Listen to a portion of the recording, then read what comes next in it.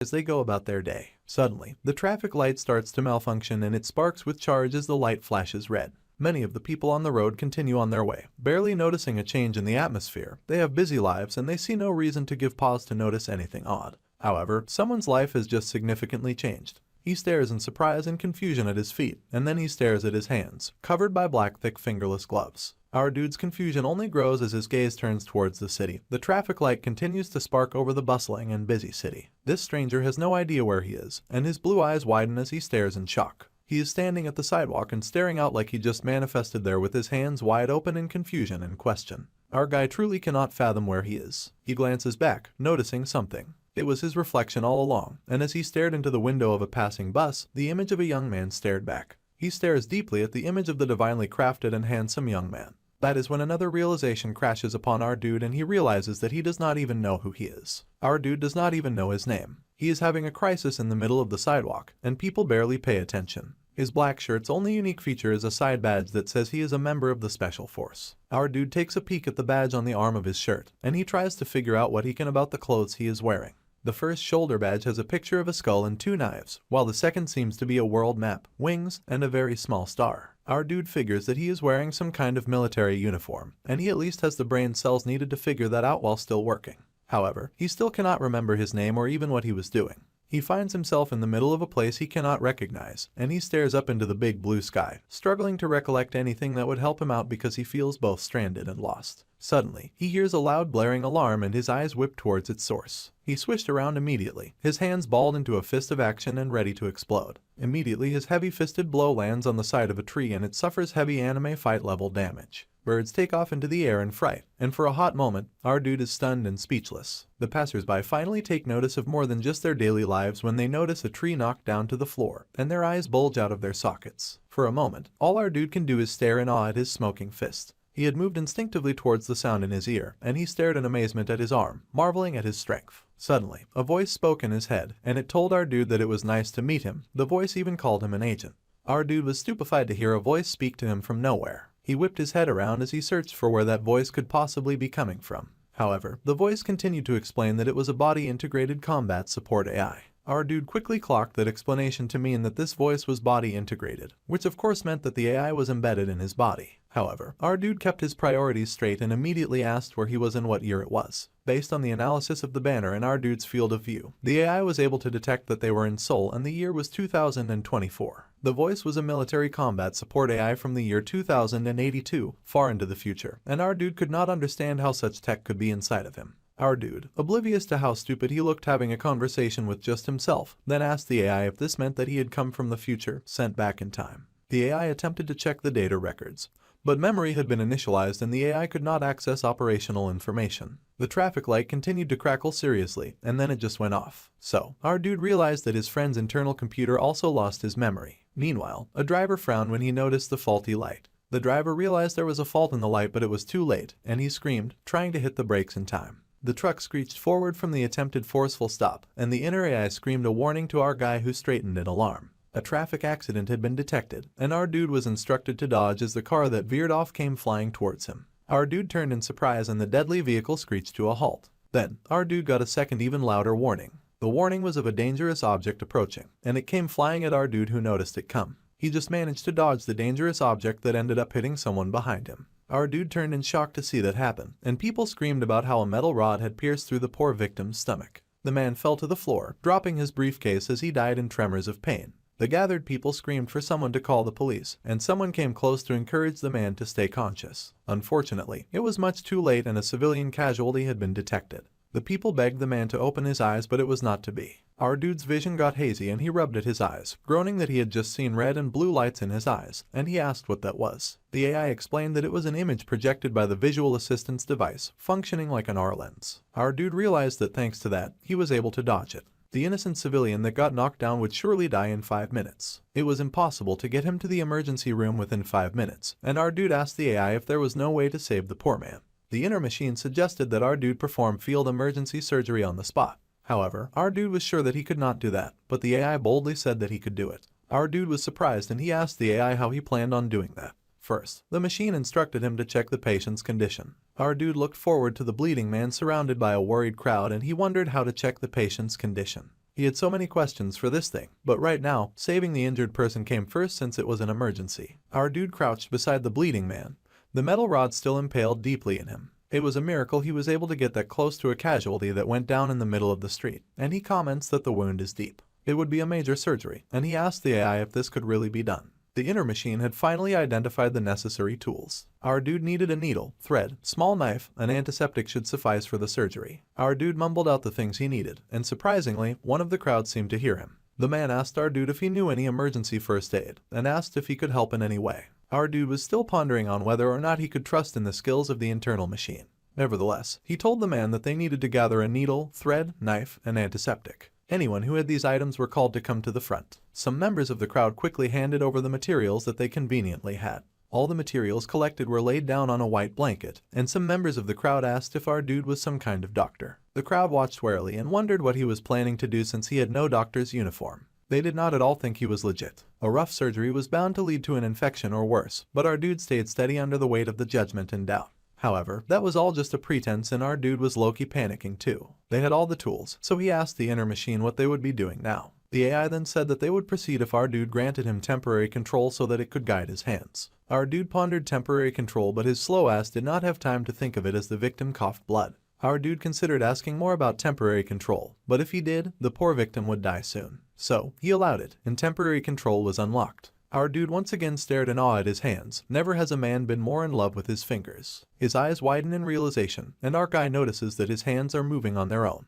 The pole gets yanked out, and our dude bends the needle into a curve. Then, his fingers move swiftly and precisely to thread the bent needle with quickness and efficiency. He got to sewing the man up real quick, and our guy was motivated, feeling that at the rate he was going, he would surely be able to complete the surgery successfully. Suddenly, he received a warning of the excess blood loss exceeding expected levels. The survival probability of the man was decreasing, and our dude was stunned to hear this news after all of his effort. The inner machine had said that it could save him, but it had suddenly gone silent. Our dude panicked when it did not answer, and suddenly, his hands stopped moving. Our dude froze in horror and alarm at being betrayed and thrown under the bus like this. He called out again to the internal machine, and blood spurted from the man on the floor. Our dude watched with wide blue eyes and blood hit his face as he realized that he was in big trouble. An emergency was announced about the patient having lost too much blood, so they needed to operate immediately. It was the dude from the accident, and he was quickly rushed to the hospital. The doctors kicked into gear and got to work saving his life. They rolled him into the operating room and their work began. Hours passed and a doctor stepped out with a sigh, and another asked how it went and how the patient was doing. The doctor was relieved to inform his colleague that they survived. His colleague was also relieved and asked if the injury was not as severe as it looked. However, the surgeon revealed that when they opened the victim up, they found a shocking discovery. If they had not stopped the bleeding earlier, the patient would have died before even getting out of the ambulance. With that much blood loss, they should have bled out, but most of it had already been controlled. So, the other doctor asked what the issue was, and the surgeon confessed that the patient had been stitched up with regular thread, and the inside and outside had been sutured with just thread. The other doctor was shocked to hear that regular thread had been used, and the surgeon agreed that it was the kind used for sewing. But the creepiest part was the spacing and pattern of the stitches, which were as uniform and consistent as if they were done with a sewing machine.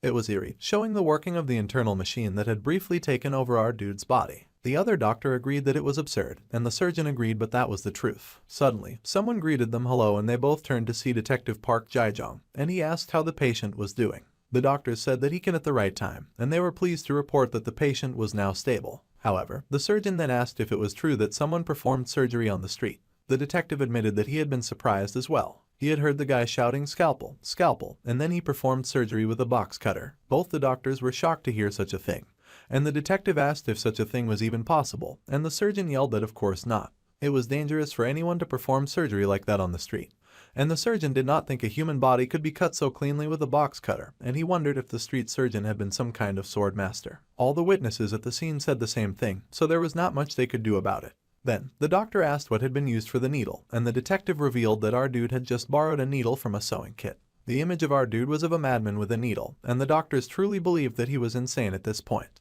They then asked where the person who performed the surgery had gone, and the detective revealed that the person finished the surgery and then left quietly before the ambulance even arrived. Everyone was shocked speechless by this news, and none could understand what had happened. Meanwhile, at the block, our dude washed his hands in the sink of a public bathroom, and mumbled to his inner robot that he had thought the AI gave up when their hands suddenly stopped. The AI explained that it had just been calculating the surgical path. Anyway, our dude asked his inner machine why it had no memory. The machine explained that its memory had been reset, and our dude then asked if the machine could remember its name. That had not been set, so the machine had no name. Our dude was surprised, and then he decided to give the machine a name and asked him what his purpose was. The machine explained that it was a combat supporting AI embedded in a human body, so our dude mumbled that name out again, deciding to shorten it into Jian Jian. So, from then on, his inner machine would be called Jian Jian. The AI was silent for a moment, and our dude asked why it was not responding. The machine explained that it was setting its name as Jian Jian. If a name change was needed in the future, it asked our dude to please let it know so that it could reset immediately. Our dude then asked if he should call the AI Black Fire Dragon instead, and the AI quickly stated that Jian Jian was perfect. Now that the machine was answering quickly, our dude asked about the patch on his arm that said Earth Union. The machine explained that it was a part of a special operations military uniform from the Earth Union. So, our dude said that he could be a special forces agent with memory loss, and the machine was made in 2082, so he asked why they are now in the year 2024. The AI confesses that there is not enough information to make a judgment, but our dude points out that the AI can gather information from the internet. However, the AI explains it is impossible, because there is a risk of hacking, so information input and output are very restricted. Our dude then asks the machine how it inputs information, and the AI confesses that it can only do that through our dude's senses. Visual, auditory, olfactory, gustatory, and tactile information are all taken from our guy and shared with the AI. For example, if our dude were to eat something delicious, the AI would experience the same sensation. The AI outputs information through body and voice. However, it also needs our dude's permission for temporary control when it comes to executing some of its inbuilt knowledge. Jian Jian also assists when necessary for combat. However, there are things that it cannot do itself. For instance, it can assist to aim a gun, but it needs our dude's help to fire it and attack directly. So, our dude asked if the AI really did just support combat. So, to gather information or find out why they were here, our dude would have to get that information himself, through his body. The AI says that he is correct, and our dude focuses then with a new look of determination on his face. The first quest for him, so he heads out into the city. As our dude walks around and looks around, he notices something that catches his interest, and he figures they can gather a lot of information in a place called PC. The inner machine asks our dude if he suddenly got his memory back, but our dude just explains that it just felt like common sense was coming back to his previously empty brain. The problem is that to go to this information gathering place, they need money. Unfortunately, the AI does not have any secret bank account, so they have nothing right now. So, first, they will try to make 10,000 won first, in Korean money. Our dude yanks out his pockets and cannot help but marvel at their emptiness. Our dude then wonders if perhaps he can sing for some money, and asks if his vocal cords can work for singing. The AI reveals that since it is a necessary skill in combat, he can support it. Our dude is confused about singing being a combat skill, but he allows temporary control anyway. So, the time comes. Our dude raises a spoon high for some reason. It turns out the spoon is a microphone and he is all decked out in a black mask like an idol, looking like a very suspicious person. Our dude got the spoon for the AI, but he is starting to heavily doubt that singing is really necessary in combat. The AI assures him that it is a function implemented to boost morale on the battlefield, and he kind of has a point. Even our dude has to admit that it makes sense, but he has no idea why he has to sing in the location they had chosen. There is already a band of singers, rocking out with loud music in that exact same park. Our dude has no idea how he is supposed to beat those singers ahead of him. They are rocking out to a very large crowd too, while our dude is standing by himself in a lonely corner with nothing but a spoon. It all feels humiliating, but Jian Jian insists that if our dude displays better skills than the singers ahead, people will naturally pay attention to him. However, our dude was mortified at the thought of people jeering and laughing at him, and even taking videos to post on the internet. He was very down-spirited and figured that he would catch their attention, but not in the way Jian Jian expected. Our dude called to the AI, and the machine happily responded. Our dude knew the machine was an excellent AI, but he asked the machine not to overdo it as our guy was not desperate to humiliate himself in front of all those people. Then, Jian Jian began his performance, and our dude could not believe that the AI was seriously going through with this. A box was tossed beside our dude, and he moved his spot to a place where he could be alone and feel a little less embarrassed. He took a deep breath, and then surrendered his body to our AI friend as his performance began. Our dude began to sing, and as he did, a few people turned to him. Some stared in awe as the beautiful music began to enchant them. Some drew closer to listen as he was singing a song that they liked. Little by little, people began to troop in, all excited by the beautiful music that reeled them in. Our dude sang, blue eyes sparkling as the aura of a star encircled his singing form. Even his spoon sparkled. Our dude was not sure if he was striking the right pose, and the AI reminded him that engaging the audience was essential. At the rock crowd, some of the people started whispering about a guy in the corner singing really well without even a microphone or instruments. The crowd wanted to go check it out. The band was confused by the distraction that they could see coming over the members of their crowd, and were even more baffled when the entire crowd split to go see the solo singer. An entire crowd of people had gathered, moved by our dude's musical tunes. Some of them were even brought to tears at the wonders of his gorgeous voice. Our dude continued to sing, but he was basically singing about food. Still, the crowd came in waves and they were able to secure the minimum amount of operating funds. Our dude was shocked to hear that this was going well. People kept asking who he was and how he was able to switch between so many octaves. They thought it was insane. They were amazed that a guy could sing like a woman, and his voice was incredible. The crowd was wowed. However, there was one problem, and they could not understand why he was only ever singing the middle part of the song, and our dude flinched, weak to criticism. The AI had only gathered parts of the song today from street performances, so it did not even have the full version. At any rate, the money came flooding in and they had secured the operating funds they needed, so it was time to split.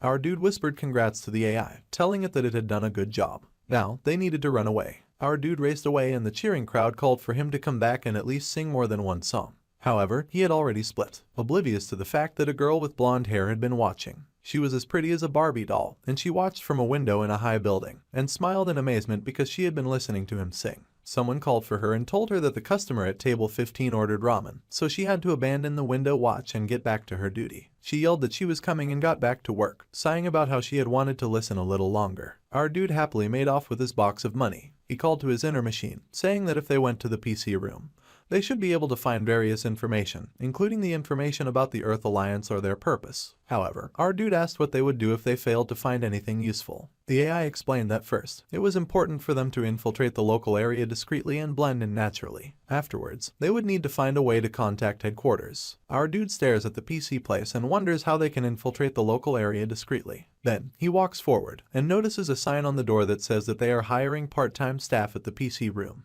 He has to bring his ID and resume, experience preferred. Our dude had now found a way to infiltrate discreetly, and they even provide meals to staff. It sounds like a great place. If they manage to infiltrate the PC room, then it can solve both the information and food issues. The machine even encourages our dude to apply immediately. So, our dude takes the necessary leap of faith up the stairs. As he climbed the stairs, our dude said that he should also ask if he could stay for a while if he got the job. He needed a place to sleep that night after all. The AI added that if they secured a living space, all of their needs, food, clothing, and shelter will be taken care of. However, our dude had not sorted out clothing yet. The machine reassured him that there was a way, and that our dude's military uniform had a camouflage transformation option. It was made from chameleon-like shaped memory special fibers, which could change into different forms. The modular clothes could be dismantled into several pieces, and then rearranged or reassembled to create a new outfit.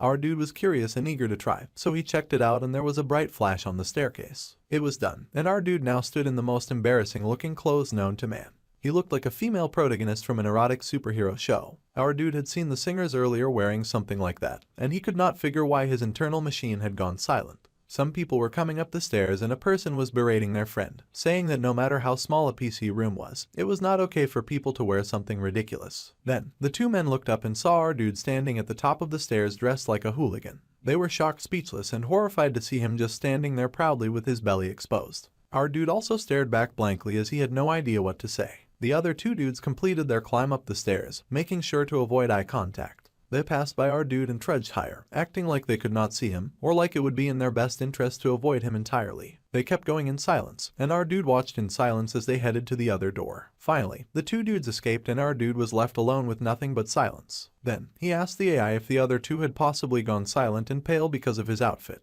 That was without a doubt the reason, but the machine just replied that it was possible to give our dude a soft landing. Even the AI had gone pale too, and it was concerning. So, our dude made the smart choice of reassembling his clothes to look a little better. He had switched to a more normal looking hoodie with a face cap, and normal pants and sneakers. It was a relief for the AI to see our dude dressed so normally, since our dude was a special agent, so wearing a hat was an excellent choice. So, our dude proceeded forward, and he stepped into the PC room. He looked around in his new environment, and the AI within him began to automatically analyze the inside of the PC room. 96% of the users were currently playing games, and internal facilities confirmed, and the payment methods were also confirmed. The inner machine also confirmed the food status with his scan, and he even identified a space that could be used temporarily as a living area. Analysis showed that this was the most suitable place to stay for the time being, and our dude was on board with the idea. The users continued to utilize the PC room with all of their heart and interest. One dude was surprised to hear that our dude wanted to apply for a part-time job. The dude asked if our dude had any idea or resume. However, our dude had none of that, and the man at the desk said that our guy was pretty bold with that much audacity. The man yawned and allowed our dude to fill out the resume here and to bring the ID the next day.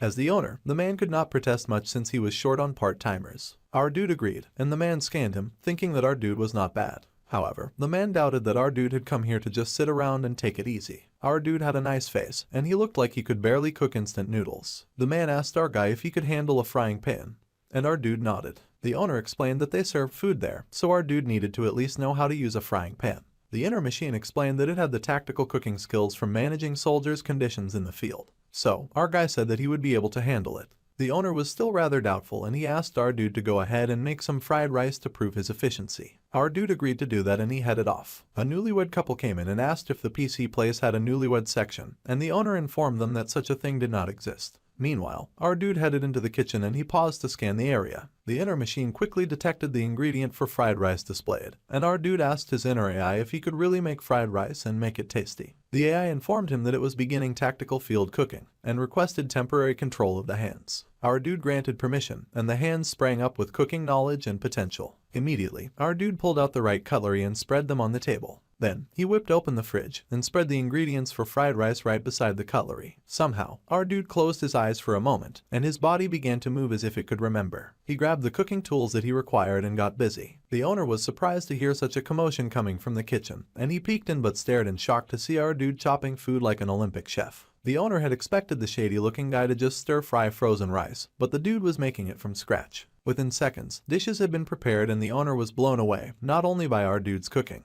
but by the fact that he was cooking with such speed. The food was ready with a little egg on top and it sparkled like diamonds. The owner could not believe that our dude was so fast, and our dude turned to the owner, telling him that it was done. Our guy presented the food to the owner, and the owner marveled that he could not even see our dude's hands moving as he cooked. Speed was important, but if the food did not taste good, then it was all for nothing. The owner had to remind himself of that. Stir-frying food this fast, he guessed that it was probably undercooked since it was made in such a rush. So, the owner scooped up a spoon of the food and said that he would give it a taste. He took a spoonful of the stuff and chewed for a moment in assessment. Our dude worried it was bad as he had not even tasted the food they had made. The owner had his eyes closed in a slight frown and he kept chewing. Then, the owner set the spoon down, saying that this would not do at all, and then he squealed out some nonsensical words like a little boy calling for his auntie, until he recalled that this was a PC room, and he was the boss here. Quickly, the man snapped out of it, and slapped our dude's back with joy, saying that for a second he thought that he was at his regular pub. A girl called out to the owner, calling him uncle, and asking why he was talking about drinking in the middle of the day. The man beamed and introduced his niece, Yunseo. Our dude and his niece were coworkers now, so he hoped that they would get along. The niece, who was revealed to be the beautiful Barbie from earlier, was amazed because she recognized him as the singer who had been performing outside earlier. No one knows how she knew that because he was now wearing different clothes and he had been wearing a mask, so our dude was floored. Barbie then asked why he was working part-time in a PC room when he had such a golden voice, and he just mumbled that he was naturally good at everything. The AI protested that he was the one who was skilled, and our dude told him to be quiet. Barbie was confused, but our dude assured her that he was talking to someone else. The man was so happy that they got a guy who was good at cooking since his niece could not cook at all, and all she did was burn things. She protested in embarrassment, of course, and the man asked what shift our dude wanted to work. Our dude immediately said that he was looking for part-time work, and that he would prefer specific shifts, and he would like them to be flexible. The man was confused by this request, so our dude went on to point out the storage room that he had noticed earlier. He asked if he could stay there for a while, and the owner asked if our dude did not have a home. However, our guy just explained that he was just out for a bit. The owner felt a little suspicious of our dude for a moment, thinking that his conditions were strict. But it would be a waste to let go of such talent. The PC room next door hit it big as a restaurant, and the owner of this PC room was jealous of that. Maybe this was his chance to make this PC room famous for its food. So, he agreed to let our guy stay in the storage room, and he would provide our dude with free lunch and dinner. Plus, he would even double our dude's pay for a week, but only if our dude helped to increase sales with his cooking. The AI assessed the entire deal and it sounded pretty sweet to our dude. Suddenly, some new customers came in. A lady whined that she wanted to eat first before playing games, but the dude with her insisted that they sell food at the PC room, so she could just eat there. The girl was not convinced since she knew food at a PC room was not tasty. However, our dude was offended by that. There was only money glowing in his eyes, and he told the two new customers to try his food first before deciding that the food was good or bad. The fried rice glistened on the plate like a meal sent from the heavens. Both the owner and Barbie gazed at the food with joy in their hearts. Our dude asked for them to pass him a plate and the niece hurried over with a bunch. The rice was transferred to a plate with a cute perfect egg settled on top and it sparkled gorgeously. Even the plating was perfect. The owner commanded his daughter to serve the beautiful food to the customer and she hurried away with joy. The new part-time was pretty impressive earlier, but the girl who had come in doubted that food at a PC cafe could be any good and that it was a joke. Even her dude friend agreed that business must be tough for PC cafes these days since they only ordered one dish. They would just taste it and then go eat elsewhere. Their fried rice had come and the two were shocked to see the food already ready when they had not even started playing games yet. Barbie grinned and handed the shocked pair a sparkling plate of fried rice and egg. The dude's mouth watered just looking at it and even the girl was stunned. They had only ordered basic fried rice. They could not understand why the presentation looked beyond fancy, and Barbie beamed, encouraging them to go ahead and give their food a try. They were shocked that even the waiter was watering at her mouth, but they decided to give the plate a shot. Besides, the presentation was not everything, so the two took a spoonful of food and tasted it. Their minds were so blown that their mixed faces of shock went through a temporary Dragon Ball union. They were blown to a whole new dimension of taste and joy. They could recall back when they had both become a little overweight and had to run down a street chasing after a big fat turkey pulled along on a fishing rope attached to a bicycle, reaching desperately for the exquisite taste of fried chicken to calm their raging desires, and then the success of finally grabbing the chicken and yanking it free from its rope, while they feasted with tears running down their cheeks on its juicy soft flesh. The pain, the relief, and the sweet revitalizing taste of good food. It brought tears to their eyes that eating this PC room fried rice could remind them of such an awe-inspiring moment. The flavor was so amazing that they could not help but gape at each other in awe. They cried out that it was so good, and gushed over the food, alerting other gamers that something was up. The other gamers immediately got interested, so they ordered as well since they saw other people doing it. It sounded good to try it out, so more and more people raised their hands to order. Barbie came rushing back to the kitchen with a problem, and she explained that 12 people just ordered fried rice all at once. The owner was shocked that 12 people had ordered at once, and he asked our dude if he could handle all those new orders. Our dude of course nervously asked his AI if it could be done as the owner waited with bated breath. Could the AI handle making 12 servings and make them taste good? The inner machine responded with an affirmative that tactical field cooking was designed for large portions. Providing delicious food was essential, so his dishes were always tasty. Soldiers would feel dejected if they risked their lives and still had to eat slop. Our dude agreed that was a very useful skill and he raised his chopping knife. Our guy would leave it to the machine to make enough for 15, and the inner machine understood. Our dude got busy and got cooking as time passed. 3 hours later, the owner could only see money in his eyes as he begged our dude to tell his name. In just 3 hours, their food sales had skyrocketed and the owner could not believe his eyes as he went from gaping at the cash register to patting our dude on the back. Our dude asked for a double paycheck for a week, and the owner happily said that he would never go back on his word as long as our dude kept up the good work. Then, the owner once again happily asked our dude for his name. However, that was a huge problem since our dude had no such thing. So, he just said that his name was Na Kangin. The owner was thrilled and told our dude Kangin that he would clean out the storage room so that our dude would have a place to stay. Barbie had been eating leftover fried rice and she passed out on the floor because it was too good. The owner promised to stock the ingredients, so he was counting on our dude to deliver. The machine asked our dude if he had remembered his name. No, it just slipped out of our dude's mouth, so they were going to use Na Kangin until our dude could remember his real name. The machine acknowledged that, and then the owner informed our dude that they had even more fried rice orders and asked if he could handle that. Our dude indeed could, and time went by. With food secured and a place to stay, our dude still needed an ID to receive his paycheck, so he asked his inner machine if it could hack into the database and solve that problem. The AI said that it possessed hacking techniques from the early 21st century to 2082. Our dude was immediately interested and asked if that level of skill could hack a bank, which meant they could get out of the PC cafe immediately. However, his inner machine informed him that hacking into a bank was impossible as the AI only had the skills related to infiltration. Our dude sighed about getting his hopes up for nothing. But then he thought about it and realized that this meant that he was infiltrating the year 2024 on a secret mission. He then asked if his inner AI could forge an identity for him. The inner machine agreed and requested temporary control of our dude's hand. Our dude granted him permission, and the inner machine got to work using the computer and the internet. He was hacking into the Korean government's administrative network, searching for information similar to our dude's. Our dude yawned in pain from keeping his eyes open for so long. But the AI needed that so that he could gather visual data. Our dude agreed and told the AI to stop nagging.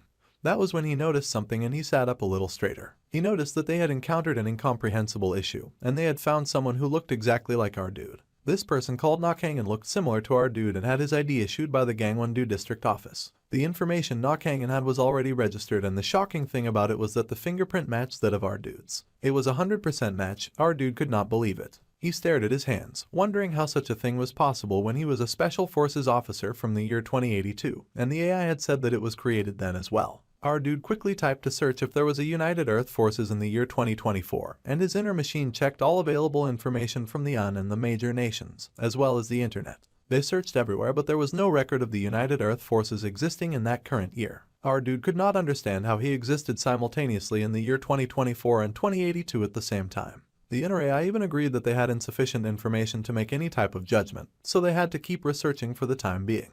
Our dude then asked the AI to find out a bit more about his personal data since that might be an important clue. The AI immediately started searching, using our dude's body to browse the internet. He found some information about our dude, who was a university graduate and a former administrative officer with no card usage in the past 2 years, no social media activity, and no pension contributions. Currently, our dude was presumed unemployed, and he sighed that he didn't even have a registered job. Meanwhile, Barbie happily skipped to him, and he paused when he noticed the sound of her steps getting closer. Cha Yun-sia was approaching, and even his inner machine alerted him to the fact. The girl appeared and beamed, saying that he typed so fast. She asked if he also could do programming, since she had decided that our dude was all-knowing and perfect. However, our dude said that it was a bit rude for her to suddenly look at someone else's monitor. Barbie grinned and giggled, saying that her uncle had given her his card to go shopping with their new employee. She asked for him to come with her, and it seemed she had no idea what he had been researching, so our dude breathed a sigh of relief. So, they headed out during work hours, and she sighed that it felt like heaven to do that. Happy Barbie told our dude that he picked things out so quickly, but our dude had just grabbed whatever Giant told him to.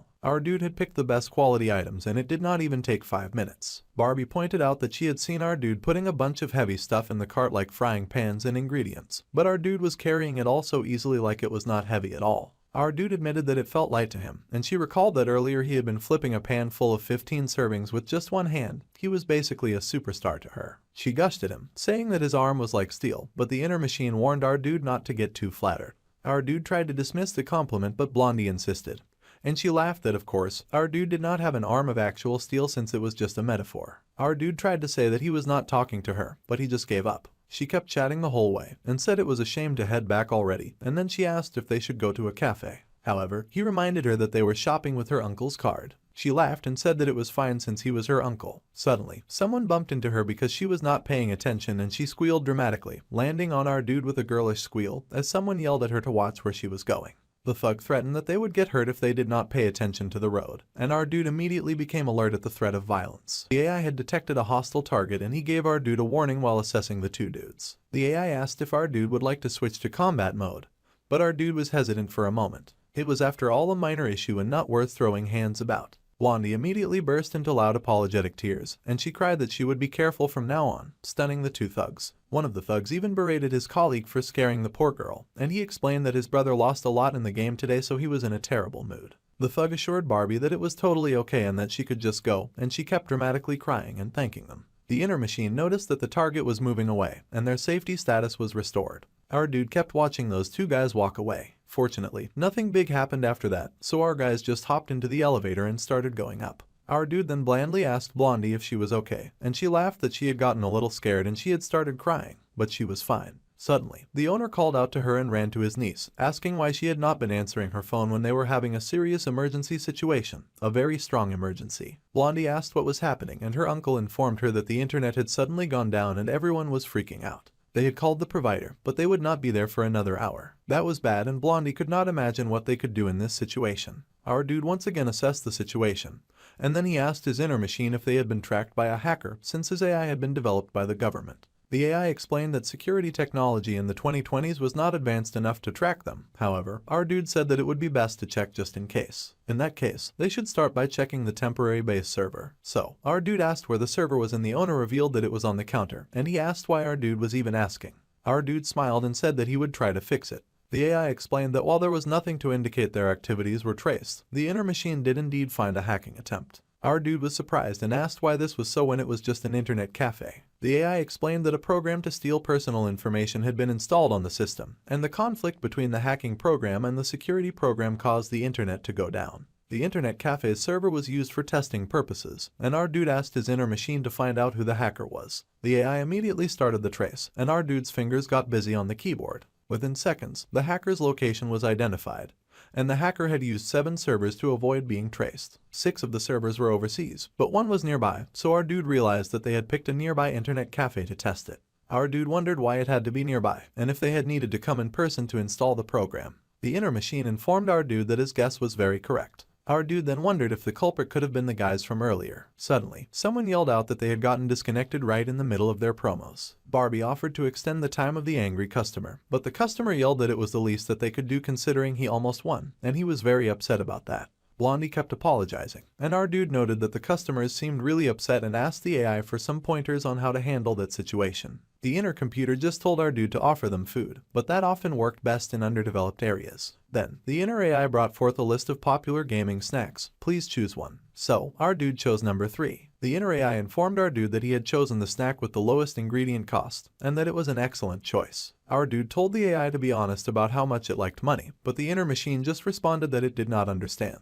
Our dude decided to give up on his little joke, and the blonde Barbie was still tearfully apologizing to angry customers. Suddenly, our dude showed up, apologizing for the inconvenience, and bringing with him a snack on the house as he explained that the server had been stabilized, so the internet would not go down again. The angry customer yelled, saying that giving him a snack would do nothing to bring back his win, and he snatched the food from our dude's hands. Our dude agreed that he would take the snack, but he would let it go. The dude threw the popcorn into his mouth. The dude's eyes widened in shock as the popcorn flew into his mouth, and he was shocked as the taste permeated into his brain. For a moment, the dude was silenced and he was at a loss for words. Our dude watched the angry man silently with his blonde coworker, and finally, the angry customer gasped in shock. The snack was so good that the angry customer suddenly felt happy and energized to rank up to silver. He laughed and asked if our dude could kindly fetch one more cup of the snack, and our dude easily poured out more snacks into his bowl. The customer raced away with joy, and Barbie was speechless. She marveled in shock and awe at the little snacks that our dude had made, and she asked how he had made them and if he had put magic power in the snacks. She had no idea how good the snacks were for them to immediately calm an angry customer, and she wanted to try some too. Our dude agreed, and Blondie tried some out, tossing the snack into her mouth. For a moment, she chewed, and then her eyes began to sparkle in glee as she was transported to another world by her taste buds. It was spicy and a little tangy, but also sweet and salty. She could not fathom how he had made something this amazing, and she gushed at him with love in her eyes. Even our dude had no idea since he was not the one making it,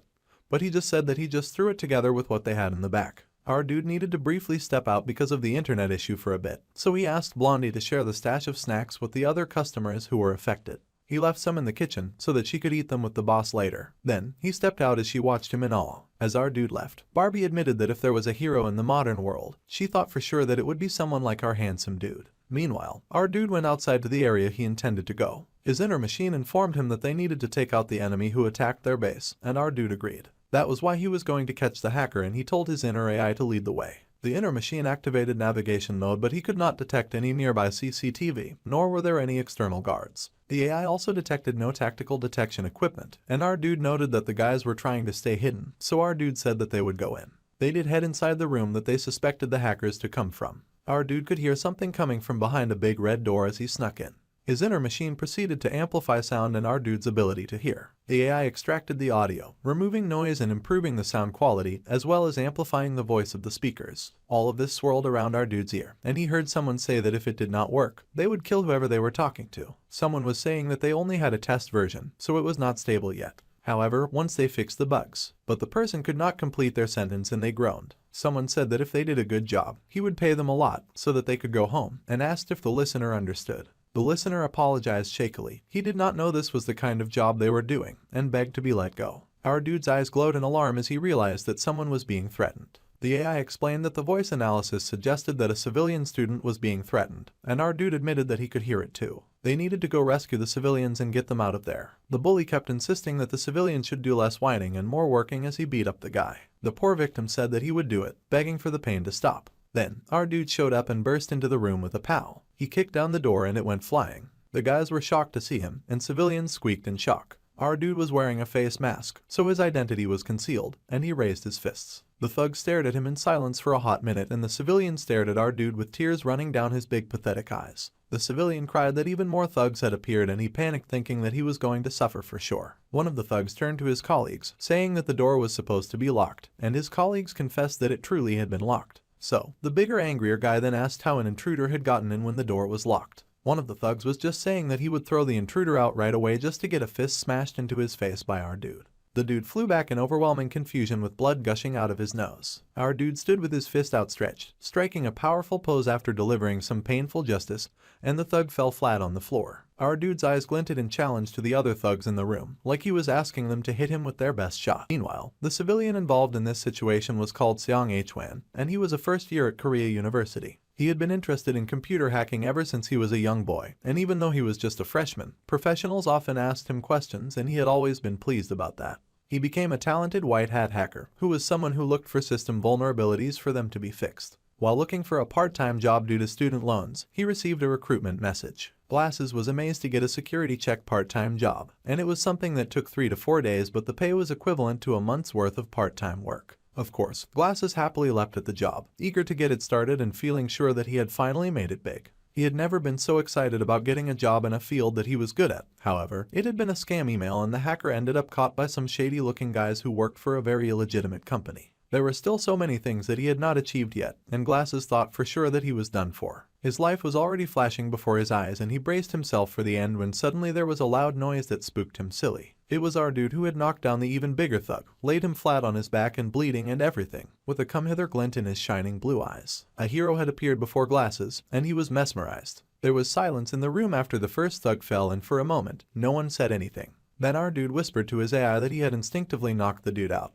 But he was still kind of worried and asked if the dude was going to be okay. His AI reassured him that this was an infiltration mission, so they had to eliminate all foes that interfered with their task, including the man they had just knocked down. Still, our dude was a little concerned since he was pretty strong and that big dude collapsed with one punch. He couldn't go about ending people with his fists. That did not fit his moral code. So, the AI just told him to be careful since the enemies ahead were armed and dangerous, and they had a few knives hidden in certain places. The two thugs left angrily and asked out the dude's identity, but of course he wasn't going to tell them that. Instead, our dude focused his energy on asking his inner machine if he had any reason to be scared in this situation. His AI assured him that as a special agent, his body was well trained, and since the AI was assisting our dude, his success rate was 100%.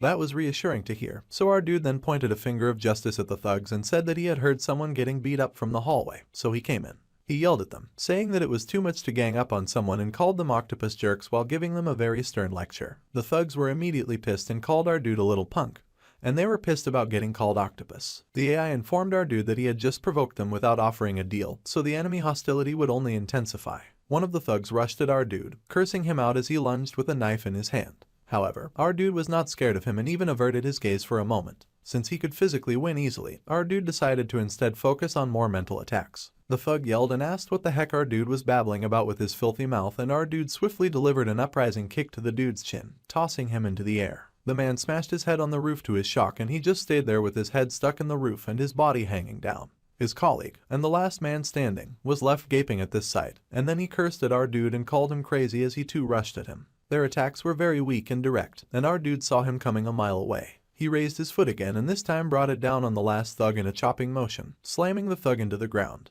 The man was shocked as he fell and he crashed to the ground. Our dude was amazed at how easily he had defeated 3 foes very quickly, and he marveled at his really strong kicks, sparkling like he was his own personal fanboy. He even remarked about their movements being kind of like a machine, and the AI pointed out that our dude had kicked with 5 times the strength of a normal human. Our dude was amazed about that since it just felt like a light kick. The inner machine explained that our dude's body strength had been enhanced, and our dude was amazed and wondered if he had been pumped with steroids. Meanwhile, the victim he'd just saved watched with fear in his eyes. The AI explained to our dude that steroids had not been used for his strength enhancement, and our dude mumbled that he got stuff installed that were not just in his eyes and ears, but in his hands and legs too. The victim was panicked because our dude was totally talking to himself and he had been doing that for a while now. He worried that our dude was crazy and tried to convince himself that our dude was a police officer communicating via radio. Glasses then tried to assume that our dude was a government agent sent to catch a hacker, and then he got panicked all over again. No matter how innocent he looked, Glasses knew he was cooked if he looked back in his past since he had hacked some money in the past as a nefarious hacker. Glasses had also successfully hacked into the Instagram account of the most popular guy in his class, and he had changed his password too. About 1 out of 10 times, he had used his skills for minor misdeeds, and Glasses panicked that he would finally be brought to justice. Glasses quickly spoke up and yelled that he did not do anything bad. He cried that he just did what they told him to do, and that he was a really good guy. He begs our dude to please let him go, and for a moment our dude is stunned because no one even accused that guy of doing anything. The machine said that there was a chance that Glasses were telling 90% of the truth and he seemed to be a white hat hacker. Glasses went on to plead his case and he declared that he had just been hired for a security check. Meanwhile, our dude was surprised that his inner machine could distinguish that our dude was not lying. Glasses was still panicking and asked our dude if he was communicating via radio right now. The AI had a skill that analyzed the expressions and behavior of captured prisoners to determine their reliability. The more they pushed a prisoner into a corner, the more accurate the results became, and the AI could read glasses like an open book. Our dude was impressed that the inner machine had skills for everything. But our dude mumbled that being more open when desperate was a typical trait when someone was lying. However, the AI insisted that the analysis indicated a 90% chance of truthfulness. So, our dude leaned in and announced to Glasses that there was a 10% chance that he was lying, and Glasses panicked even more. Glasses covered his face like he expected a beat down. But our dude just asked why he was in this room in the first place. Glasses revealed that he had gotten tricked into a security check part-time job, and he had been trapped there for 3 days. Those jerks were really bad guys, and even after this job, they were going to make Glasses keep doing bad things. Our dude asked what things, and Glasses explained that he'd be forced to do stock manipulation, and our dude was surprised that those cheap thugs were doing something like that. They seemed too dumb for that in his own opinion, but Glasses explained that he had been told to create a program to manipulate comments on stock forums. Those guys went directly to an internet cafe nearby to install it. Those had been the same thugs that they had seen walking out of that cafe, so our dude realized that was what they had been doing. So, Glasses was sure that they had to be part of a stock manipulation group. However, our dude suspected that there was probably someone behind them, and those guys had to be subcontractors. Since they were not targeting our dude's temporary base, at least his safety was secured for now, but he could not just let them go, and he needed to deal with whoever was behind them. So, he told Glasses to call the police, and Glasses was stunned, because he had thought that our dude was the police. Our dude told him to tell the police that he was kidnapped and to explain all that he had experienced to them. Glasses was nervous and asked our dude, who he called Old Man, if he would not get in trouble too. Our dude was first of all offended at getting called old. He pointed at himself and smiled, asking if Glasses even knew his face. Glasses did not, because our dude was wearing a mask. So, in this story, our dude was just a passerby who saved Glasses because he had heard someone getting beat up and saw Glasses getting hit. That was all. Our dude had helped the victim, and it was time for him to bounce. He waved goodbye and started leaving, and Glasses was shocked by this behavior. Our dude asked if he should wait for the police, but that was not the problem. Glasses actually wanted to ask if he could beat up the unconscious guys a little bit too. Our dude asked why the victim was even asking. Glasses said that he just wanted to be sure in case they woke up that our dude would protect him.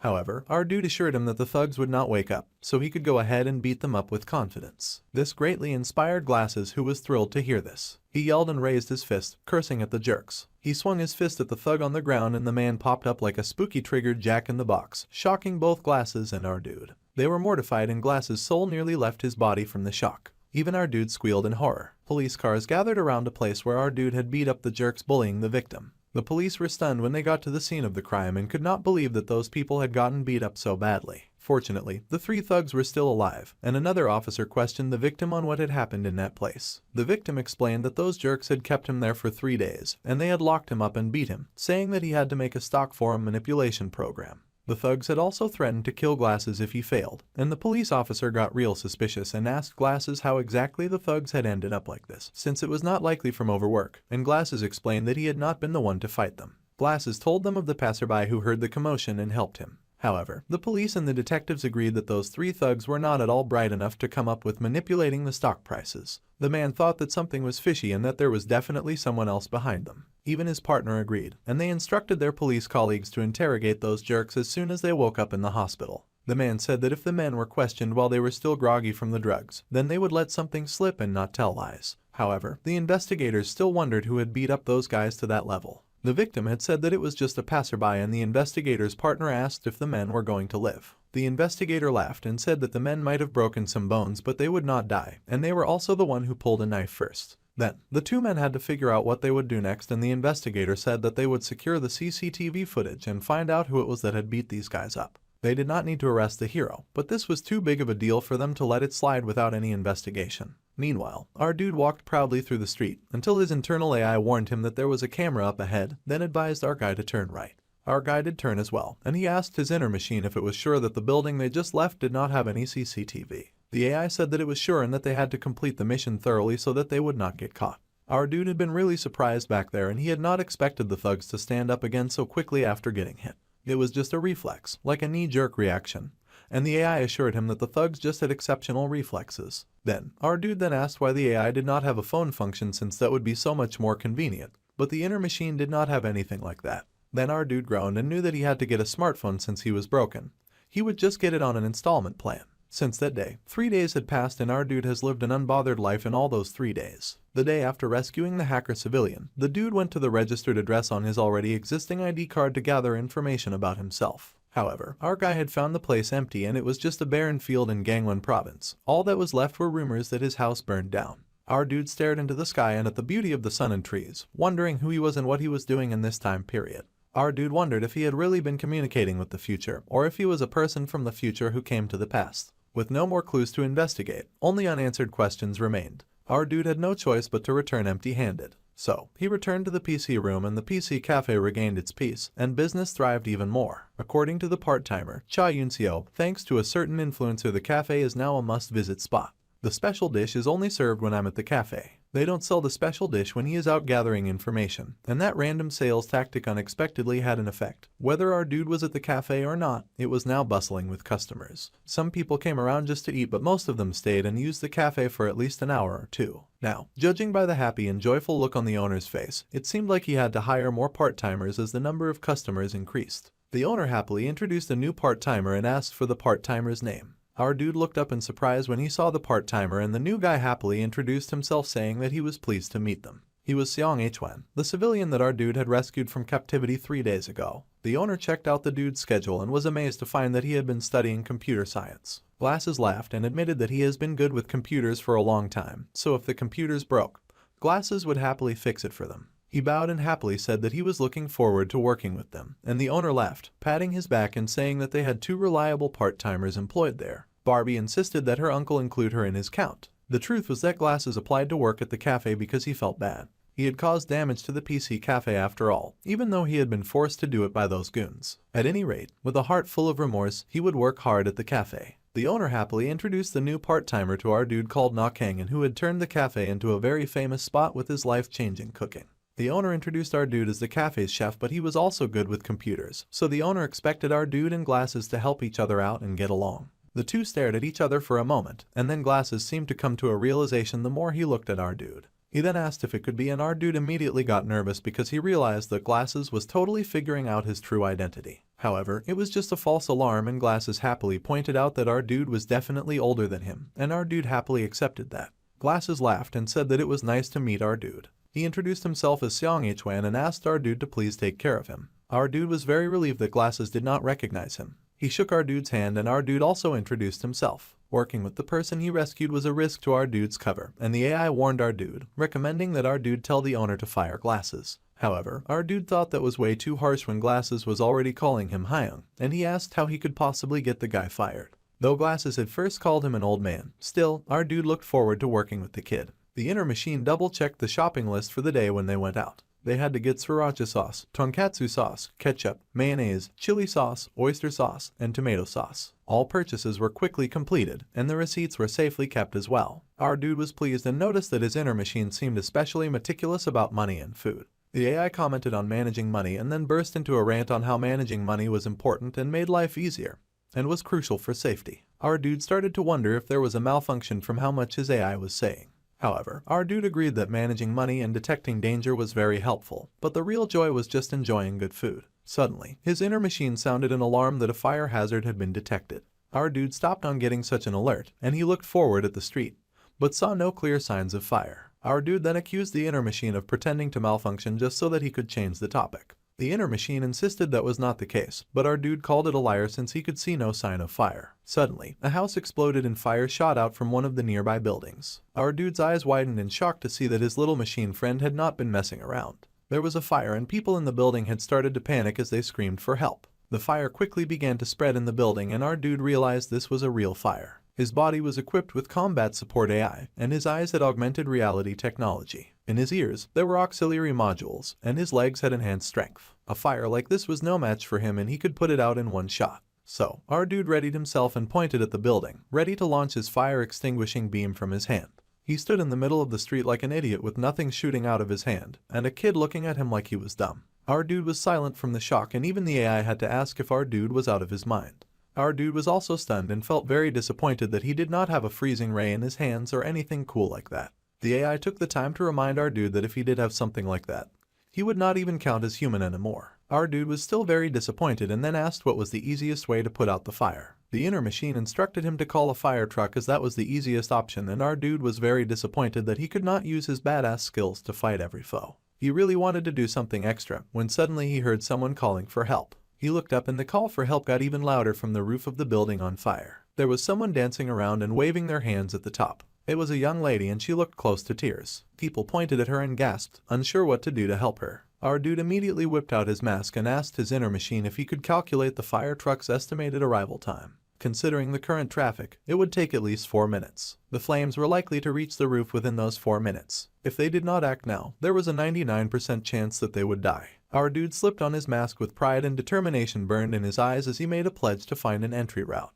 There were no available paths inside the building for them to safely use to get to the roof. However, the inner machine had found a path outside the building that would ensure that our dude would avoid the toxic gas as he climbed up. So, our dude immediately shot up the building, jumping from point to point of foot space that jutted out of the building until he could get to the top. Some people stared in amazement at the crazy guy that was scaling the building. It looked like our dude was going to save the person, and our dude asked the AI to check for survivors on the other floors. The inner machine heard no movement from inside the building, and most people probably evacuated right after the explosion. So, our dude focused on getting to the roof. The people watched him in awe and one kid asked if our dude was Spider-Man. No one could understand how what he was doing could be possible, and some people thought that he was a rock climber. Our dude then got a very loud warning from his personal AI, and there was an explosion risk detected ahead. Our dude paused, stranded on the building he was climbing, and then the huge explosion struck, blowing him back. Our dude shot through the sky like a shooting star and just managed to grab the ledge of a nearby window. He was shook and was relieved that his grip strength saved him, though the AI complained that our dude should thank it for detecting the explosion and giving the warning in the first place. Our dude pretended he could not hear, but he finally made it to the stable ground of some part of the roof. He sighed in relief about making it, and he saw the girl on the roof crying in defeat and accepting her fate. She looked up with teary eyes, surprised to see our dude, and our dude stretched out his hand to her like he was a hero. She called him her savior and cried pathetic tears down her eyes as she reached out for him. Just then, another explosion sounded behind them and the girl screamed in fear. The AI gave our dude a strong warning that the fire was spreading faster than expected and that the situation was very dangerous. Their estimated survival rate was decreasing and our dude had actually become concerned, asking his inner machine if they were totally going to die there. This of course freaked out the girl he had come to save, who cried because she thought he had come to save her. Our dude told her to keep quiet since he was calculating. The AI had said that his body was enhanced and if he held onto her and jumped to the next building, then they should not get hurt. However, the inner machine reminded him that there were too many witnesses and they were supposed to be undercover here. If superhuman abilities were witnessed, our dude's identity as an agent would be questioned, and eventually it would become hard for our dude to adapt to this place. Our dude considered that sounded way better than dying. Suddenly, our guy spotted something that they could use. His eyes widened when he noticed the clothesline, and he grabbed it, deciding to use that to go down. The girl our dude recused was not so on board with the idea, and she told him that she could not do it. The lower parts of the building were blocked by the fire, which made it difficult to move, and all the directions were currently unsafe. So, our dude had a bit of a crazy idea as he tossed the clothes on the lines, but our dude had decided to tie the clothesline to the next building and tightrope across. The AI admitted that such a thing was possible, even if the girl they rescued was still horrified by their madness. She cried that she could not do that. The girl cried that our dude was crazy and that they could not tightrope walk at this height. Our dude reassured her that he would take action. All she had to do was help, though she didn't believe she could help him with something like that when their destination was so far away. The AI promised that once they were on the rope, he would help our dude keep his balance. Once the ropes were tied together, they were to throw them across as the inner machine could assist our dude with movement. Our dude suggested the inner machine just control the throw, but the machine pointed out that throwing actions were similar to attacks, so the AI could not take control. Our dude was confused that the AI could cook but it could not assist with combat actions, and it agreed that our dude was totally on his own for this one. Our dude muttered about the machine being picky, but he got ready to throw, much to the horror of the victim he was rescuing. Our dude asked his machine to help make the fine adjustments, and then he threw with all his might. Fortunately, the hook sailed and caught nicely onto the next building, which was a safe distance away. Our dude then told the girl that it was time to go, and she was not thrilled about that at all. She cried when he scooped her up bridal style with a determined look on his face. She cried that he would definitely drop her, and he told her to be quiet. Then, he started walking and the onlookers were amazed that our dude was really crossing the rope just like that. Someone yelled to stack something below them since they would die if they fell. Our dude kept slowly walking as the fire overtook the roof and the girl covered her eyes with her hand, crying for her mother to save her. Our dude told the girl to stay still and not to move as they walked on the delicate line to another building. At this speed, it seemed they should be fine, though the girl would much prefer it if they walked a little faster. The AI agreed that they were perfectly fine at their speed, but suddenly, the inner machine detected an unexpected situation. The rope had begun to break faster than they had expected. Our dude was shocked to hear this and asked how much longer they have, and at this rate the rope would snap before they could make it to the other building. Our dude was annoyed to hear this, and he gripped the panicking girl close to his chest. Then he tossed her suddenly to the other building. The girl flew through the air like a basketball. She landed on her butt on the other roof and she groaned as she hit the ground. The rope was still breaking and burning away, and then it suddenly broke. Our dude fell with his eyes wide, and he mentally panicked over totally dying from his stupid decisions. He screamed in panic as he fell. Our dude was falling, and as he plummeted from a great height, he reminded himself to calculate. Our dude's eyes scanned around the environment as his mind worked quickly, calculating. He had to figure out what to do as he fell. The rope in the new building was still in front of him and he reached out with his super-powered hand and snatched the rope in his grasp. He had managed to halt his fall, though the burn of the rope made his hand ache. He would live another day. Using the new grip that he had now found, our dude scaled up the building in a flash, and he just kept running. The people watched in amazement to see the crazy guy was still alive and that he was running along the building walls like some kind of plainclothes superhero. Our dude finally got to the roof and leapt, landing like a superhero at the top and striking the most immaculate pose of victory. He paused after his triumphant landing, panting like a terrified dog when he realized that he had thought that he was done for. He peeked up and asked the girl he saved if she was okay. The saved victim groaned and rubbed at her head.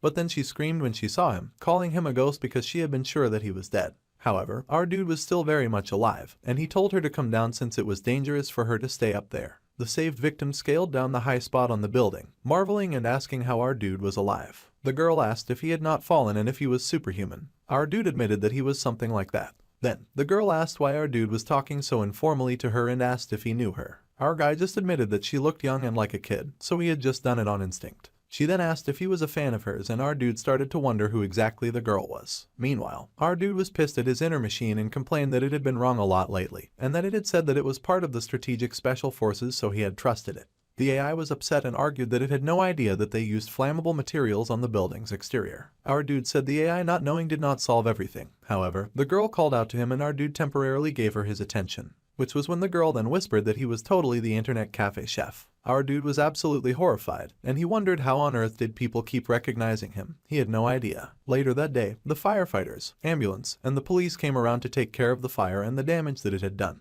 As expected, many had filmed our dude recusing the girl on a tightrope, and those who watched the video were filled with awe. They were amazed that someone had connected the rope to the ledge and then crossed from one building to another, all while carrying another person. The detective wondered if it had been a famous rock climber or a tightrope expert, and no one had any idea who they were. Unfortunately, no one knew, and they only had one clue, which was the shopping bag that our dude had totally dropped while he had been passing by. The detective was surprised to see a plastic bag, and his colleague said that when the hero saved someone, it was very likely that the hero would have been forced to probably use both hands and feet. If they had a plastic bag, they would have had to put it down before attempting the rescue. This was why the tightrope master had likely left behind the plastic bag. It was the only thing left on the scene without an owner, so there was a possibility that it belonged to the local hero. From what the investigators could see, the shopping bag only contained just sauce that could be used for cooking. There was a receipt, but it was wet and torn, so it was hard to read. However, the store's name was still there so they could go check the CCTV. However, one of the investigators felt like the whole thing was a bother since it was not like they were chasing a criminal. Also, if it was just an electrical issue or a gas leak, it was not even their team's case. Suddenly, the investigator's partner glanced down at his phone as it began to ring.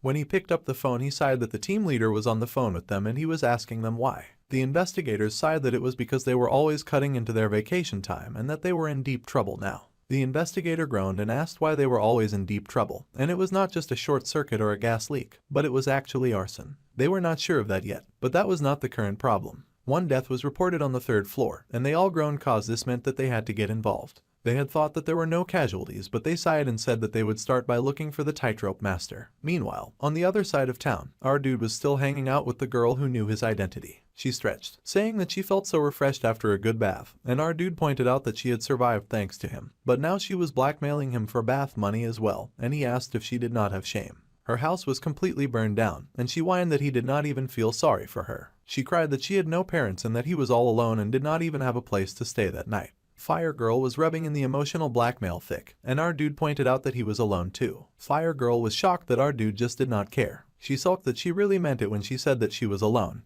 and that she took out a student loan to register for college and was planning to slowly work part-time. Now, she had no way to survive, and our dude recalled that she said that she would work part-time, so he told her to go get a job. She cried, saying that she had no way of doing that right now. Then the fire girl recalled that our dude's cafe was hiring part-timers, but our dude was already leaving and saying goodbye. Fire girl whined that they were hiring and that our dude ought to help her get in there. She grabbed his clothes and begged and whined, much to his great irritation. He told her to go talk with the boss since he was just a part-timer too. Then the fire girl energetically said that they could go together and hand in their resumes. Our dude really wanted nothing to do with her, and he gave up. However, he asked how she could recognize him and she winked, saying that she always went to the internet cafe because of her job. Our dude was confused that she was saying she had a job, and the fire girl explained that she was somewhat a popular game streaming celebrity. She even sometimes got donations from her loving fans. She did not have a computer at home, so she just streamed from the internet cafe. Our dude then asked if she was pretty, and the fire girl was stunned that he had asked such a blunt question while looking at her face. He then asked if she was any good at games, and she said that she was not.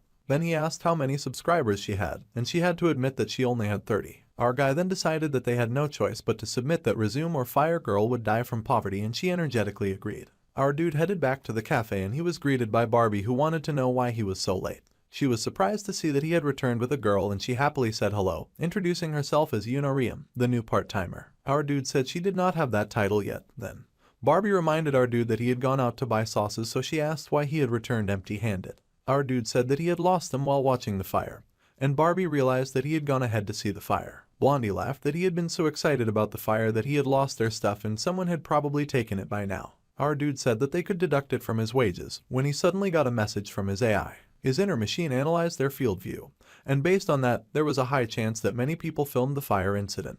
They needed to search the internet to gather information. Meanwhile, the fire girl was already introducing herself to the owner. Our dude headed off to search the internet, and he saw that there were indeed many videos of himself out there. The AI found some footage from the scene, and it had been recorded a lot of times. Judging by the reaction, our dude's videos were spreading quickly online. However, our dude figured that it would be okay since his inner machine could just delete all the videos from the internet. However, the AI pointed out that he had no such hacking skills, and our dude was shocked about this. The inner machine had to remind him that he was a combat support AI, and our dude pointed out that the AI had hacked before. However, that had only been for identity manipulation. Our guy grumbled and said that was useless since he already had an identity, and the inner machine added that he did indeed have military-grade hacking defense skills. But there was no hacker attacking at the moment, so the AI could not show this to our guy. So, the summary was that the inner machine could not delete the videos, and the AI agreed that the assumption was correct. Our dude was very annoyed, and soon, the investigators found themselves drawn to the PC cafe where our dude worked, and the man suspected that the tightrope master worked at the internet cafe. At the PC place, the inner machine reports that he failed to find any information regarding the Earth Alliance and the Strategic Special Forces again that day. Our dude wonders if there might be someone connected to the year 2082, but our dude figured there probably was no one like that. The inner machine pointed out that there was always the possibility that the person was hiding their identity, just like they were, and our dude had to agree on that one as he lounged in his room. The inner machine had confirmed several claims about people coming from the future, but none of them were credible, and it was just people with wild theories on the internet. Our dude said he had told the AI so and that it was the year 2024, so they would likely not find anything. However, the inner machine pointed out that its existence could be explained by any technology of 2024. Our dude had to agree there and that there was an AI implanted into his human body, which would be impossible to accomplish using current technology. However, no matter what they tried to do about it, they were in the year 2024. By the way, our dude asked what happened to the burning building the other day, and his inner machine pulled up new columns, revealing that one person was found dead at the scene. Our dude was shocked to hear this and panicked about them failing to save someone, and he asked if it was his fault. His inner AI reassured him and explained that the deceased was found in the room they had passed by while climbing the outer wall of the building the other day. So, our dude had not seen him, and he asked if his inner machine had infrared vision or something like that. The inner machine explained that the R lenses were augmented reality devices and not infrared vision devices. Then our dude drawled that his inner machine was surprisingly clumsy about certain things. Our guy sighed as he recalled that there had absolutely been no sign of anyone in that room. The AI also added that there were no signs of movement, sounds of life, or any noise detected in the surrounding area. Our dude then realized that if there was no sign of the living, then that meant that the person was already dead when they got there. Our dude then began to speculate that it could be more than just a fire accident and that it could actually be a case of premeditated murder. The inner machine agreed that there was a very high chance of that. Suddenly, our dude had to snap out of his inner conversation when he heard someone mention the police. It seemed that the card used to purchase the items that our dude left at the scene had been used to trace our dude's location. The policeman asked Barbie if she had bought the sauces. Oblivious Barbie beamed when she recognized the bag, and the policeman asked who had bought it. Barbie then called out for her Kang Appa, which was our dude. Blondie said that the police officer brought the seasoning that he had lost while he had been watching the fire the other day. Our dude stepped out and the policeman was shocked, realizing that our dude had just left behind the bag of sauces while only watching the fire. Barbies cheered, saying that the police were truly amazing to even track down the owners of things like this to return to them. The policeman hastily agreed and our dude thanked him. The police of course accepted our dude's thanks, and he even handed over his business card. The officer added that if our dude had any tips about the incident that day, then he should please contact him. Barbie happily waved the police goodbye while our dude stared at the card. Our dude whispered to himself that to catch the murderer, they needed the help of the detective. He asks his inner machine if he could go meet the detective, and his AI says that our dude has a confirmed identity, so it is safe for him to interact with law enforcement.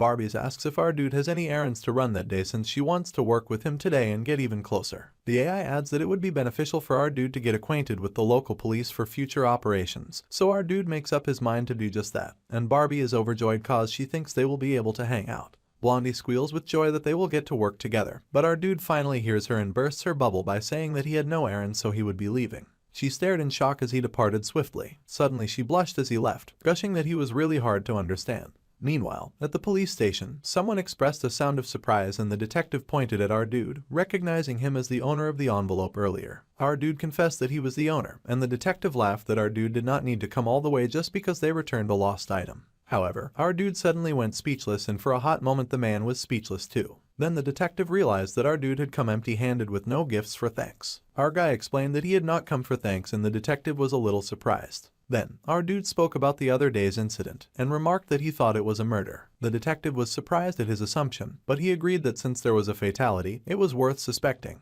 Besides, they were still investigating. However, our dude adds that there is a very high chance that the incident was a murder. The detective was surprised about that, then asked our dude if he had any evidence, since a civilian could not make a random guess and confuse the investigation. Our dude simply responded that he had not seen anyone moving when he went up the tightrope, and the detective absent-mindedly agreed with him. Then the detective spat out his drink in shock, shocking the other officers around. The detective could not believe that our dude was really the guy that he had been searching for, the tightrope master from the other day. The detective demanded why our dude had not identified himself earlier, and our dude just said that the officer had not asked so he had said nothing. The detective groaned and called our dude too much, then he asked how our dude had climbed up the building like a superhero. The detective was in awe that our dude had carried someone on the rope and then ran along the wall, but our dude said that did not seem like the point at the moment. The detective had to agree to that, and then again asked our dude why he suspected a murder. There had been no movement in that room, even though the fire was burning, so our dude expected that the victim was either already dead or might have been intoxicated by alcohol or drugs. So, the detective understood that our guy was saying that someone set the building on fire in order to cover up a murder. Our dude confirmed his suspicions since he had confirmed the other day that there were no other survivors as he ascended the building.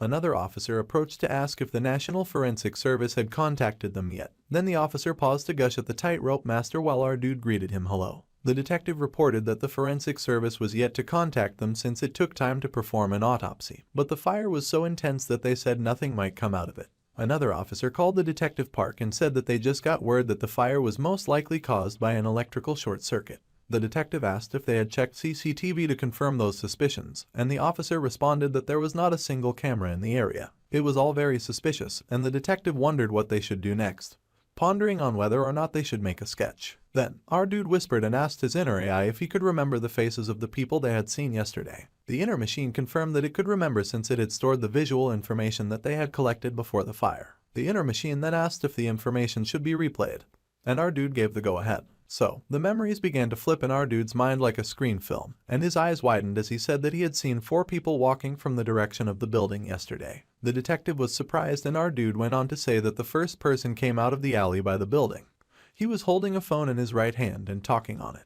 He had a bracelet on his left wrist, and his shirt was a reddish checkered pattern with 2 missing buttons. The phone case was gray and the shirt underneath is white, and the detective was shocked by our dude's accurate memory because he was describing the guy like the guy was right in front of him. Our dude was in fact doing that and he had no intention of stopping. So, he went on to describe the second person as well as the third person while the detective took down the information on his computer. The detective was very impressed and asked our dude if he could help them create a sketch. The detective intended to capture the sketch before the memory faded, but their sketch artist was out at the moment, but our dude could wait a bit. However, our dude suddenly grabbed a paper and stated that he could just draw it for them. The detective was shocked and he asked if our dude was good at drawing. Our dude mumbled that he was just decent, however his inner machine was very good at drawing. So, our guy grabbed a pen and he held it over the empty sheet of paper. Our dude asked his inner machine to capture the 3 suspects and to project them into his vision, to which the machine readily agreed to do. Our dude then asked the inner machine to zoom in a bit more on the suspects' faces, and then he asked his inner AI to enhance the quality. Once our dude could see the people a little better, he asked his inner machine to project the images onto paper and asked the AI to work a little more to the left. Meanwhile, the officers were wondering why he was talking to himself. Now, our dude could draw each person by basically tracing their features. He got to work with his pen and it slid easily on the paper as he drew. Our dude worked very hard and was very busy for quite a while as he began to bring those faces to life. Then, he raised his paper with success and announced that he was all done. The detective and the officer crowded in close in amazement at our dude's work, and stared in shock at the absolute ugliest cartoonish-looking images known to man. They could not believe that all of his hard work amounted to that very ugly and barely decipherable picture. Our dude immediately crumpled that paper in shame and laughed that he had just taken a short break, and the officers agreed with him since he seemed so embarrassed. Then they all fell into a joint awkward silence after that, and our dude put his head in his hands. Our dude glared at his inner AI, saying that his AI was supposed to draw the men from memory, and his inner machine reminded him that he could only move when he was granted temporary control. Our guy muttered about his AI being so inflexible, but he granted it anyway. The officer was nervously asking the detective if he could draw, but the detective admitted that he needed to contact the montage person right away. Suddenly, our dude emitted a shiny-ass bright light, and the 2 men turned in shock to see our dude drawing at the speed of light. The men took a second look at what our dude was doing and their faces were frozen in disbelief and awe as they found themselves looking at renditions of the photos that were almost so clear that they could have been pictures. Carefully, the inner machine drew, sketching out details very slowly that the longer the officer and the detective stared, the more they could see the picture start to form. They could not believe that our dude who had drawn the ugliest picture earlier was suddenly bringing to life a perfect picture on paper using only a pen. The officers gathered around and stared at the drawing in awe, saying that it looked like it had been made by a machine, which was accurate. They asked our dude if he was some kind of genius, and if he had a main job as a painter. However, the inner machine reminded our dude that their main job was being a special agent for the Earth Alliance. But there was no way that he was going to say that, and the truth would not make a difference to the police. So, our dude just held up the pictures, explaining that only 3 people left the alley before the fire started. If the arsonist was fleeing, then they would be among those 3 people. All of the police gasped in newfound respect and awe. One of the police officers punched the wall and then yelled that they had to find their identities right away. He ordered them to investigate and all the policemen raced away to obey their team leader. The next day, at the PC cafe, our dude made a shiny new dish that was rich in broth, meat and vegetables. All his colleagues gasped in awe and Barbie happily commented that his malletang was amazing and that it was so delicious. Even their new fake celeb gave the thumbs up and agreed that the food was fantastic, and the hacker sobbed that the food was so good that it made him tear up. Then, Barbie pointed out that she had heard that the fire at the fake celeb's house had been arson, and the fake celeb was shocked to hear that it had not been an accident. Even the hacker agreed that the news just said that they had arrested the culprit. The fake celeb was amazed by this news and the others filled her in on how they had found harmful drugs on the culprit as well. Our dude listened in the background and was a little surprised about the drugs. It had not even been a day since the police took the suspects in, and the investigation had been done rather quickly. Thanks to his inner machine's ability, our dude paused when his phone began to ring, and his colleagues were creating a rather noisy atmosphere. Still, our dude picked it because Detective Park was calling. And the detective informed our dude that he wanted to let our guy know that thanks to our guy, they had caught the culprit. 2 of the people in the montage were local residents, but the other one was not from around there and it turned out that the last one had been friends with the victim. Still, the detectives needed to investigate the exact cause of the murder, but anyway, they had also found drugs in the suspicious guy's wallet. Our dude admitted that he had heard about that, and the detective went on to explain that it seemed like the suspect had come to borrow money because of the drugs, and when he did not get the money, he killed his friend. The funniest thing about the case to the detective was that they had quickly tracked down the one selling the suspicious drugs and raided the scene. Then, the detective asked our dude to guess who they had found there. They had found the actor Na Jung-jin, and that the actor being found there sent the whole entertainment industry into cards. Our dude had no idea who that actor was, but he just nodded along. Our dude admitted that the case was getting bigger and bigger, and the detective sighed that it looked like he would be getting no vacation time. However, thanks to the montage that our dude had drawn, the police had managed to speed things up 100-fold, so the detective was wondering if they could make the montage public. Public activities could interfere with our dude's special missions as an agent and the inner AI was against it. However, our dude figured that there was no need to hide entirely. As long as the police did not reveal who drew the montage, our dude agreed that it was fine, unaware that his colleagues were now listening to the conversation. The detective was amazed that our dude refused to reveal his identity and called him a true hero. Our dude said that he was just doing his job, while his colleagues perked up their ears to get the gist. The detective was wowed and said that he would keep our dude's words in mind. The detective thanked our dude one more time and then he hung up. Our dude was done with the conversation and now he had to face his workplace fan club that eagerly wanted to know what was going on. Barbie cooed and asked our dude if he had drawn for the detective park, and our dude admitted that he had only done a small doodle. His colleagues laughed that the drawing must have been really bad if he was begging them not to mention that he had been the one to draw it. As they laughed, our dude told them to think what they wanted, but then they heard a cry in the cafe. All the workers were alert at once and turned to see the cause of the commotion. Someone had split their ramen and was arguing with someone else who said that had done the same in the last round, and the person yelled that it was because the other had shot the gun. Barbie sighed that a customer had spilt ramen again, and the hacker immediately moved in, telling the rookie that she had the cleanup duty, so the fake celebrity got ready to clean it up. The fake celebrity glided over, thinking that since she had cleaned up the ramen, then she should ask the boss for a bonus. However, she ended up tripping a customer, and she jumped to her feet, apologizing and asking if the customer was okay while our dude watched from the background. The customer groaned about their wrist and he yelled at blue hair to be careful since he had hurt his poor wrist. The fake celeb with blue hair apologized and asked the customer if he was hurt badly, and the poor customer groaned that his wrist might be broken. The fake celeb then panicked as she did not know if she ought to call the police or the hospital in this situation. Our dude stepped forward to ask the customer if his wrist was really broken, and judging from the hand's movement, the inner machine reported that there was the possibility of a fracture. To check the injury, the inner machine asked our dude to touch the customer's hand and observe his response. Our dude asked his inner machine to check it out and the AI accepted its role. So, our dude asked if he could touch the customer's wrist to check and the customer was surprised to see the chef pulling up. Still, the customer let our dude touch him, while groaning about how much it hurt. The inner machine checked the muscles, ligaments, and joints. There was no damage to the bone, but the wrist was sprained. Our dude informed the customer that the bone was fine, and that it was just a mild sprain.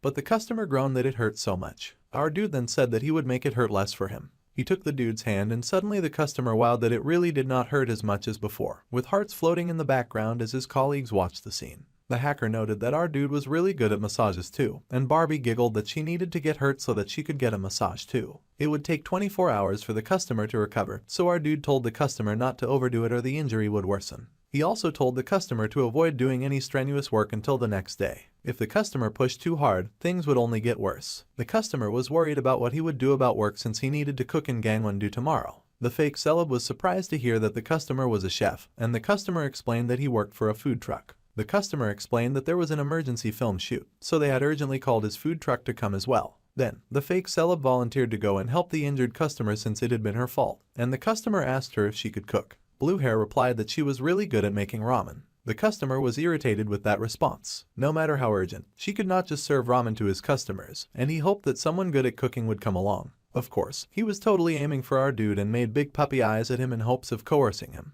Our dude was speechless and the inner machine translated that the customer's eyes were saying that the solution to his problem was obvious, and he just needed our dude to say yes. Our dude turned away, saying that he was sorry, but he had to work. Then, the customer said that he would pay our dude 300,000 won if he helped him out, and even an agent from the future could barely resist when the customer spoke the language of money. Our dude suddenly turned enthusiastic about helping out the customer. Our dude asked if he just needed to cook rice and side dishes, and the customer beamed saying of course. The customer laughed with glee, asking our dude if he was really going to help because the customer was honored. Actually, the customer had heard that the PC room had a reputation for great food, so he had come to check it out. The food was so good that the customer had been coming there every day since then, and he had thought that he would learn something from eating there every day. The customer then said that if our dude helped with the food truck, it would be his honor to pick up even a tip or two from our dude. Our dude had roughly scouted this area, and he asked his inner machine if it was time to move on and investigate other regions so that they could find their purpose around here. The inner AI said that our dude could cover the costs of the mission while investigating by working on the food truck part-time. Honestly, it was all about the money for the inner machine, but the same went for our dude. The next morning, the food truck was on its way to the event, and the customer was amazed that our dude was such a great driver. The customer had not realized that his car could drive this smoothly, and our dude said that he just managed. Meanwhile, the inner AI protested that he was the one driving and our dude was just taking credit for all his hard work again. Today, the food truck chef would make sure to impress the actors and staff with a delicious meal. He put his thumb up and thanked our dude for helping him, and our dude assured that there was no reason to thank him. Our guy was the one who should be grateful. The food truck chef went on talking and he asked our dude if he heard about the news that blew up the other day of an actor that got caught at a drug party. Our dude admitted that he had heard it. In fact, the place where they were headed to was where that actor was filming. The movie was supposed to release in about a week, and our dude asked if they could still release it. Of course, they could not since no one would want to watch a movie with a drug addict actor. So, now they were reshooting everything and it was chaos. The food truck chef was glad that he got work out of it, but the atmosphere there was so intense. They had to reshoot all of the scenes involving the drug addict actor and everyone involved was panicking. Our dude then asked why they were not just delaying the release. The food truck chef explained that it was a special situation because they had booked a lot of theaters, so if they pushed back the schedule, they would lose all the theaters, and the production company would go bust. The director was in for a tough time, and the director was Sun Tae-min. The food truck chef asked our dude if he knew him, and said that the director was one of the top directors for romance films in Korea, so the food truck chef was sure that the director would be fine. Meanwhile, we take a shot to the director who is heavily smoking a blunt and he groans that it is ruined. The film director does not like what he is looking at and he mumbles that twice while the camera crew watches him apprehensively. The camera crew asked if they should reshoot, but the director groaned that they had no time and that they had no choice but to settle for the garbage that they had. The director cursed and he grit his teeth, irritated that all of this had happened because of that druggy scumbag. The director yelled in rage that if he ever got his hands on that drug-abusing actor then he would kill him. Someone rushed over to tell the director that the food truck was ready, and the camera crew encouraged the director to eat and cool down for a bit since the staff was exhausted too. The director had no interest in food and he screamed out that they thought he could eat in this really tense moment. If the movie failed, everyone involved would be in debt. Even the cost of the food truck for a day was a waste, so the director yelled that the food trucks should be told to leave. However, the director completely changed his mind when he took a bite of the food and his eyes shone with wonder as he asked why the food tasted so good. The director could have sworn that he was not hungry, and even the other members of staff had to agree that the food was insanely good. The staff could not help but wonder if the food had been drugged because it was so good, and the director immediately yelled for them to shut up and to stop talking about drugs. Though the staff member had meant a healthy tonic, a herbal tonic. The original food truck chef had hurt their wrist, so a chef they knew was helping out, which was our dude with his AI cooking skills of course. The young chef was pretty impressive, and the staff smiled that the scenery in the mountains was nice as well, and that it was altogether a nice treat. The staff added that the director had to try to stay positive and to relax his shoulders a bit. Honestly, the staff went on to say that it was lucky that none of their other actors got into trouble. Suddenly, someone called out to the director to report that there had been an accident. The staff was shocked as the director's bad mood already worsened. A lady reported that the stunt double actor had twisted their ankle while filming. The lady was Shin Yoon-ha. The director was horrified and he threw his chopsticks down. The three rushed over to the injured staff who called out to the director with pain in his eyes. The staff apologized as he groaned and held his leg. He whined that he should have been more careful. Someone yelled that they should call the police, but others wondered if an ambulance could even come to the mountain. Then, they screamed out if there was anyone who could at least provide first aid. The director was dumbstruck with silence as all this chaos continued to reign, and he was so sure that they were finally doomed. The director cursed loudly, so loud that they heard it from the food truck, and the two chefs turned. The food truck chef sighed and said that it was like the movie was cursed. And the food truck chef asked our dude if he could treat something like that. Our dude had fixed the chef's sprained wrist after all. The inner machine told our dude that if they stabilized the ankle using field first aid techniques, it would help relieve the pain and aid recovery. Still, our dude was concerned since it had been reported that the ankle had twisted. The injured staff was still on the ground with his swollen ankle, and our dude came over, offering to take a look. They were surprised that a chef had come forward and that a chef could treat injuries. Our dude explained that he could only provide first aid and that they should send the injured staff to the hospital immediately. The director agreed to do that hastily, begging our dude to just please do something for now. Our dude then turned to the female staff member and she pointed to herself in surprise. He asked if she could quickly bring him a compression bandage.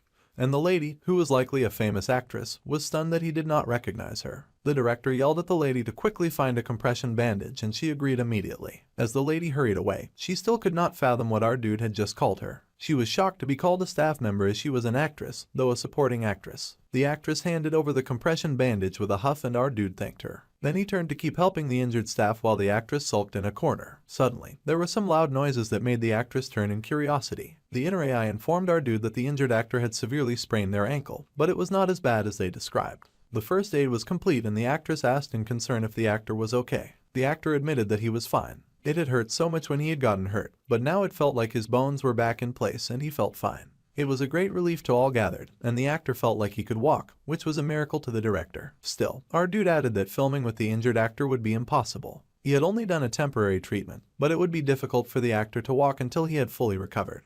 The director nearly passed out on the spot and the staff yelled for him to get a grip. The staff said nervously that they could just call in another stunt double, but the director had no idea how they could find someone with a similar build and face to Kim Yoo-chan, and how they would get the stunt actor all the way out to the middle of the mountains. The director also yelled at what point would the stunt double rehearse when they were already so short on time. The director cursed knowing that if they missed the release date then they would be in big trouble. The staff suggested having Yoo-chan shoot the action scene himself and the actor was actually okay with that suggestion. However, if the actor got hurt while playing that role they would be in even bigger trouble. The actor was known to be clumsy and the director yelled that if Yu Chan hurt his ankle then they were done. The actor thought the director was rather harsh, but the director went on that if the actor got hurt then their movie was completely over. The staff kept trying to find a solution and suggested picking someone from the crew to stand in as a double, and perhaps they could cover their face with a mask and sunglasses to make it work. They called out for anyone who was willing to give it a shot.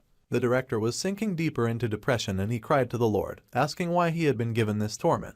He cried that he did not care if they were paid double or triple, the director just needed an action stunt double at that moment. Our dude, who is heavily motivated by money, happened to overhear this prayer and he announced that a person sent from heaven had arrived. The director had fallen to his knees, hooting and hollering as he prayed and asked why the Lord had given him so much pain. Even the stunt actor looked kind of depressed as the director prayed for a stunt double to manifest, not even caring if he had to pay them double. The director would even pay the stunt double triple as long as they got an action stunt double immediately. Immediately, that prayer got our dude's attention and he announced that the person sent from heaven had arrived. They all looked up at him in surprise, and our dude had to admit that he was just kidding a bit, but he thought that he could do the job. Everyone was surprised that the food truck guy was volunteering, and the actress screamed out in protest. The actress said that no matter how desperate they were, it was not right for the director to recruit our dude. Her argument was that our dude was not an aspiring actor, nor a part of the film crew, he was just an ordinary chef. However, the director could not hear her at all as he zoomed in on the similarities between the actor who needed a stunt double and our dude. On closer inspection, the director could see that our dude did look a bit like Kim Yu Chan, and the director flew to our dude, asking if he had some physical skills. Our dude confirmed that he did, and the others yelled, asking the director if he was seriously considering this. They really did not have time, so the director begged our dude to help them out. They would apply makeup, and even if it was a little rough, they could fix it up with CGI, so he begged our dude to fill in for the stunt double. Our dude asked to confirm that it was triple the pay and the director agreed on the spot and said that they had to start filming right away. The staff cried that the movie was doomed because they did not think our dude could act professionally. So, the staff set up the area that they would shoot and they got down to explain to our dude about the scene that would get shot. Kim Yu Chan was the male lead and he had to save the supporting actress Shin Yoon Ha, who took offense at the supporting part being emphasized. The original villain actor in this scene was the drug addict who got busted, which was why they were in such a rush having to reshoot everything. The director asked our dude to listen carefully to the stand-in actor and to practice with him for a bit. The director would go smoke a pack of cigarettes while they prepared, and our dude agreed. Our dude paid attention as the stand-in actor explained his roles to him, and our dude took note of arms swinging, jaw hitting and knee striking. Our dude mentioned that it would look awkward if every move was pre-planned, and the staff agreed that may be true, but this was the simplest choreography. They had already rehearsed this so they could not change the movements now. The AI critiqued that was not how filming should be done, and it had some filming skills used for training manuals. Our dude asked if such a thing existed, and the inner machine said that the method required more practical movements. So, instead of that, our dude asked the stand-in trio to just attack him for real. The three were surprised by his request and our dude repeated that they attacked him as if they were really fighting him. He would handle it appropriately and it would look more realistic on camera. The trio were a little hesitant about that and they said that it only worked if the move went well, and they did not want someone to get hurt again since the movie's success depended on them. The supporting actress listened in on the conversation with an annoyed look on her face. She huffed and asked our dude what he even knew about filming, saying that he did not even know what he was talking about. The supporting actress was still sulking because our dude had not realized that she was an actor. Later, someone called the director and asked if they could shoot the next scene in one take without cuts. The director was surprised by the request that our dude made, and our dude explained that he was planning to go straight into action without rehearsal to save time. Our dude was already dressed like the actor and the director admitted that if our dude could nail it in one take, that would be great. But he asked if that would even be possible. Our dude confidently asked the director to trust him in the power of triple pay. The inner machine reminded our dude that his name was Jeon Jai and not triple pay. So, our dude repeated that they would go straight through the scene without interruptions. The director was a bit hesitant about that and he was speechless for a few minutes. Then he nodded and decided to agree with it. His top-tier director instincts were telling him that our dude was a trustworthy person. So, the crew got ready to film and the director called for action. The supporting actress squealed out and cried for our dude to help her as the thugs gained on her. They laughed wickedly and promised to torment her. They said that they were going to torment her for good and that she had to give them everything that she had, calling her a punk and asking her to hand everything over while laughing wickedly. Then, our dude kicked in the door like a hero, without it flying off its hinges. The goons were shocked and our dude leaped with great agility as the men asked how he had found them. Those watching could not help but note that our dude's jumping ability was insane. The thug actors recalled that our dude had said to attack for real but they still had to act like they were fighting, so one of the dudes cried out attack. The thugs rushed at our dude who had conveniently bent his head.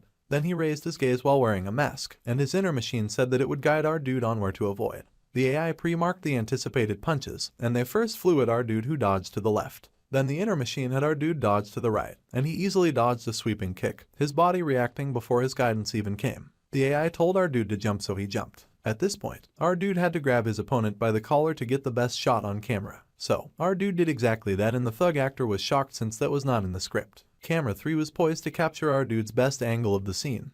Then our dude flipped the bad guy, much to the shock and horror of the other watching actors. Our dude then delivered a very performance-worthy punch to the gut of the thug actor, and everyone stared in shock, thinking our dude was crazy and could have actually hit someone. Our dude kept attacking even as the actors stared in shock and fear, begging our dude to stick to the script. However, our dude had plans to do no such thing, and he knocked out the other actor as well. The last thug actor was shocked as none of what was happening was on the script, and he was a little panicked. The actor wondered why the director was not calling the cut, and then the actor decided that he did not care anymore. The thug actor screamed and ran at our dude, who turned when he saw the guy coming. The guy delivered a punch that our guy easily dodged, giving the camera a nice shot of his clenched glorious abs. Then, our dude swung back up and head-butted the last guy, who went falling with a cry. Then, our dude delivered a swift kick to the thug actor, who tumbled in the air. Then our dude did a little extra for that triple pay and whacked the poor flying thug with a stick. Even the director was shocked by our dude's identity, and so was the girl being rescued.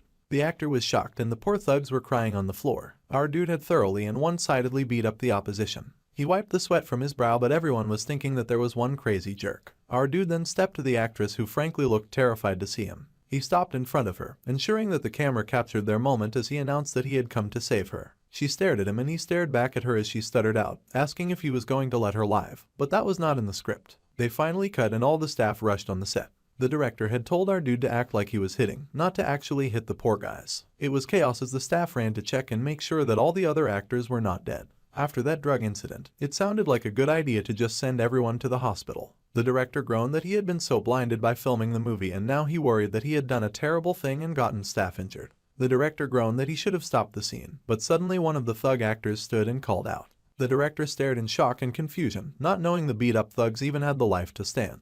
The thug actors crowded around our dude, asking what he did. They had been so shocked because it did not hurt at all while they had been getting hit. Even the last thug had to admit that it was the first time he had ever experienced something like this in his life. It had been scary because it felt like he was really hitting them, and they asked how he had not hit them. The director was confused and wondering what they were talking about when everyone had just watched the thug actors get hit. Even his assistant was fuming. The staff member yelled at our dude and asked why he had been hitting people for real. The staff yelled that they had told our dude to act, but he had beaten someone to death, threw them around, and then destroyed their ribs. The staff yelled about the rights of the people who got hit, but all of them were actually doing okay. The staff was absolutely shocked to see that they were totally fine, and something in his brain started to break because it did not make sense. The staff asked how on earth all the thug actors were fine, and they admitted that they did not know either. But one thing was for sure, it had felt like there was a cushion or something, and it felt like they were sliding around more than being hit. The staff asked in confusion, and our dude finally spoke up. Our dude explained that it was like when a person was sliding sideways on a downhill ski, but no one understood what that was supposed to mean. The staff asked actor Kim about the time his body flew up when our dude hit him in the knee, unable to believe that the thug actor was unhurt. However, the thug actor laughed. The thug actor said that our dude had not really hit him, but just kind of solid with his knee. Our dude even caught him a bit when he fell, but the staff could not remember our dude doing that at all. The staff stared in confusion since their camera had clearly filmed the thug actors getting beat up, and he did not understand how it could not hurt at all. The director, however, placed a gentle hand on the staff's shoulder and beamed, saying that it was time for them to call it a day. The director laughed haughtily, saying that he had known they were not getting hurt all along, which was why he had not stopped filming, even though in truth he had not known anything, and even the staff knew he was lying. However, the crew had no time to waste, and they rushed to review the footage quickly to be sure that they had gotten everything right.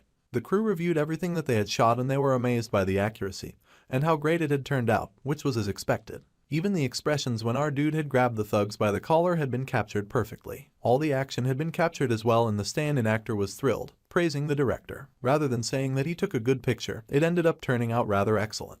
One of the crew muttered that this was the work of an actor calculating the camera positions one by one and moving according to their pattern.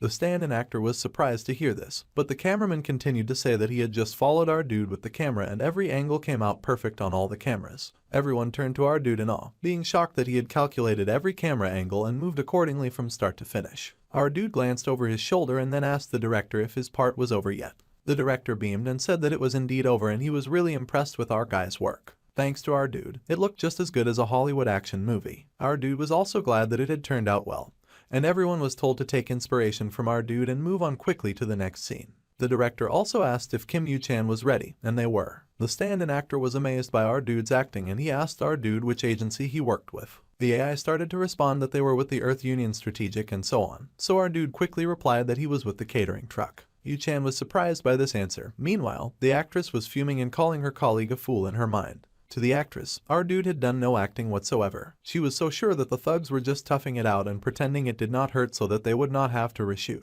and that anyone could see that he actually hit them. However, all the thug actors were in bliss and acting like all their fatigue was gone. The actress interpreted that as them being about to cry from the pain. If the script said to hit her as well, she was sure that our dude would have beaten her like a dog. She flinched when our guy looked in her direction, and when he stared deeply at her, the actress mentally shrieked. The actress shivered with goosebumps on her flesh as she tried to figure out why our dude was glaring at her. The actress worried that he could read her mind or something like that. However, our dude was staring behind the shivering actress and the inner machine spoke to him. The AI called to him and said that it had detected a strange noise from the wall. Our dude glanced up and realized that there was a faulty part of the mechanism just above the actress. The source of the noise had been identified, and the inner machine told him that in a few minutes, the debris would fall from the ceiling. When the structure eventually broke, fragments would fly towards the actors, and our dude realized that a sudden collapse was about to take place. It would collapse in 5 seconds and our dude's gaze darted around. He grabbed the stand-in actor first and the actor was shocked, calling him master. He had only 4 seconds so he threw the stand-in actor as far away as he could, shocking the actress who screamed and asked what was happening.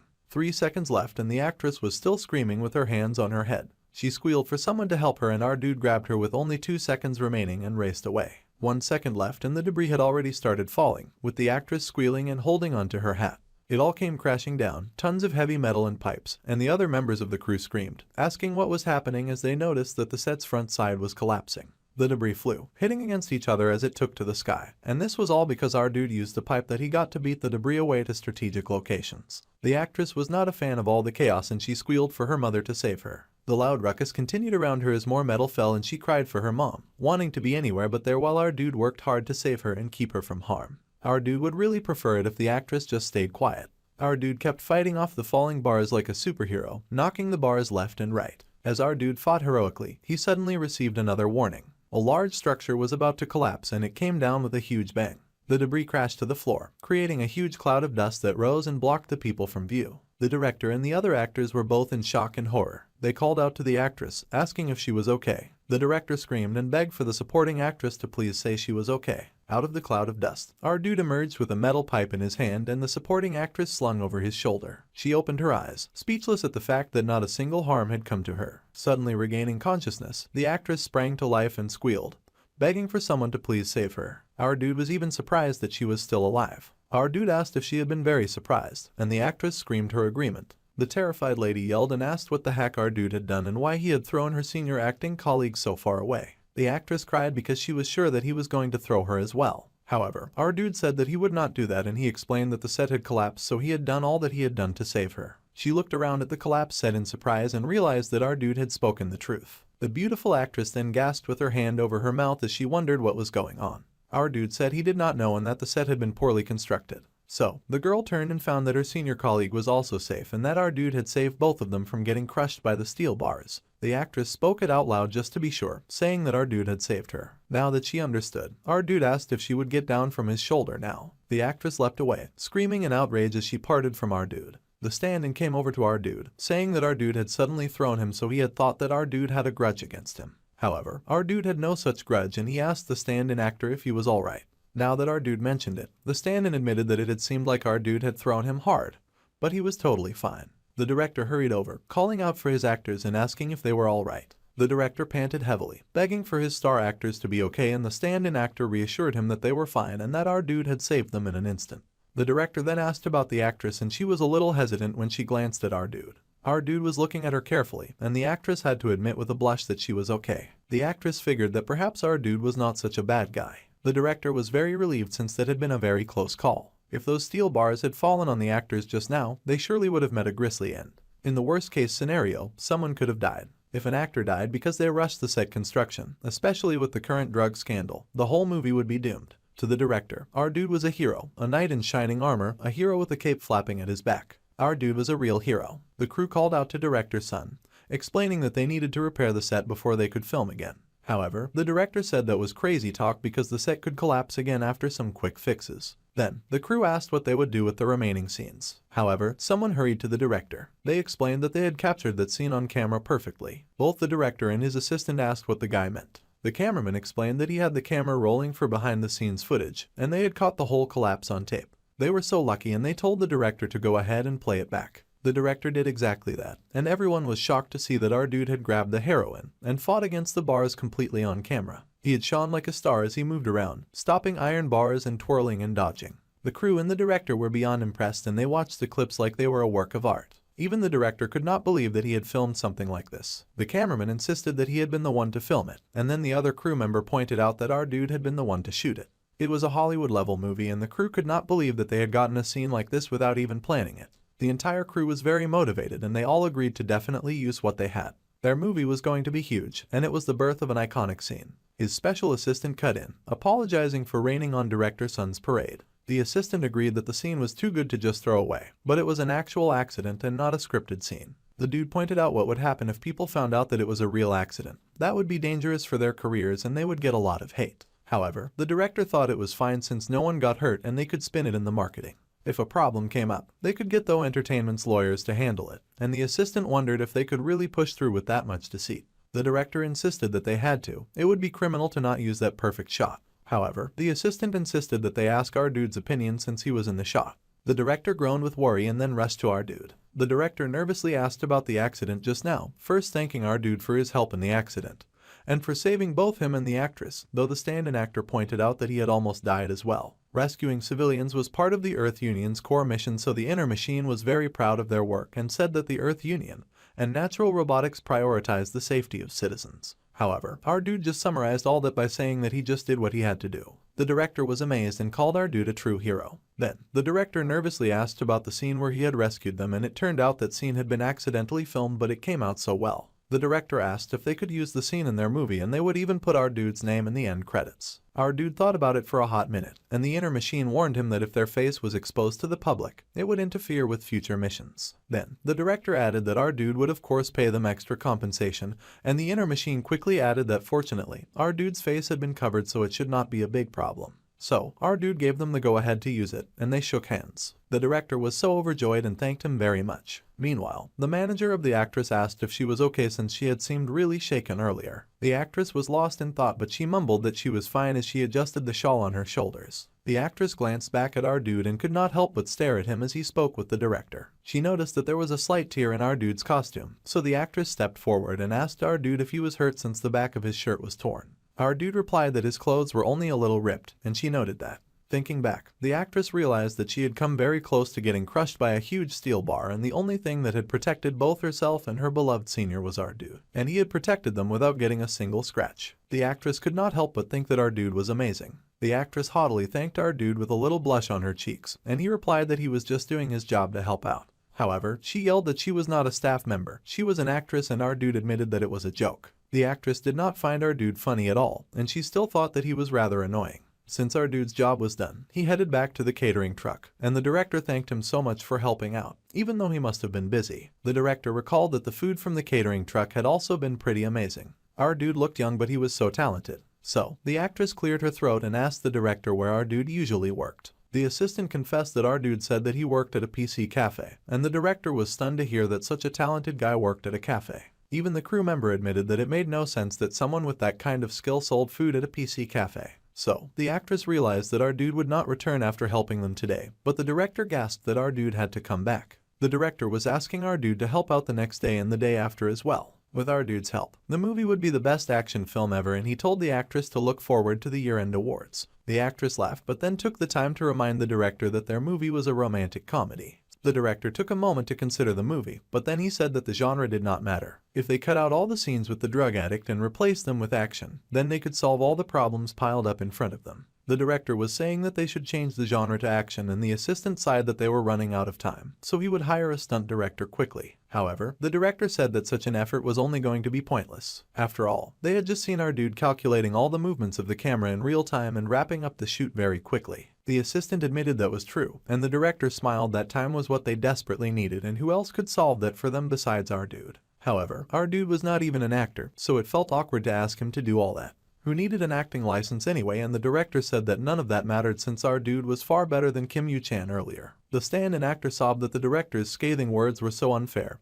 and the actress patted his back to reassure him. Then, the assistant asked about the food truck as he had heard that our dude stepped in as a replacement chef because the original one got injured. The director sighed that the assistant was such a frustrating person, and then the director refused to have any more talk, and that he would handle the problem by himself and that they should just wait. The director cracked his knuckles and raced away after our dude, making his assistant wonder if their movie would be alright. Meanwhile, our dude contemplated how the place that seemed fine suddenly collapsed, and right in the middle of shooting and from where the actor had been standing. Our guy found it all a bit suspicious. After analyzing the visual data, the inner machine estimated that intentional damage had been done before the collapse. Our dude acknowledged that his inner machine shared his suspicions about the attack being a setup and that someone could have tampered with the set beforehand. Multiple steel lights fell towards the actress, and anyone could have predicted her position just by looking at the script. This led our dude to realize that someone might have targeted the actress, or maybe even the movie itself. Someone who wanted the movie to fail. Just then, the director called out to him and asked our dude if they could talk for a moment. Our dude asked if there was anything left to discuss, and the man grabbed our dude's hand. The director then tearfully begged our dude to please save their movie. Director Sun Tae-min eagerly explained the dire situation of the film. However, our dude was majorly unimpressed and uninterested in getting involved. The inner machine also told our dude that the geography of the area was almost identical to the data it had. The information value was low, so our dude said that he had to work in Seoul and that he could not keep working in the mountains. However, the director said that was perfect since starting tomorrow they would all move the additional shooting to Seoul. Our dude was surprised about that and then tried to say that he would be busy at work and could not be on set all day. But the director countered by saying that our dude only needed to come during the actual shoot like earlier. The director also added that they would shoot all of our dude's scenes in just one take. The AI explained to our dude that this idea would not work and that they had to finish their mission at the temporary base. The director then said that they would make sure that our dude's payment was solid, and that the production company was not in a position to skimp on money right now. The inner machine immediately changed its mind by saying a large amount of funds made the deal a good thing to accept. Our dude wondered why his inner AI was suddenly speaking so kindly. So, our dude finally accepted and said that he wanted to know the schedule so that he would come by accordingly, and the director expressed his great gratitude, saying that he would stay up all night to finish revising the script. The negotiation was settled, and the director Sun Tae-min, who had been slow from frustration, suddenly kicked into gear and regained his speed and showed his true skill as soon as our dude appeared. Though all additional scenes to be shot at the collapse set were cancelled, instead, a better scenario began to take shape. In the morning, actors and staff were rushing to film the movie, and all the crew members rejoiced that it felt like things were going well, and that if all went well, they would actually make it with the movie. By the afternoon, thanks to our dude's effect, the atmosphere became calm and smooth. A car drove with speed through the streets and it dropped off a man in work clothes on the set, his tie flapping in the wind. It was the Though Entertainment Management, and he rushed out and called out to the director Sun Tae-min. The director was surprised to see the manager there, and the manager raced out and asked the director to please save them. If they released the movie in its original form, they would get nothing but complaints, the movie would flop and no entertainment would be in trouble. Plus, the director knew that they could not delay the release date, and that their company had already secured major theater slots using all of their resources. If that fell through, then no one would be able to handle the aftermath. However, the director just calmly shushed the manager. The director smiled, placing a hand on his lips as he asked the manager if he trusted him to solve all those problems. The manager cried for the director to please stop bluffing, and the manager begged the director to just tell him how they were going to do it so that he could report that to the higher-ups. The director chuckled about how he was going to do it, and he said that he was going to change the movie's genre. The director beamed that starting today, the movie was going to be a romantic comedy and action, and the manager nearly lost his mind and shrieked as if the director had gone insane. The manager asked if our dude had gone crazy and they had only had a week left for additional shooting and editing, and how could they change the genre at this point. The director assured the manager and told him not to get worked up. Besides, they were working right now and they did not have time. The director promised to show them something during dinner later, but the manager shrieked that it was not enough. Suddenly, the door was thrown open and the director asked who was coming in at this time. The director asked who was slamming the doors during the shoot like that, and that dust was flying all the way over to him. The person in a suit approached and the manager gasped, going pale as the blood left his face. The boss had arrived and the manager bowed his head in respect and adoration. The manager had not expected the boss to come in person. The boss looked around and was finally recognized as President Lee Tae-ho, the Though Entertainment CEO Lee Tae-ho. The CEO admitted that he had no intention to come here because he did not want to put a burden on the shooting location. However, looking around at the collapsed scaffolding, the president's eyes darkened to see that an accident had happened on the set to make the set collapse like that, so there was no way that he would not come. The manager stuttered, trying to explain that there had just been a mistake while working. However, the president said that it reminded the manager that it was his department's job to prevent mistakes on set. The manager stuttered and tried to explain that they had been busy because of the druggie, but the CEO was disgusted and asked how long they were going to keep blaming the druggie. The manager apologized with fear, but then someone walked in. It was a little girl with pretty hair, and she asked the president if she was angry. The pretty girl was the president's daughter and the child actress, Lee Min-jae. The president brightened up as soon as he saw her, and the little girl explained that she had heard her father's angry voice, so she had followed him.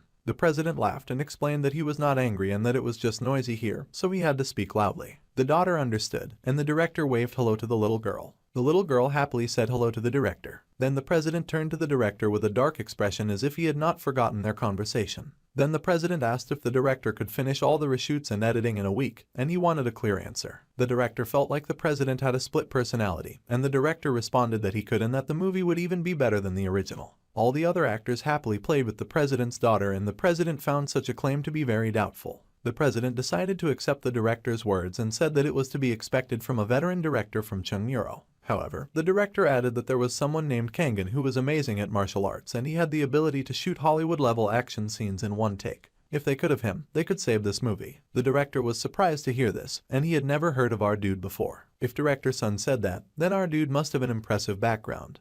And the director asked if he was from abroad, and it seemed like the director had recruited our dude in a hurry, but the president told him well done. The president asked where he was now, and the director finally pointed out that our dude was over at the food truck, and the president turned, his eyes widening in absolute shock as he did look towards the food truck and saw our dude working really hard at flipping a giant amount of fried rice. The president then realized that the master of the large fried rice dish was the martial arts director Na Kang, and also known as our dude. The director beamed and said that was correct, and the president then asked why the martial arts director was cooking, and doing it so skillfully well too. The director happily explained that it was because Na Kangan drove the catering truck all the way to the mountains, and the president was even further confused by this statement.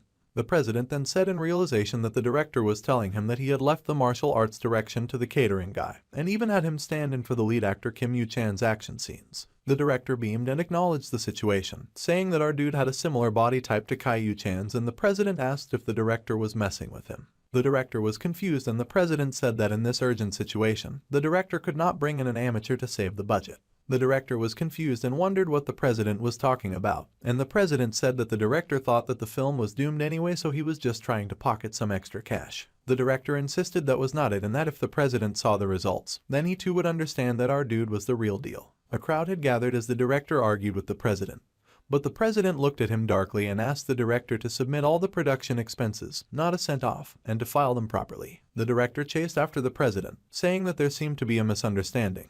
But the president just called the manager and told the manager to get all the receipts and to verify every single detail. The manager immediately promised to do as instructed. Meanwhile, someone was eating food that was really tasty. It was of course the president's daughter, and she asked the name of the tasty snack that she had just consumed. Our dude explained that it was called a mixed snack, and the girl thought that it sounded like a weird name, but that did not matter since the food tasted so good. Our dude smiled and said that he had made a lot of food for the staff so she could eat as much as she wanted. The girl sulked and realized that she could not eat too much of the food since her mom would not let her eat too many snacks because she said the little girl would gain weight. Our dude considered it and said that the girl could stand to gain a little weight. However, the girl flipped her hair and said no way since she was the lead actor in the movie, so she needed to watch her figure. Our dude was surprised to hear that the little girl was the lead actor. She was a child actor though, and even child actors that played the same role as the main lead were considered the lead. Our dude acknowledged that since the little girl was credited under the same name as the lead actress. Then, the little girl asked our dude if he could kindly make some of these tasty snacks for her again later. He said that he wished he could do that, but starting the next day they would be filming in Seoul, so there would not be a catering truck. The girl sulked and then she asked if she could take some snacks and then hide them in her father's car for later. Our dude then suggested that she could stop by the PC room where he worked and he would make some for her. She could even come with her mom and dad. The little girl was delighted and she rejoiced as she pulled out her phone and asked our dude to give her his number so that she could contact him later and she would save his name as the snack guy. Our guy inputted his number as requested. Meanwhile, the set assistant followed after the president, begging the man to please take a look at the work that they had worked hard to do. The assistant said that the president knew how the director often behaved, and that he was a perfectionist who was hardly ever satisfied with cheap results. When it came to our dude who worked at the catering truck, the director was literally trembling with joy. That should tell the president everything about how good our dude was. However, the president just turned and said fine, he would see what they had shot so far. The crew happily showed the president the shots they had gotten with our dude, and a golden light basically came out of the computer from the excellence that the president found within. The president could not believe what he had just seen, and he asked when the director had added CGI, and he asked how they had choreographed the fight scene so well to get shots that good. The director sounded offended that the president thought that they had used CGI, and the director adjusted his glasses, saying that there was no CGI and that what the presenter just watched was the raw footage completely unedited. The director had not done that alone, and the actor had calculated every single angle where he would be captured on camera and moved accordingly. The president could not believe that the director was talking about the dude they had seen flipping rice in a catering truck, but that was exactly who the director meant. The president said they were telling him that an amateur from the catering truck nailed it in one take without any direction, and he did not even calculate where the lights would fall. The director admitted that the set had indeed collapsed for real and that our dude had saved them in a moment of crisis. The director was speechless and put his head in his hands, as he realized that it seemed he would give the director a sincere apology for his earlier comments. The president apologized for the misunderstanding, but the director just laughed that he was glad that the president understood now. If the director had not gotten it after watching that footage, he would have thought they were being stubborn just for the sake of it. The president went to thank the catering guy and the director said that would be for the best. Meanwhile, our dude was just making some snacks for the president's daughter, and the president showed up in front of the food truck, nervously greeting our dude. Our dude handed over some snacks to the president, but the president explained that he was not there for snacks. The president introduced himself as he was the president of the investment company though for the film, and it seemed our dude had saved their movie, so the president had come to thank him personally. Our dude said that he was just doing his job, though it had been mostly for the money. The president noted that our dude had incredible martial arts skills, but he asked what the snacks were. Our dude explained that the snacks were like hardtack, and that the president should give it a try. The president peered into the bowl, speechless for a moment. The president had too much of hardtack during his military service, so he really did not like it, but he guessed that he had to please our guy. However, the president was transported to the realm of joy and awe after he took a single taste of the food. It was unbelievable, salty, sweet, and savory all at once. It even had a slight pancake taste, but it was not greasy. The flavor was truly magical, and the president gushed at the food that he ate. He sighed that his daughter would absolutely love something like this. Our dude revealed that his daughter had already come by and had some. The president smiled as he rubbed tears of joy from his eyes, not surprised that his daughter had been there, and he hoped that she had thanked our dude properly. Our dude just kept handing over snacks to the rest of the staff while the president joyfully called his daughter, telling her to come eat snacks with him. However, there was silence in the place and his daughter did not respond. The president sulked and he wondered where his daughter had gone, at the same time that our dude thought that it was odd that the girl did not respond. Looking up with seriousness in his eyes, our dude asked his inner machine about the location of the little girl. His inner machine explained that it could not locate the little girl and she was not in any of the footage that had recently been recorded by our dude's senses. Our dude then left the food truck and went to investigate, checking to see if the little girl was inside the building. The inner AI said that there was no sign of the girl's presence nearby. Our dude's phone then began to ring and he realized that the girl was calling him. He was relieved that they had found some sign of her, while the president found it suspicious that our dude had his daughter's number. Our dude explained that she had taken his number so that she could get snacks later, and the boss acknowledged it. Our dude said hello on the phone, but he heard a loud sound at the other end. The president leaned in, an expression of confusion on his face as he wondered why our dude had gone silent. The president asked our dude why he suddenly looked so very upset. Glaring down at the phone, our dude began to weigh and he pressed the phone to his ear, asking his inner machine about the likelihood that the little girl had dropped her phone and broken it. However, the AI reported that it was highly unlikely as the sound that they had heard was different. Our dude asked his inner machine to analyze the sound from earlier, and when our dude tried again to call the little girl, the call failed. The inner machine replayed the recorded information, and the analysis results popped out. It turned out to be the sound of air coming from a soft object wrapped in an outer layer. The sound also matched with pressing plastic reinforced with metal, and echoes inside a confined space were detected as well. Our dude closed his eyes as he processed this information, as he considered a soft object, plastic reinforced with metal, and a confined space. Our dude then turned towards the car park and his eyes widened with realization that the little girl was likely inside a car. Meanwhile, underneath the clear blue sky, someone cursed. The person screamed and asked who would kidnap a person and then leave them with a phone. The terrified little girl had a huge plaster over her mouth and tears in her eyes. The other person in the car yelled that he had not known that the girl had a phone. The dude in the passenger seat whined that he had taken the phone from the girl in a hurry so it should be fine. However, the dude in the backseat yelled that the guy could have broken it. If someone called again and got no answers, they would get suspicious. The dude in the front seat yelled that he was sorry. The guy in the backseat was still pissed and yelled, asking who the girl had called. However, it showed as a snack man. The guy at the backseat thought perhaps the girl was craving snacks and he asked if he ought to bring some for her. Anyway, they were going to get the car out quietly as they needed to leave before anyone noticed, and the guys with him understood. The president called to our dude with concern in his eyes as our dude's expression had darkened. The president asked what was wrong since after answering his daughter's call, our dude had turned so serious and had said nothing. His behavior was making the president nervous. Our dude's hostage rescue protocol had been activated and the inner machine explained that it had spotted a girl's backpack and crumpled snack wrappers ahead.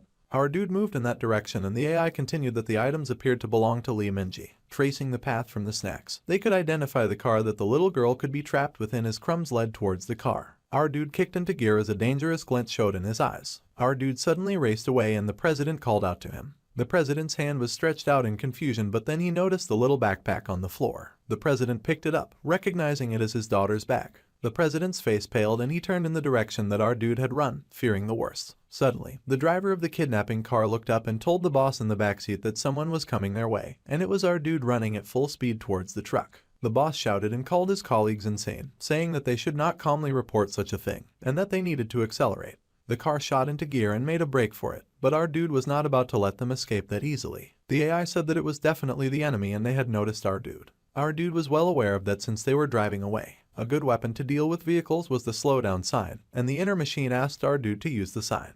Our dude grabbed the sign and ripped the thing right out of the earth. He then charged after the moving vehicle that was not at all happy to see him. They were confused and wondered why they were running towards them and wondered what was in our dude's hand. The boss at the back laughed that our dude was insane, that he could not catch a car by running, and that there was always someone who did the impossible. Just in case, the boss yelled at them to step on it harder, and the driver accelerated again. The little girl realized that the snack man was chasing after her, and she thought of her father and mother. Suddenly, the little girl heard that the snack man had disappeared and her heart was full of despair and fear. The boss at the back laughed, saying that it served our dude right and that he had probably exhausted himself and then collapsed. The boss told the driver not to worry about our dude and to keep driving. The driver did just that. However, our dude had not at all given up and he leapt. Somehow our dude ran so far that he started to defy gravity with the force of his jump. The boss at the back glanced back cockily just in time to see our dude approaching the car's back glass. Our dude landed on the car's roof, much to the fear and horror of the kidnappers. They screamed in horror and then our dude spun the stop sign in his hand and smashed it through the roof, much to the further shock and horror of the kidnappers who could not believe their eyes. They screamed in fear and asked what the heck was going on. The car skidded right off the road in their panic, and the kidnappers couldn't believe how our dude had gotten there so quickly. The boss cried for the driver to step on the accelerator and to knock off our dude. However, they could do no such thing and our dude remained with the car as he held onto the stop sign. Our dude yelled for his inner machine to find a way to stop the car and the AI pointed him in the direction of the car's hood. So, our dude checked out the hood and the inner machine said that if our dude pierced a particular spot vertically then the engine would stop. So, our dude lifted the stop sign and tightened his grip on the pole. He brought the long thin metal down on the right spot in the hood with a huge smash. It was a direct hit, and the car screeched to a stop. The kidnappers pointed at our dude, looking at him in fear. He glared down at them with a fire in his eyes and they called him a lunatic. The boss yelled for the driver to hit the brakes and throw our dude off and the driver agreed. Our dude was indeed thrown off when the driver hit the brakes, and the girl watched our dude fly away with fear and tears. Even the entire crew that had come out to watch the whole thing watched in horror, sure that our dude would die from being flung so far. The president called out for his daughter and the director called out for our dude as the car sped away. The evil boss in the backseat laughed at our dude and laughed that it was an emergency brake. So if our dude let go and acted tough, he would die for sure and our dude looked for a moment like he was ready to ascend to the heavens. Suddenly, he turned and somersaulted in the air, pulling his knees up to his chest as he sailed through the sky like a bird and somehow landed on his feet like an action superstar. The dude in the backseat was stunned and then our dude raised his head with determination burning in his eyes. The inner machine reported that they had successfully induced the enemy vehicle's brakes, and one of the kidnappers pointed out that our dude had just landed lightly. The boss in the backseat was flabbergasted and wondered how our dude could have done that. The boss screamed for the driver to step on it already and to hit our dude with the car so that they could get away. The driver agreed and floored his foot on the accelerator. However, he was surprised when the car spun around in an empty field. The boss screamed for the driver to hurry and step on it, asking him what he was doing. The poor driver wailed that the car was broken and the boss at the back was confused. The boss then cursed and wondered if our dude had been aiming for this from the start when he had lodged the sign in his hood. The boss angrily screamed and cursed, yelling and beating his coworkers as he called our dude the son of a female dog, and he asked his colleagues to go out and kill our dude first. The driver asked what they would do about the kid, and the boss just said that he would hold on to her, and he grabbed her little face. The goons came out and cursed at our dude, and they asked what he was. Our dude stared at them with a straight face and said that he was Batman. The men had no idea what he was saying, but our dude leapt to the air so fast, faster than they could see. Our dude said that Batman was a foreigner and he kicked the first goon and sent that dude flying. The first goon yelled out in pain, and then our dude leapt from the floor to the car. The driver stalked forward with the intention to bring down our dude and he whipped out a knife, but our dude was moving faster than his eyes could follow. Our dude whipped out and aimed a kick at the driver, knocking him down in one shot. The two guys who had come out were now down and out and our dude could still keep going. Our guy then stalked towards the car like a tiger cornering his prey. He peeked in through the window and the boss at the back shrieked in fear and cursed a mile a minute from how terrified he was. The man fell back and the little girl called out to our dude, though her mouth was still covered. Our dude stared at the little girl and she communicated with her eyes that she was not scared just because he subdued them like that all at once. Our dude smiled with a confident promise to save the little girl, and her eyes shone with hope and joy. Our dude could fight 100 times better than the jerks who had tried to take her away. Our dude asked what was the plan to subdue the last kidnapper, and the inner machine told our dude to jump into the car. Our dude was to persuade the last kidnapper over time or to lure him outside of the car. There were a number of ways that this interaction could go, so our dude decided it would be better to just lure the guy out and deal with him so the little girl would not get hurt. So, our dude moved away from the car. Following the introduction of his inner AI, our dude was to make the enemy let their guard down and they needed to be further away to achieve that. The enemy would not come out unless he felt safe. So, our dude moved the recommended 15 meters away. The boss at the back pressed his face to the windscreen and was surprised to see that our dude had retreated, and he thought perhaps that our dude would not attack. Then, the boss cursed that he needed to get out of there quickly before some other guys came around.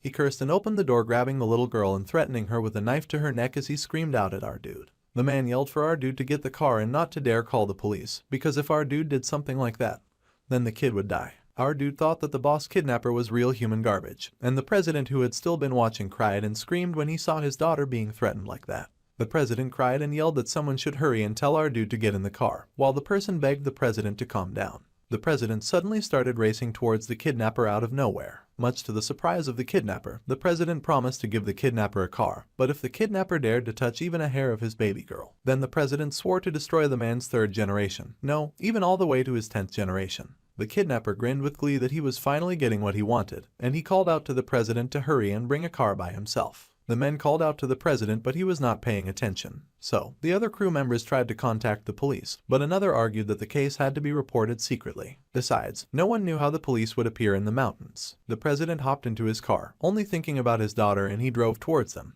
deciding that he would happily trade himself for his daughter and his child just needed to wait a little bit.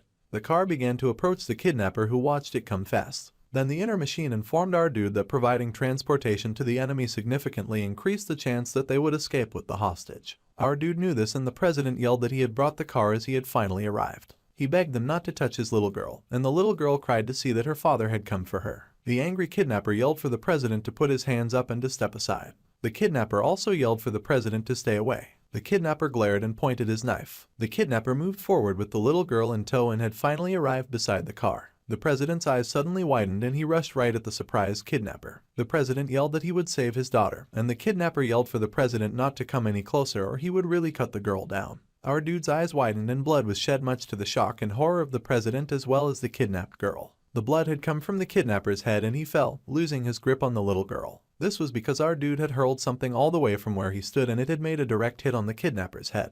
It was a rock and they had hit the enemy using a long-range throwing weapon, a stone. The president embraced his little girl in his arms, and the little girl cried when the tape was ripped from her mouth. There was a lot of ruckus after the incident and the police were called to take in the 3 knocked out guys. All the kidnappers were unconscious and one of them seemed to have broken ribs, one of them had an injured jaw, and the last one had a cracked head. They were all in such a terrible condition that the police were impressed by how bad it looked. Especially the one who got hit by a stone so hard it looked like it even caused a fracture. The police decided to call an ambulance right away and send them to the hospital first. The president asked why the criminals would get sent to the hospital like they had done something good. His daughter, who was almost kidnapped, should be the one treated first. But the police explained that they could not just leave the kidnappers as they were in case something serious happened.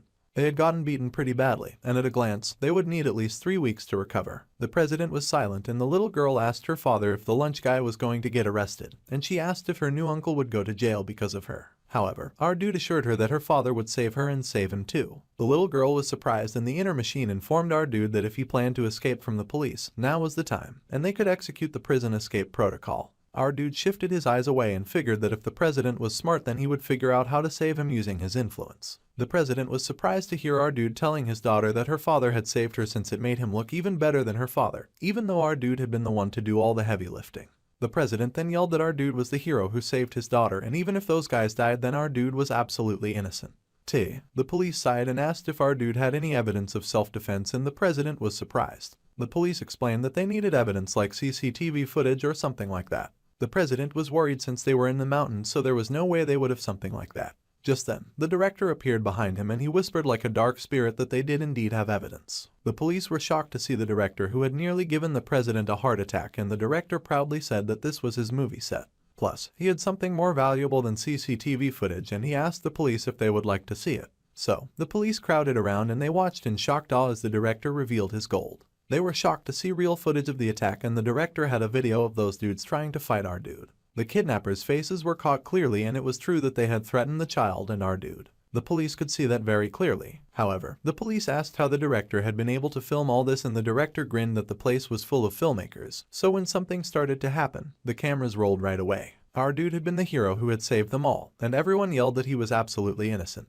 The prison escape protocol had ended and the AI sighed in relief. Our dude could believe that the inner machine just sighed in relief. Now, even if the kidnapper boss ended up dead, the president wanted to hear no talk of our dude getting punished. If someone tried to unjustly punish our dude after seeing this footage, then the president would show them how competent their PR team is. The police were surprised that the president had said the PR team and not the legal team.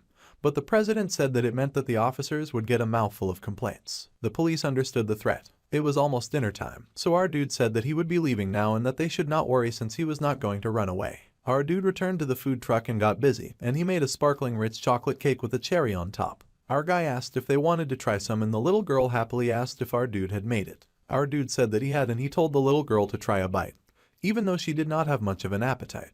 The inner machine reported the field tactical desserts were highly effective for boosting allied miracles, and the visually appealing threat replenished the energy and conveyed the message of support to allies. However, when the situation was dire, it could also serve as the last supper. Our dude talked over his inner AI and just told the girl to try it since it was delicious. The president pointed out that his little girl had been too shocked earlier to eat a snack, but she took a taste of the cake and her father asked if it was good.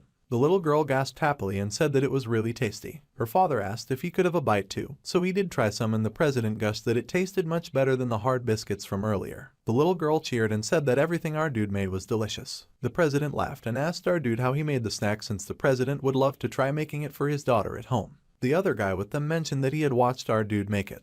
But honestly, a normal person would not be able to do it. The president asked why that was, and the original food truck chef explained that first one would need a lot of strength to mix and shake the ingredients that fast, and the seasoning was like a work of art. The president did admit that our dude had indeed given off the kind of impression from the start state. Then, the president asked if our dude was a professional patissier or a restaurant chef by any chance, and if not, there was no way to explain how it tasted this good. Our dude frowned and admitted that he was just a part-timer at a PC room that served food. The president was shocked to hear that our dude worked in a PC room of all places, and someone suddenly called the president.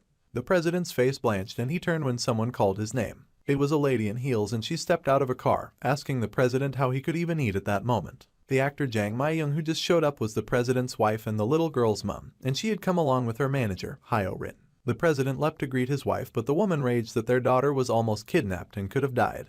But she came to find her husband eating snacks. She leapt on him with rage, striking out with punches as her husband dodged. And the little girl rushed happily to her mother. The woman happily picked up her sweet daughter and asked the little girl if she was okay and if she was hurt anywhere. The girl giggled and said that she was fine, and the mother gasped at how dirty her little girl had become. The little girl said that she knew that she looked a little weird, but there was a reason for it. But the mother's eyes burned with rage. She yelled out to her husband, telling him to come as he was dead, and the man squealed his apologies as he dodged his wife's beating. Our dude and director looked on as the director noted that it seemed they were seeing many sides of the bosses that day. The female manager was even crying to the woman to calm down. But the raging mother refused to calm down. The female manager reminded her that there were too many people watching right now and they could not see her beating her husband.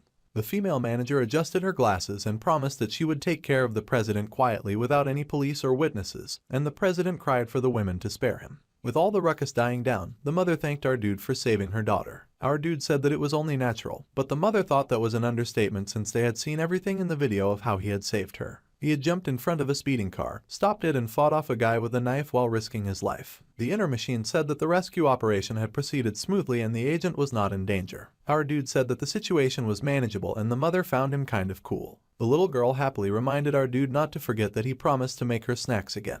She also was looking forward to desserts. So, our dude said that was fine and that the little girl only had to come and he would come since he was not at the PC room all the time. The mother informed her husband that she would be heading home first since the little girl had elementary school homework to do. The husband waved his family goodbye and said that he would stay a bit longer to check on the situation there. The little girl waved her father goodbye and they all watched silently as the two drove off. Then, the president said that if it was not for our dude, then both he and his wife would probably be in despair right now. The president bowed before our dude and thanked him once again. Our dude said it was nothing, but the president swore to treat our dude to a fancy meal at some point.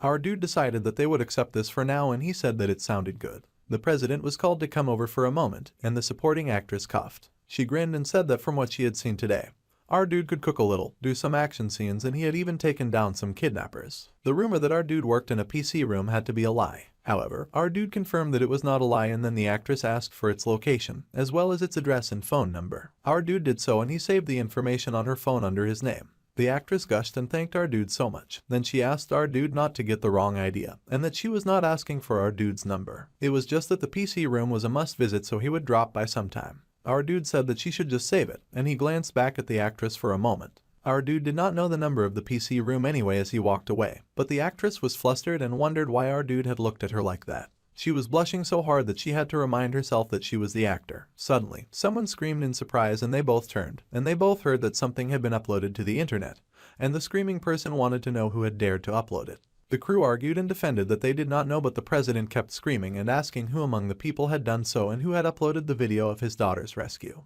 The male manager rushed over and called the president, and it was the head of public relations. The president screamed into his phone, and the man asked if the president's daughter was okay. The president screamed that of course the little girl was safe, as everyone had seen that a hero had saved her. First, the president wanted the head to prioritize taking down all the videos immediately, as there was no time to waste. The head of public relations confessed that it was hard to stop since it was spreading on social media and the internet, not through news outlets. The video had already been uploaded to foreign sites, so the president asked his workers to find the original leaker. The head of public relations said that he would do his best, while the director yelled at all the staff in a rage, saying that if they confessed then he would spare their life. His assistant cried for the director to calm down. As the director roared in rage, the director eventually reached out to his wife. She was in a car back home, and the mother calmly answered the phone. Hearing the hesitation in her husband's voice, she asked what he had messed up this time. However, the man said that it was not that, and he asked his wife to listen without getting mad. The husband explained that the conversation topic was about their daughter's rescue video. The video had gotten leaked, and it was now all over the internet, and the spread was too fast to stop.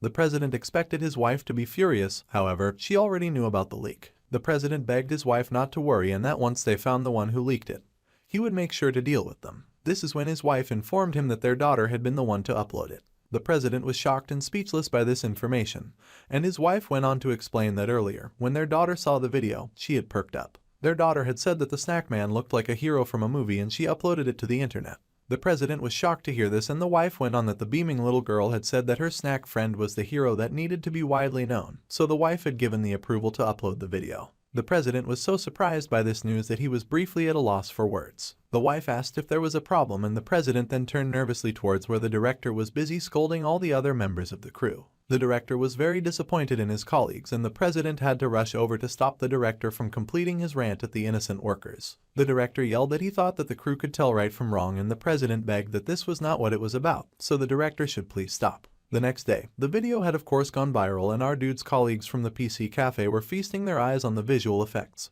saying that it was crazy good. It even looked like a promotional video for an upcoming movie. Of course, they did not believe that anyone could pull it off without CGI, and the girls agreed that jumping on a moving car like that would surely kill someone. Barbie beamed and told Blue Hair that when the movie came out, they were going to watch it together, and Blue Hair said that she would love to. Glasses the hacker asked if he could join too, when one of the PC workers mentioned that the dude from the viral video sort of looked a bit like our dude. Barbie admitted that the quality was too low for someone to clearly see it, but the person's body shape looked kind of similar. The hacker whined about not getting a reply, and Barbie laughed off Blue Hair's suspicions, saying that why would their colleague even appear in a video like that?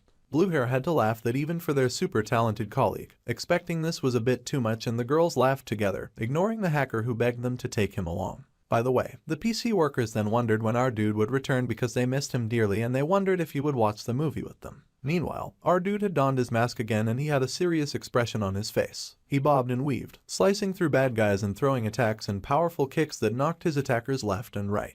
Our dude slid quickly behind a pole, dodging as his enemies shot bullets at him. Then, he lashed out with his own attack, and with a sweeping kick, he knocked the gun right out of the attacker's hand. Once all the bad guys were done, our dude turned to the actress on her knees who clearly needed rescue. The girl looked up at our dude with amazement and joy as someone loudly screamed in shock. Then, the director called for a switch out, and our dude quickly left the scene, switching with the actual main lead. The director called for action again, and the main lead, who was dressed exactly like our dude, pulled down his mask and asked the actress if she was unharmed while sparkling like the movie star that he was, as he called her a poor princess. The director yelled cut and thanked everyone for their breathtaking performance. The director thought about it and said that our dude's action scene was perfect, but when the actress looked at the real actor, her eyes seemed to wander and the actress protested, asking why that had happened. The director said that when the actress looked from our dude to the main actor, then the actress' gaze shifted noticeably. The actress protested and said that the director must be seeing things and that the director must be tired from staying up all night. The director wondered if that was truly so, but at any rate, he thanked our dude for a great job again since thanks to him their shoot wrapped up smoothly. Our dude asked if he was done for the day and the president reported that was so since their next action scene was scheduled for the next day. The president thanked our dude again for his hard work. Our dude then asked about the status of the little girl's rescue video, and the president hesitated, then confessed that the video had been exposed both domestically and internationally and news articles were circulating. If negative reports about the kidnapping had surfaced, it would have hurt the movie badly, but strangely or luckily people took the video for a movie promotion, so they had managed to silence the witnesses and were sitting to the story that it was a promotional video. Our dude asked the president if he was doing okay, and the president sighed how our dude expected a father to feel when his almost kidnapped daughter's video was trending worldwide. But this was the best course of action right now. Thanks to our dude, they barely made it through like it was a movie, and the director gushed and said that thanks to our dude, they had finished extra filming 2 days ahead of schedule. Even the supporting actress in their movie had changed because of the script change and the actress had almost reached lead status. The actress flipped her hair and snobbishly thanked our dude for that. In that spirit, the president offered to buy our dude a drink and he asked our dude if he had time, and the other crew members protested that only our dude was being bought a drink. The president beamed and said that the 2 main actors had worked hard so he would take them too, and the 2 actors high-fived each other while the director sulked, and the president explained that the director had editing to do so they had to leave him for next time. The inner machine reported to our dude that it looked like they were finally getting the fancy meal that they had been promised to the other day, and it told our dude to accept it. Our dude beamed and happily did so. The meal was indeed very fancy and there was a huge spread for everyone to enjoy. The president had taken them to a pretty pricey place and the drinks seemed nice too, so the inner machine told our dude to drink as much as he wanted.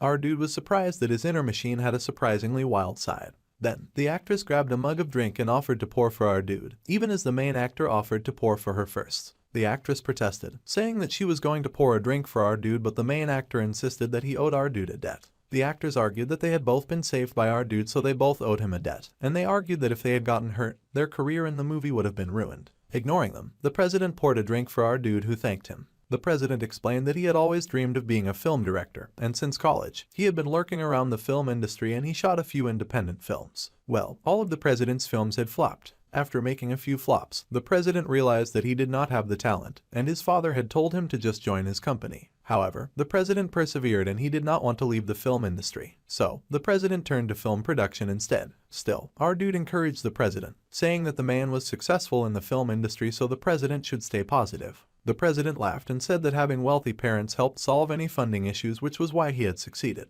If the film had failed, the president's film company would have been in danger and his parents and older brother would have given him hell. Our dude asked if that was because the president had chosen to not work for his father's company but started a film company which failed. However, the president explained that was not the case. The issue was that the president's father ran a manufacturing company that mainly produced military and police equipment. They did not just operate domestically but exported quite a bit too. The company was pretty well known in the industry, and his father had even given the president some shares of the company. Of course, the president's shares were friendly, which meant that he must never sell them since they fully support his father and his brother. However, to tell the truth, the president had invested over 10 billion won in the movie they were making now, and when the president had raised the funds, he had used his shares as collateral. The actress, who had now been paying attention, was shocked to hear that the president had used his father's shares. The president agreed and said that if the movie failed then he would have to beg his father for help. But if his father found out that he had used the company shares, then the president's father would probably pick up a golf club. The actress was shocked to hear that the president would get beat by a gold club when he was over 40 years old, and the president laughed that the company shares were never supposed to be touched, so of course his father would get very upset. The lead actor laughed nervously, saying that the president was very gutsy, and asked what the president could do if the movie flopped. The president then asked the lead actor if it made sense for their movie to fail. The actor admitted that if it was not for that druggie, then they would have hit at least 5 million viewers, which was why the president had taken a big gamble and invested himself. Just thinking about that druggie still gives the president the chills. The lead actor kept asking about the name of the president's father's company, and asked if he knew it, while our dude just ate by himself, thinking that the tune was great. The president then said that his father's company was called Chialan Engineering. Then, the AI spoke up and called our dude's attention, saying that its initial data contained information related to Qiaolan engineering, and that Qiaolan engineering produced outdated combat equipment that is still occasionally used in some regions in 2082. However, the inner machine's data indicated that the 2024 model was the last one produced. Our dude asked about that, asking why the recent year's model was the last. The actress noticed our dude talking to himself and wondered if he was drunk. The inner machine admitted that though the model was outdated, it was still used as the main equipment in some battlefields and that unused products were sometimes traded at high prices. The AI explained that Qiaolan Engineering was a luxury military equipment manufacturer. Our dude wondered how such a successful company could possibly stop making models after the year 2024, and he wondered if they had suddenly gone bankrupt. Then, our dude looked up as he began to suspect that the drug incident, the collapsed set, and the daughter's kidnapping were all clearly connected. Our dude was called and the president noted that our dude seemed a bit upset and he asked if something was wrong. Our dude then said that it was not him and that there was a problem with Mr. Lee. The president was surprised to hear this, and our dude pointed out that if their movie failed, then the president's shares would be gone, which would put the president's father's company's management rights at risk. The president said that would only happen if he lost his shares, and if he told his father then the president would end up kicked out. But the company's shares would be safe. However, our dude disputed that fact. Our dude did not think that the situation was that simple and he said that for everyone to hear. Our dude had his suspicions for a few days on the first day of reshooting. The set in Gangwon-do collapsed and someone may have tampered with the facility because it was not a natural accident. The president nervously agreed with this deduction, and then the president admitted that he had heard that after our dude mentioned it, the police had conducted a thorough investigation on site. Some of the debris was still being analyzed by the National Forensic Service. The National Forensic Service would probably say that there was a possibility of tampering, but there was no definite evidence. The president was surprised, but our dude pointed out that a week ago, the lead actor got arrested at a drug party, but that also seemed strange to our dude. The main lead did not think it was, but while investigating the arsonist who was caught in Seoul. The arson had caused such a fuss and there was much to do after it had happened. The general belief was the police had accidentally discovered the drug party and then raided it. The main lead laughed and asked what the incident had to do with their movie. This is when our dude grinned and said that was exactly his point, and that the arson murder was an unforeseen incident that was not in anyone's plan. The three listeners were surprised by his words, and our dude explained that the police had raided the drug party, and though entertainment had to reshoot the movie in just 1 week. However, if it had not happened a week ago, then something else would have happened. The listeners were in shock as our dude said that the fire incident had happened right before the movie was to be released on the day before it was released, and the president was horrified as he started to connect the dots. If they had waited until just before the release of the movie to report the drug party, then our dude asked the listeners to guess what would have happened and they were all silent and speechless. If that had happened, their movie would not even make it to the theaters and it would be pulled right after release. When the movie fails, the president plans to ask his father for help, and the president admits that his father would lend money to protect the shares. However, our dude said that if this was a setup by someone, then when the movie failed, the president's father's company would also get targeted. Qiaolan Engineering would be in a situation where they cannot help the president's company, and the president was shocked as he had never imagined such a scenario. The president then said that even if that were the case, then he would just use all of his connections, even if the president had to sell his company to keep his father's shares safe. Then, our dude pointed out that if the president's daughter had been kidnapped that day, then things would have gone very differently, and the president paled just thinking about it. The president would not have been able to focus on those shares if he had lost his daughter, and not only would he lose over 10 billion won from the movie not screening in theaters, but with his daughter kidnapped, he would be too distracted to care about the film company's collapse. If the bonds were complicatedly entangled, even Qiaolan Engineering's shares could vanish instantly, and the president was dumbstruck with horror as he also reached this horrifying conclusion. The main lead then leaned forward, realizing that the reason those people had kidnapped the little girl was to make the president lose his sanity and make it easier for the enemy to target his father's company. However, the president pointed out that he had no plans to go to the set that day, and that he was supposed to be at his daughter's photo shoot. Then our dude pointed out that the president would have gone to the site when the set collapsed on the first day of reshooting.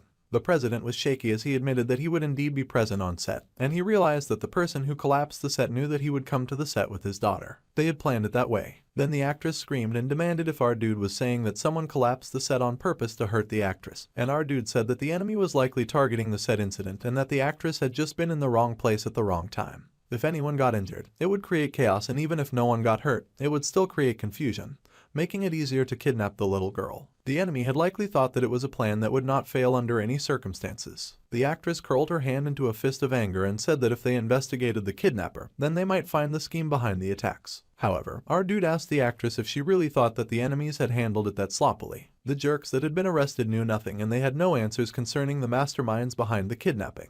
The three kidnappers sulked in pain and they were saying that they just heard a rumor that the girl would be at the set that day and kidnapped her. The child's father was a billionaire and he doted on his daughter, so they had thought that he would easily pay if they kidnapped her. This was all that the kidnappers confessed to. Since it was a mountain area with no CCTV, the kidnappers had thought that they would not get caught. The police wondered who had told the kidnappers such a rumor, and none of the kidnappers even remembered clearly. They only said that they overheard it at a bar. The police gave out the orders for the bar to get investigated immediately. However, the police had already checked and there was no CCTV there either. The police were going crazy from the dead ends and our dude grinned, saying that of course, this would be the scenario if the movie failed. So, he told the three listeners to just take it as an interesting story. The actress pouted that she had gotten completely drawn in, and the other lead admitted that our dude was not only good at action but would be great at writing scenarios too. The main lead said that he would be the main male lead in the story that our dude was writing.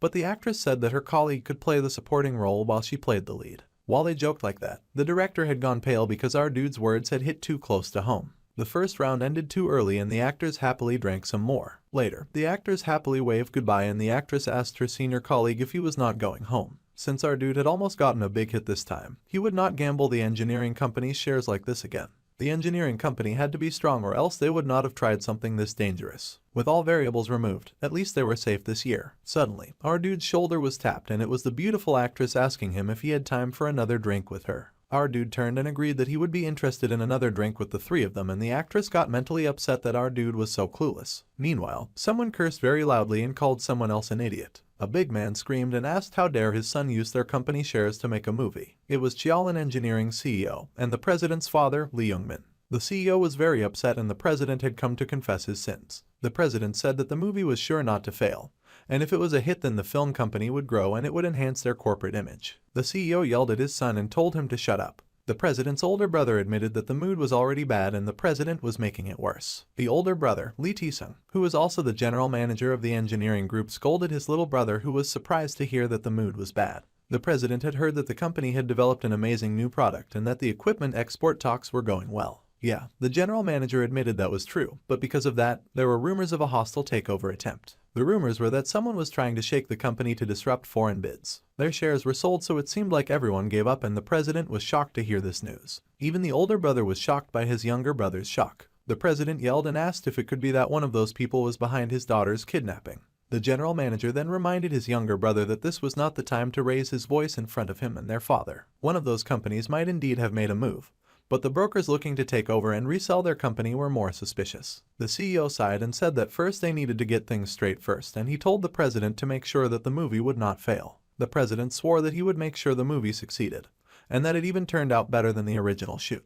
The CEO was surprised to hear this and he asked if this was thanks to that action stunt double. The president smiled and said that it was indeed thanks to our dude that they were able to shoot the movie faster, and he had even helped to save his daughter as well. Today, our dude had also shared this conspiracy story with the president and the older brother muttered that his younger brother was only good at grasping things that were said by actors, though the president insisted that it had not been an ordinary actor. The CEO said that if the president's company was fine when they were okay even if someone attacked them from the outside, and the general manager agreed that they could defend against most attacks but knowing the situation, they would have to reinforce their defenses more. As for their film producer's son, he was told that if he ever touched his shares again then he would be disowned. The president bowed and wished his father good night and promised to never touch his dare again. The resident then smiled and mentally thanked our dude for all of his help. Then the CEO told the president to get the action actor and to give him a role with lots of lines if he could. When someone helped a person, it was important for the person who got help to repay them. The president laughed and then said that our dude was actually already beyond a level where our dude could just offer him a role, and our dude was seated in a theater with the rest of the film crew. Barbie gasped, her face all flushed when she got invited to go to the premiere of A Sunny Day that night. She was especially thrilled because her super cool senpai was the one asking her out, but she blushed, saying she was not sure if she had the time. Seeing that Goldilocks was not interested, our dude turned around to ask anyone else, saying that if she was too busy, then she did not have to worry about it. However, she immediately jumped at the chance, changing her mind and saying that she had nothing to do tonight. Blue Hair then called to her Kang and Appa, asking him if she could come. His junior also called him Hyung and mentioned that he happened to have a lot of time on his hands. However, the talented genius was skeptical as he pointed out their part-time jobs. They had night shifts to run as well. However, the fake celebrity insisted that it was fine since a few days ago, new part-timers started working with them and nowadays, kiosks do everything anyway. The hacker beamed and said that it was true and that the cleaning robots did a better job than he did. This made the genius skeptical about what his colleagues even did to help out around here. However, they had been very surprised since they had seen the promotional video for the new movie just recently, and they were shocked to find that the video was for the movie that their senior participated in. They were also excited about it and informed the genius how cool he was, though he just mumbled that things had happened that way. No wonder the action moves had seemed so similar to their Kang and Appa. Since it was his debut work, his colleagues definitely had to go see it, even if they had to skip their part-time jobs. All his colleagues shot him a mock salute saying that they had to keep their loyalty, but our guy knew that deep down inside they just wanted to skip their part-time jobs, and they were lying about it. Anyway, this meant that they were all going to see celebrities that night. There was a shout as someone wondered who was coming along. It was Mr. Kim Yu-chan, and they yelled for him to look over there as well. The celebrities marched out, flipping their hair and giving a confident thumbs up as they were assailed by cameras flashing left and right. Ms. Shin Yun-ha was asked to give the paparazzi a heart, and she happily gave them a very cute one. Giggling adorably. There were so many celebrities around, and there were even celebrities who came to see the premiere. Barbie, who had come along, was surprised that their Appa was not going to stand with the celebrities in the middle for the flashing cameras. However, his face had not appeared in the movie, so of course he could not be there. Then, the lead actor suddenly spotted our guy and his heart leapt for joy. The inner AI informed Kang-in that he had been spotted by Kim Yu-chan, and the lead actor happily waved at our guy. Blue Hair nearly lost her mind with squeals. She cried and squealed, asking everyone if they had just seen the lead actor smiling and waving at her because she had been standing directly behind our dude. Glasses was confused and he guessed that the lead actor had probably been waving at the reporters. Then, the supporting actress also spotted Kang-in, and she decided to speak casually at the second bar. She looked in their direction and it was Glasses' turn to lose his mind, and he gasped for joy. He gasped that the goddess Yun-ha had just waved at him, and Blue Hair was there to cramp his style and remind him that she was likely just waving at the reporters. If they had seen enough, it was time for them to go inside. Just then, the talented MC wondered where Yoon-seo had gone. Barbie had been with them a few minutes ago, but when they looked up they suddenly found her with the supporting actress for some reason. Blue Hair was excited and she rushed over, asking Barbie if she was getting an autograph. Barbie smiled at Ariam, while Glasses gaped that they were talking to a goddess. Our guy was surprised and asked if Blondie and the supporting actress knew each other. The supporting actress gasped and asked Blondie how she knew her Appa, and the blonde explained that her uncle owned the PC room where the talented genius worked. The supporting actress was baffled, and then Glasses asked how Therani knew the beautiful actress, hoping that they were sisters, even though they had different last names. The blonde giggled and revealed that they had actually lived in the same neighborhood when they were kids, and she knew all the embarrassing stories about the actress Yun-ha from back then. She giggled teasingly and the actress threatened playfully. Then, someone called to Kang-in, and it was the lead actor whining that our guy had not had the decency to give him any attention even though he had waved at him so much earlier. The MC muttered that he could not act familiar with all of them when there had been so many reporters around. The lead actor pouted that he had just been trying to get the teacher's face known in this opportunity. Then, Ariam gasped to see her Appa casually talking equally with the great Yu-chan. There Yoon-seo, and he was also talking equally with Emperor Chungyugang Shin Yun-ha. Glasses wondered if he should also try acting as well, but then Blue Hair turned and gave him a look of such great judgment and discussed that the poor hacker took emotional damage. Then, a little girl came running to Kang-in. It was of course the president's daughter, and she leapt into his arms. He asked her how she had been, and she giggled, saying that since he had talked to her, she was not bored at all. Her parents arrived in splendid expensive outfits, saying that they had reserved good seats for Kang-in. Blue Hair gasped in shock to see the acting master Jang Mi-jeong was there. This was like King God General Emperor Chungyugang Majesty Hyper Ultra. Glasses complained that she had to stop with the internet speech because it was so old-fashioned. Our guy pointed out that he already had a ticket. However, the president laughed and said that he could leave that seat empty since the MC was technically the main actor. Ariam was disappointed at first, but then she redirected her attention to Yoon-seo, saying that she should really learn to cook and do extra work too so that she could sit next to a celebrity. Blondie laughed and told her Appa that she would be going in ahead, and she said that they would see again later. Inside the viewing center, the seats were packed and full. It would be nice if Kang-in joined them for the stage greeting, and the director asked if they could go out together later. However, our dude insisted that it would be tiring to have his face known when he was not even an actor. The director had to agree. The movie only had one premiere, but if it were not for Kang-in, it would have been difficult even to release it. The MC was thanked and he responded that the director was welcome. Finally, the movie started. Our guy raised his head to focus on the movie, and the other members of the crowd glowed with excitement as they watched. Meanwhile, the people working at the cinema noticed that there was a strange commotion from the doors of the movie premiere. The waiters gasped in shock at the loud collection of cheers and gasps coming from the theater. They wondered what was happening and why the audience was collectively gasping, since they usually watched movies so quietly, and they assumed that they must be watching something really fun. The lights were off for the entire movie, and when it was done, the lights came on. There was clapping, and someone leapt to his feet and began to clap once the movie was over. Soon, all the members of the audience rose to their feet and there was a loud standing ovation. If it were not for their help, it would have been a somewhat ordinary work. Thanks to the MC and the inner AI, the quality of the movie had greatly increased significantly, and our guy could not help but feel a little smug about that. It was fun, and 2 hours had passed in an instant. The audience cheered at the new action romance, calling it amazing. Next, there would be a stage greeting and interview with the director Superhuman and the actors. There was a request for a big round of applause to be given to the cast and the crew as they came up on stage. The director thanked all of the audience for coming and for watching. The director had something to confess about this work to the audience, and he revealed that the scene where the set collapsed was actually a real accident. If they found out about this, some audience members would probably say that no matter how important the movie is, this is not right. However, the director assured them that they did not intentionally cause it to collapse for the sake of the movie. They simply used footage of the accident that was filmed with everyone's agreement. Of course, fortunately, there were no injuries at all, and if there had been any casualties, they would never have used the collapse scene. The public opinion might worsen, but that was something that the company's PR team would handle later. Our guy had to accept that this was an okay course of action. Then, Kim from the White newspaper stood because he had a question for Ms. Shin Yoon-ha. He asked if the actress had received any treatment for that incident. In the movie, it looked like she was really shocked, and he asked if she had suffered any mental harm. However, she laughed that she was very healthy and that they had rescued her safely. Then the reporter asked if Kim Yoo-chan had done it, but he laughed that he probably would not be in this world anymore if he was capable of doing things like that. Then, they asked who did it, and the actors confessed that their movie's catering truck uncle had done it. For some reason, that really offended Kangin, who felt like he looked about the same age as the actors. The lead actor went on to say that the catering truck uncle had a similar build to his and he asked him to be a stand zero in and he worked really hard.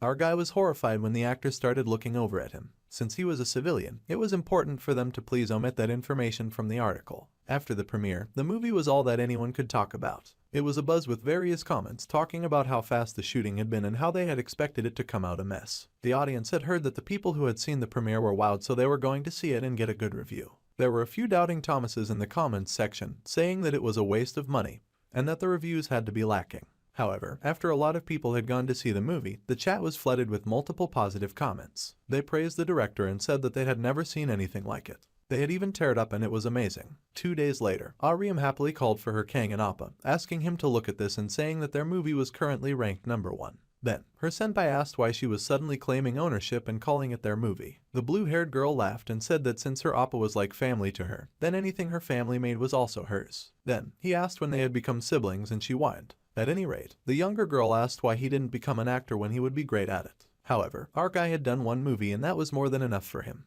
The girl sulked that it was too bad because she had wanted to meet more celebrities. However, the MC said that he was busy with other things and she had thought that he was just goofing off all the time on his days off. However, he said he was not goofing off, so the girl asked what he was doing besides being a chef at the PC room. Our guy then uttered the cheesy lines that he was on a special mission for the Earth Union. Blue Hair was of course very confused by his seriousness, and she humored him, saying sure he was. The president laughed and cried huge tears of joy, glowing as he shone and sparkled. He threw his hands into the air, cheering that they had made it. It was a celebration galore at the Though Entertainment CEO's office. The director laughed, pointing out that he had told him that everything would work out and that there was no way the movie would not draw an audience. The director had been confident that the movie would hit 10 million admissions, and the president happily agreed. At this rate, the movie was bound to reach 10 million.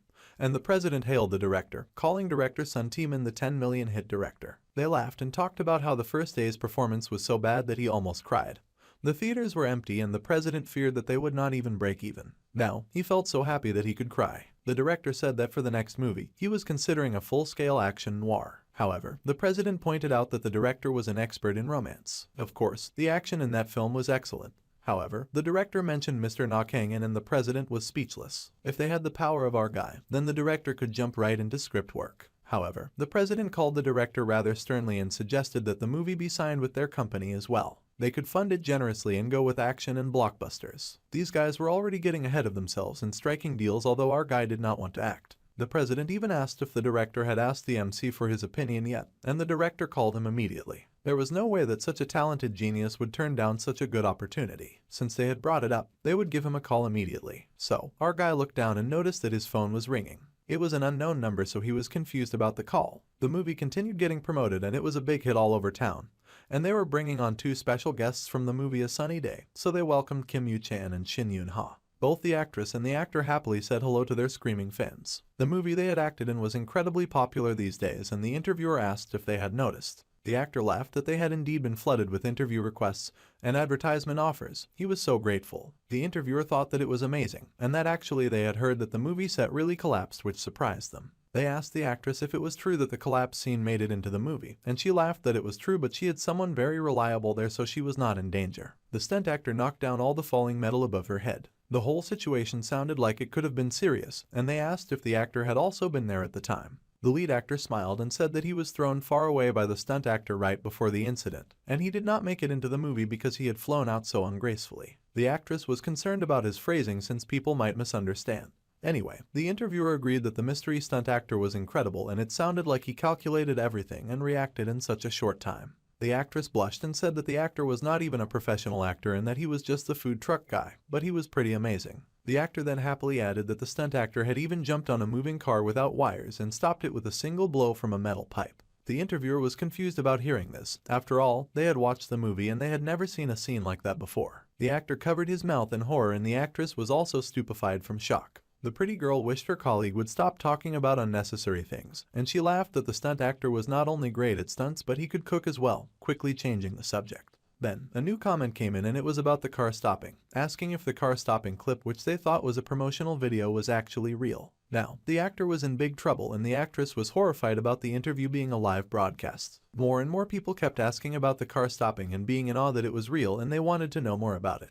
The president was in flames and rage as he screamed at the lead actor and called him an idiot. He cursed and yelled, while the entertainment marketing team leader groaned since they needed to come up with a strategy fast. The team leader sighed and said they would just have to reveal something sooner than the scheduled date in about 20 days. The president asked if there was no other way, but the marketing leader sighed that they needed to seize the momentum from this issue, and if they lost the timing, it would be even harder to control. The president groaned in annoyance and then he picked up his phone. There was a call made and the phone rang. Someone asked hello and the president called Kang and Na and introduced himself. There was a moment and our guy noted that things got revealed later than expected. He asked if it could not have been reported on the day of the incident.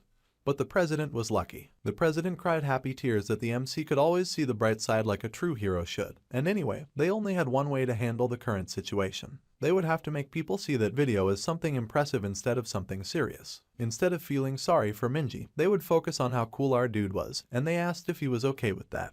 The talented genius gave them the go-ahead, just telling them not to mention his name. They thanked him very much and got busy. Now, they had to take a short break and return with part 2, and here came White Eagle's Hello Romance music cue. The team leader was called and the actor whined as he apologized for messing up during the interview. He cried that if there was anything that he could do right now, they could just tell him and he would give it his all, anything but retiring from the entertainment industry. Suddenly, he was told to reveal everything and the actor paused in confusion. The speaker asked what the actor was talking about and told him to talk about that incident in the broadcast in the flashiest way possible. The lead actor was surprised to hear that such a thing was okay, and the marketing leader groaned that they had no other choice but to release it earlier than I expected to do in 20 days. The actor apologized, but it made no difference because the CEO had agreed, and it was time to just wrap it up by saying the food truck guy resolved the incident spectacularly. So, it did not come across as a serious accident, and the actress called out, telling the actor to hurry that it was starting. The actor promised that he would not mention Kangen's name. Then, they were back on live and the interviewer told the audience that they had been listening to White Eagle's Hello Romance. There was an incredible amount of interest in the car stopping video now and the comments were about to explode from all the excitement.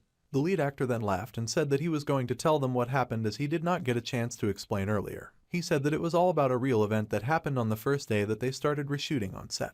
While they were busy filming, some kidnappers tried to abduct their child actress, Minji Lee. The interviewer was all gasps and awe, and she asked if the stunt actor had jumped in without any wires in such a critical situation. The lead actor said that was correct, and the actress realized that they had decided to drop the bombshell. The food truck guy managed to capture all the kidnapped and rescue Minji safely, and they all knew this from watching the video. The comments now wondered if the stuntman was even human and how he had survived risking his life, and if our dude could be from some secret agent from an underground society straight out of a movie. More and more questions were raised about our dude. They agreed that an expert chef's skills were not far off from an action star. Not only was the stranger a great cook but a great action hero, and they wondered who he was, and there was a buzz about the food truck guy. It was revealed in the viral promo video and they wondered if it was real. The food truck guy had saved Minji Lee safely. There was more analysis being done by the fans, and they analyzed how the MC could run down a hill and they calculated the speed and distance and how he could run faster than the Olympic sprint record. And it was amazing. It was downhill. The Olympics were on flat ground. However, everyone agreed it was impressive for running downhill anyway. In that kidnapping video, they also measured how he had thrown that rock and if they had seen how he had thrown it and that it looked like a pitcher throwing a pick-off. More and more analysis is done and the audience comments on how our dude is amazing with his distance throwing as well as his accuracy. He also has an amazing running speed, and he swung the pipe in the movie like a monster hitter. Their team needed a hero like him to get out of last place and get signed as a major actor. The info on Kangin was growing quickly and the inner AI informed him of it.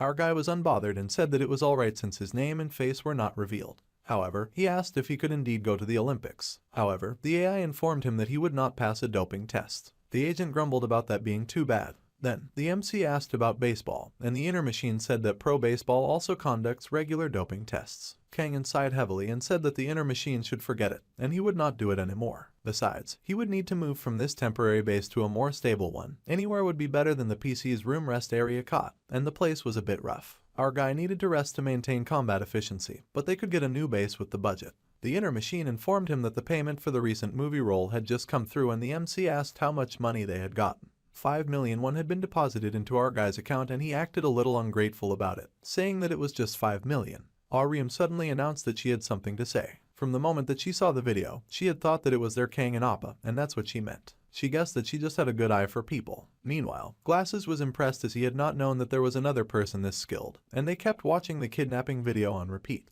Blue Hair grinned and said that she was amazing, but the hacker insisted that their senior was the amazing one. Then the fake celebrity asked if the hacker had ever seen anyone like their Kang and Appa before, and Glasses admitted that there was one person he saw who was incredibly skilled too, from his memories of our dude kicking that one thug through the roof. Whoever the stunt actor was, they were sure that they could not beat their Appa. Then, our guy groaned that his ears were burning because he could sense them talking about him. Later, a sexy leg stepped out of a car and cameras started flashing. The beautiful supporting actress was welcomed and she stepped out of the car with shades and a cute outfit. She then asked if this was the PC room where Mr. Na Kang is working. The hacker was nervous and shocked because he immediately recognized the actress and he started to ask if she was the super famous actress. But fortunately, Barbie showed up and covered his mouth as she happily greeted her Unai. She hurried to the actress, asking what had brought her all the way to their cafe when she was likely super busy these days. The actress explained that she had come to see Kang and Appa, and also because she had heard that the food served there was great.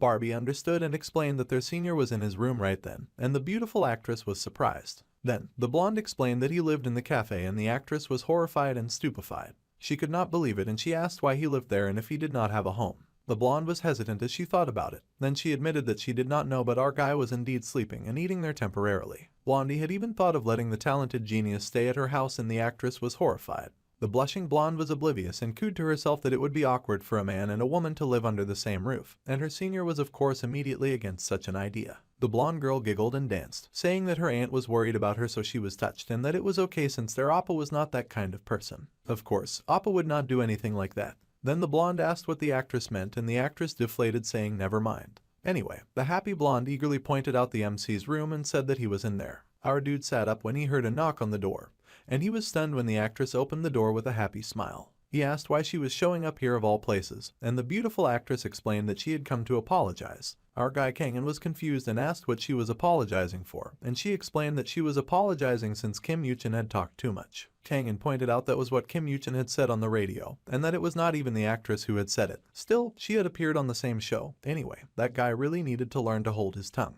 The actor did not seem to do it on purpose, and the actress admitted that was true since the actor was probably getting scolded by Rose Young Sunbi right about then. They were sure that the male lead actor was likely having a really hard time. So, Kangin then asked if the actress had come all the way there just to say that, and she looked surprised by the question. Then, she said that was only part of her coming and that she had also heard that the PC room was famous for its food. So, she had come to try it. However, our guy stood and said that he would not be serving food that day because he had somewhere to be, and the actress asked where he was going in confusion. The MC explained that his important business involved looking for a place to stay. As the actress could see, this place was not ideal, and she had to admit that it was the pits that he was living in.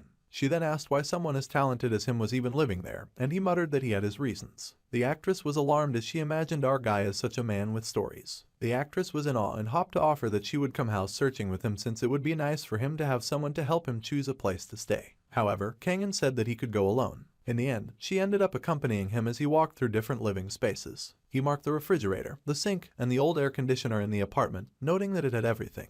The beautiful Yunha was confused that our dude picked a studio apartment, and she gaped and asked if he had not gotten paid. The MC said that he had indeed gotten paid, but it would not make sense to blow all of his money on living expenses. The actress was baffled and did not understand why he would go for a studio apartment of all things. She could not understand why such a talented guy had stayed in a PC room in the first place, and now she could not understand why he was going for a studio. He had gotten paid a lot for the movie, and then Yoon-ha yelled and asked our guy how much he had gotten. She would help him find the best place with the money that he had received. So, he explained that he had received 5 million won. The actress was exceptionally speechless and for a moment, she could not compute his answer. Then, she grabbed her phone and got to dialing immediately. It turned out that the quick-witted actress had quickly placed a call to someone immediately. The person that she called was of course the president's beautiful and dominating wife. The young actress happily greeted her sonbee, telling her senior that it was her on the phone. Her sonbee smiled and asked the beautiful actress what was up, and asked if the pretty lady was calling to ask for leniency for Kim Yoo-chin, who was already being severely punished, and he was crying for Yoon-ha to save him.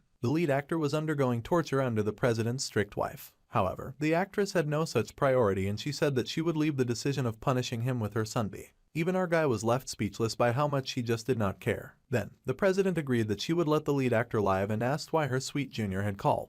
The actress explained she had an important reason to call, and it seemed that Mr. Nakhangan had only received 5 million won for his appearance fee from the CEO Lee Teo. On hearing this news, the president's wife darkened with rage. It looked like she had even more people to deal with, and the actress laughed, saying that she just thought that their talented oppa would not say anything, so she was reporting to the president's wife. The president's wife completely understood since the genius had saved the movie and he was a lifesaver for her daughter, so she would check with Lee Teo. The actress was overjoyed. Ignoring the torture that the lead actor was going through, she thanked her sonbee. Then she beamed and said that he would leave it all to the president's wife. Then the actress turned to beam at our dude, saying that until they responded, they had to check out better places. Then, Mr. Nakhangan was later called by Lee Teo. The president had looked into it and he realized that our guy had only been paid 5 million won for his appearance fee. The president had also been surprised to hear this as well, and that director's son was too busy with the movie release to check and make sure that the stunt guy had been paid properly. Meanwhile, the happy bubbly actress kept taking the MC through the streets, dragging him here and there to check out more houses in better neighborhoods. Some of the tour guides smiled when they saw them together and asked if they were newlyweds, which the actress quickly denied with an intense blush on her face. It turned out that the payment department had just processed it as usual, and that was how this had happened.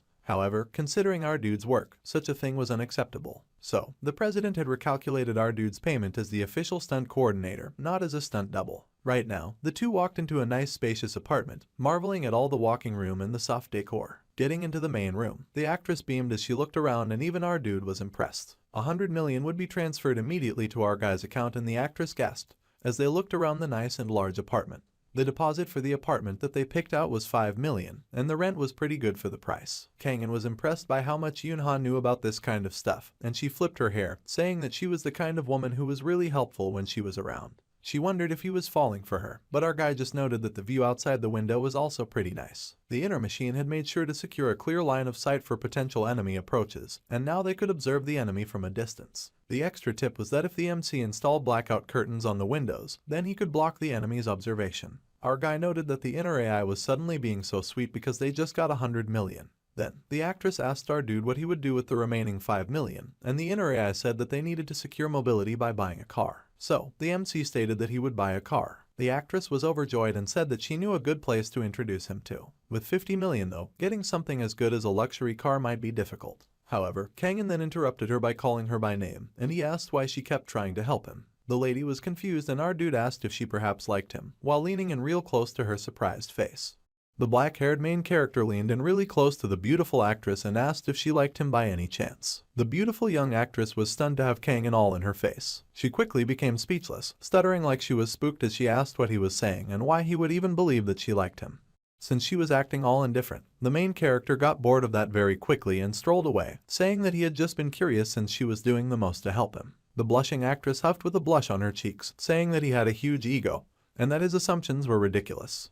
She was an actor, which she proudly declared, and her schedule just happened to be free, so she had dropped by coincidentally. Besides, she would help no matter what since they are close friends, and it had nothing to do with her huge crush, nor the fact that she was this jobless, and she expected the talented stuntman to know that. However, he is already bored with the conversation and says that she could just leave it at no and tells her not to yell at him. His eardrums were going to burst at that rate. Blue Eyes smirks and says that he was joking too, and he thanks the gorgeous actress for helping him out.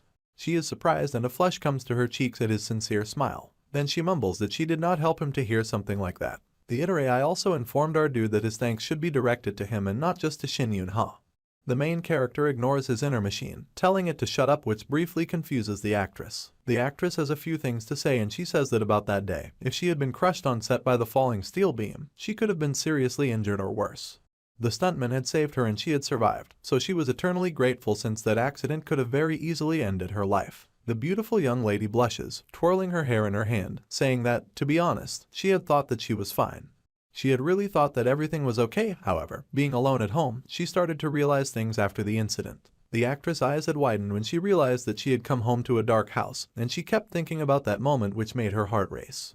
This did not happen before, but ever since that day, a house without any form of light fills her with anxiety now. The incident kept appearing in her dreams and she found it hard to sleep. So, being around the main character made the traumatized actress feel safer, and she asked if it was fine for her to come around often, even though therapy would be a more advisable solution. Of course, our guy was barely paying attention while she had been airing out her feelings, and he just stretched while admiring the great view, which really served to annoy her since he was ignoring her very touching tale. Later, at a used car lot, the actress was shocked that the main character would buy such a thing with the money he had left. The beautiful lady insisted that there were tons of good used cars out there, and she could not fathom why he would settle for a beat-up junk car. However, he thought that her saying all that out loud was rude to the seller who was standing right there. The seller, however, agreed, and that he had brought the car over to sell, but no one wanted the junk anyway. Even if the seller fixed it, the repair costs would exceed the selling price. The young lady then insisted that they could find much better cars if they looked around. However, the stubborn stuntman just asked if he could check under the hood, and he received permission. He opened the hood and inspected the controls within, then he asked his inner machine if he could fix this. Of course, the inner AI had repair manuals for vehicles from the battlefield, and the main character was a little impressed that it included manuals for a car like this one. The inner machine was from the year 2082, so this would be an 80-year-old model for him. However, the inner AI boasted that he had manuals for cars from even 100 years ago. Once the machine fixes the electrical and power systems, it should run just fine. The actress was surprised to see our dude studying the car. Then, the main character pointed at the white piece of junk and said that he liked it, much to the shock of both his girl and the seller. The young actress insisted that he could get a much better car for the same price, and asked if the guy was going with the car since he was broke. She even offered to lend him some. However, the inner machine insisted that the cost-effectiveness of fixing the car was better if he repaired it himself. The seller went on about the product, saying that the engine sounded terrible and it might stall while driving, and he would not take responsibility for that. The talented stuntman already knew all that and just asked the car guy to sell it to him cheaply. The car guy groaned but said it was fine by him and that he would not accept the blame if the car broke down. So, our guy grinned and said they should make the deal, much to the horror of his newest fangirl. Later on, the main character spoke to his inner AI asking if it would not be better to repair the car in the new apartment's parking lot. However, the inner machine said that would make the neighbors suspicious, so they needed to rent a suitable place to fix the car. Fortunately, the inner machine was far ahead of him and had already scouted out a suitable location to use as a base. It was a recently closed ironworks, a nice quiet place in the mountains where they could do what they needed without disturbance. The main character was impressed and asked his inner AI when he found out about that. The inner machine just responded that he had gathered the necessary info while accompanying him. The savvy machine had already figured all of that out while Kangen was zoning out, and the main character was impressed. So, all the main character needed to do was to get the parts he needed and then repair the car at the chosen location. So, the black-haired genius was ready to get busy. The car was delivered exactly where he wanted it to be, and the actress tagged along for some reason, asking where they were. He had dragged the junk car to a rundown place, and he asked her to stop calling his new car junk. It would hurt its feelings. The actress cried and asked if the stuntman had secretly signed on for a horror movie directed by a director's son without telling her, and asked if that was why they had been brought there. However, he said that it was nothing like that. Our guy pushed in a few necessary numbers and the door swung right open. The pair peeked inside and stared at the empty workshop. The blue-eyed boy walked inside and immediately got to work while the actress was still confused about what he was doing. She was surprised that he really did plan to fix the car here, and the young lady asked if he even knew how to fix a car, and that he should need a mechanic's license or something. However, the inner machine had a repair manual far superior to any license. So, the blue-eyed genius replied that Neotube taught everything. The inner machine still boasted that the manual that he had was far better than the video platform. The beautiful actress could not believe that such a person was going to fix up a junk of metal disguising as a car by only using a few internet videos. The talented genius was unbothered, telling his new tag-along girlfriend that disassembly was just the reverse of the assembly. However, the beautiful actress was still plenty doubtful, and was not convinced. She asked what exactly he planned to do if the car exploded in both their faces. The main character would end up taking back the life he saved because she'd end up dying with him. However, he remained unbothered about the whole thing and asked why she was assuming that he would go on a car ride with her in the first place. The actress was immediately irritated by that response, feeling both hurt and humiliated, so she switched tactics by changing the topics and wondered out loud what this place was anyway. The main character explained that it was a metalworking shop, but this place was closed now because the owner retired. So, the main character decided to return it to about a year. The lady was shocked and wondered when he had the time to arrange all that and why he was keeping it for an entire year. Our guy focused on the engine of the car as he worked. He slipped on some gloves because safety first, and then he turned to the actress who stared in surprise. Blue Eyes asked why the young lady was not leaving and why she was following him around like she had nothing else to do. She was supposed to be a working adult. The embarrassed Flushing Virgin claimed that she was not following him at all and that he had been the one to bring her here. However, he had no intention of having her follow him and he was aghast at this accusation. The young miss was infuriated and humiliated. Fine, she was going to leave then and that he should not stop her. Even if he got bored later it was not her problem. And he was losing out on the perfect chance to hang out with a super pretty girl. They were in the middle of nowhere and there was no transportation out though, so she was kind of stuck with him. The flustered actress then said that he would just call her manager to come pick her up. However, the signal was spotty since they were so deep in the mountains, so she would not be able to do that either. Zero safety instincts finally realized that she was trapped there, and to make it worse, the black-haired genius mumbled that ghosts could pop out at night as well. This of course terrified the poor young lady who squealed in fear. The main character was really enjoying himself though because he spoke darkly, saying that he had honestly planned this all along, and said that this was why he had brought her here. The actress was terrified, her face going pale in horror. Then she squealed and cried for him to stop, crying that she was not ready. However, the blue-eyed genius just asked her to hold something. Her eyes were closed and this little rat had the audacity to blush. However, the main character had nothing nefarious planned and he told her to stop her squealing and to get to work by helping him fix the car. She cried about not wanting to get dirty but it was too late for that. The inner machine was beyond excited to show our dude how to repair the faulty engine. Firstly, the main character was instructed to disassemble it in the order indicated. Meanwhile, the actress was sulking while lounging because she had quickly figured out that he could do everything himself and his intention had just been to tease her. The main character had no regrets since her reaction was so hilarious. She scoffed in annoyance and then asked if he should not write down the order as he disassembled it. There was a scene in a movie that she watched where someone ruined everything while disassembling precision equipment. However, the talented stuntman told her not to worry since he remembered all the steps. Though it was Jinnah, the inner machine, that was remembering everything. Still, the young lady was impressed by the display of amazing memory, while the inner machine got annoyed that his glory was being stolen. Our guy was also quite tired of the inner AI responding to everything the gushing actress had to say. The gushing actress went on watching in awe, saying that his hands moved so quickly and precisely like a machine. Blue Eyes barely noticed as he had already handed control to the inner machine. Finally, he was done and he shut the hood of the car with great satisfaction. The young lady was surprised that he was already done since it had only been less than an hour. Okay, it was time for some test subjects and the shameless noodle cooker asked the actress to get in the driver's seat. Of course, she had no intention of joining him on his suicide mission and she asked if this was why he had brought her there. The main character then chuckled and told her to relax since he had repaired it perfectly after calculating everything.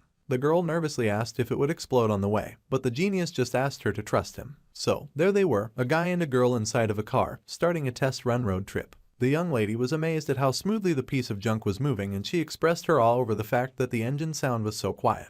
She had thought that he was only good at cooking and martial arts, but apparently, he was also an underground mechanic. The actress gushed at his amazing repair skills and the main character happily hugged the glory, saying that he was pretty impressive. However, the inner machine was the one that was impressive. However, she did wonder why he had rented this place for a whole year, especially when he had fixed the car so quickly. If the sole apartment they found earlier was their living base, then the old workhouse facility that they had purchased would be their production base. The main character planned to make the equipment needed for missions there, so both were necessary. However, the lady did not need to know all that, so he just feigned indifference and she fumed. So, then she asked where they were going now. He would drop her off at home since she had not come with her car, and she was surprised by his generosity. Then, she also had a favor to ask and our guy was curious. The young actress asked how one would install a smart lighting system that could be controlled from the phone, and if he could set that up at his place. However, the man immediately said that she should ask her parents to do it. The young actress blushed and said that they lived a bit too far away and her younger brother was all thumbs. Her whole family was useless at this kind of thing.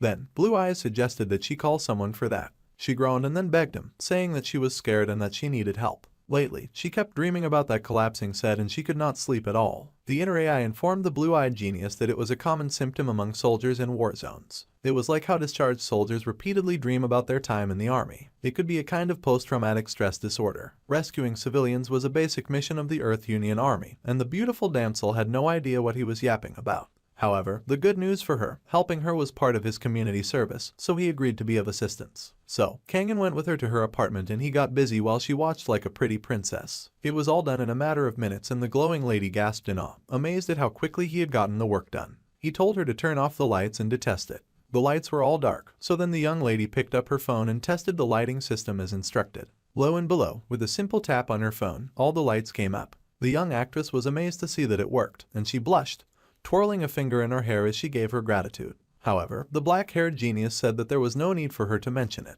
Well, he was off then, and the lady was shocked at how fast the genius was exiting her life. She asked if he was hungry and that seemed to stall the main character for a hot minute. The actress offered to cook a really delicious meal, much to the surprise of the talented chef who did not think the dainty princess could cook any real food. However, the lady insisted on treating him to some food. He was a little confused and she explained that she had gone to his PC cafe because she had wanted to try his cooking. But since she owed him twice already, she could not ask him to cook for her as well. She knew a really good restaurant, and the head chef there was Oh Jae-chol who had been on TV. Kangen was interested in this, and his inner machine informed him that understanding local leisure culture makes integration easier. Also, high-end restaurants like that were currently beyond their budget, so a free meal was definitely something they should grab shamelessly. As an added benefit, it was a good chance to gather information. Our dude could see right through his inner AI and muttered because he knew the machine just wanted to eat. The inner machine could not work up the nerve to reply and the main character immediately called him out for it, teasing that the AI had gotten embarrassed by the truth. Then, the talented stuntman dropped his arm with a smirk on his face, saying that he sure hoped the food would indeed be better than what he made since he liked good food too, but from the look on his face, it was clear that he doubted it. Later, at a big and beautiful building, someone declared that they were there. The place she had chosen was quite famous and she eagerly asked if he had heard of it. However, he knew nothing about the restaurant. It was not easy to get a reservation, so not just anyone could come there. He asked if she made a reservation, and she happily explained that she had made one last night. Kangen pointed out that she had said reservations were hard to get. However, she needed reservations when she was the famous actress Shin Yoon-ha. She was the hot, trending, and ultra-beautiful actress. However, the main character was generally unimpressed, which was why he wore a hoodie to a fancy restaurant. The actress was also irritated by his indifference and threatened death at his nonchalance. She had filmed a variety show with the chef here before, and she had gotten his number back then. When he asked yesterday, he had said that he would make room for two. The spot was rare and only available because of her, and Kangen could not help but ask who she had been planning to bring when she made the reservation. The actress jolted at the question, finding it awkward to say that she had planned to eat at the PC cafe, and pretend that her dinner plans got cancelled. It would make her sound like a child. So, the actress dismissed the conversation, saying that it was not important. Kangen did not need to worry about that, and she insisted that they keep marching forward and leave behind humiliating topics. Meanwhile, at the Dajungin cafe, the blue-eyed genius was perplexed since he had thought that they were going to a restaurant and he asked why they had instead come to a cafe. The actress sighed, asking if our guy had never been on a date. They could chat at the cafe until they got hungry, then head up to the 7th floor restaurant. Kangen the genius thought about it for a second, and then he looked down at the cute coffee art as he pondered what a date was like. The fact that his resident identity card existed in the government database might mean that the talented stuntman had a record of an ordinary life like everyone else. Deep down inside, the main character wondered why he was here in this era and place, instead of in the Earth Union Army of the year 2082. Then, Shin Yoon-ha suggested that they ask if they could get a window seat there. Penelope answered when Shin Yoon-ha called, and the happy actress said that she was calling to confirm her dinner reservation for that night. There was silence for a hot minute before the pretty girl exploded like a popped hot air balloon. She leapt to her feet in horror as she gasped, horrified to hear that their spot had not been reserved. Yoon-ha insisted that she had made the reservation yesterday and that if it was cancelled, they should have let her know. The angry lady slammed her phone down in a rage, growling in anger. Our dude asked what was wrong, and with tears in her eyes, the actress explained that someone more important than she was had come, so her reservation had gotten bumped. She was upset that they said that they would make room for her when they had just cancelled it at the end. The main character hummed and he realized that she was the easiest reservation to cut, and she screamed, asking whose side he was on. Since that was a bust, the genius then suggested that they go get gukbap or something nice that they could eat.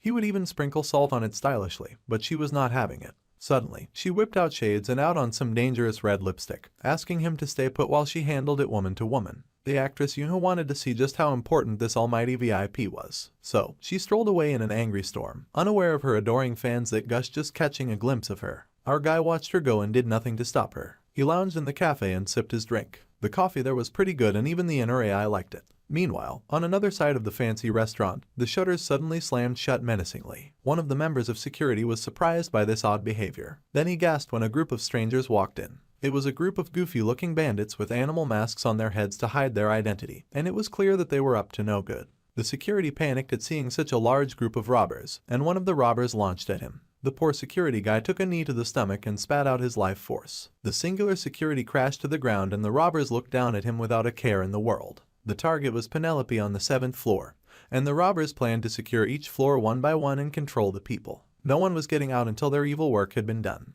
Heavy, impenetrable curtains that guarded the restaurant windows suddenly rolled shut. The security on duty was surprised to see such an occurrence, mouth agape when he suddenly got hit by an attacker. The man fell over with a groan of pain, completely passed out.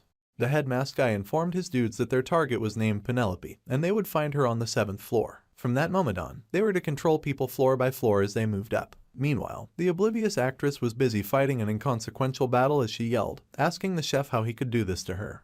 The young lady had been promised a table the other day, and the poor restaurant worker had to bow his head in apology to the lady Yuna. A crucial reservation had suddenly come up, and there was nothing he could do. She groaned as she needed to protect her eyes from his shiny head by using sunglasses.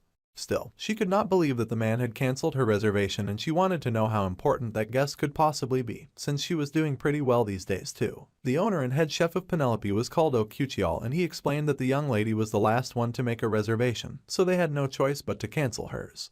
Honestly, her last seat was a last-minute arrangement, and it was also not an official reservation. Then, the actress whined that she should have been told beforehand since she had come all the way to the restaurant. Once again, the head chef bowed his sincere apology, saying that he was truly sorry. He had thought that their staff had already informed her, but it seemed there was a mistake. Then, they promised her that if she came again the next day, they would be sure to promise to treat her properly. The actress was fidgety about this promise and she bit her fingernail as she considered it. The next day was a bit difficult as she did not have an excuse to meet her date during that time, and if she asked him to come again, he would likely refuse. The chef was bewildered by this information and he asked who this mystery man was. Yuna brushed off the question, however, as it was rather embarrassing to answer. Meanwhile, someone groaned to their senior. The man pointed out that the person had insisted that he book the restaurant and he barely managed to reserve the seat last night. Now suddenly his Hyung did not want to come.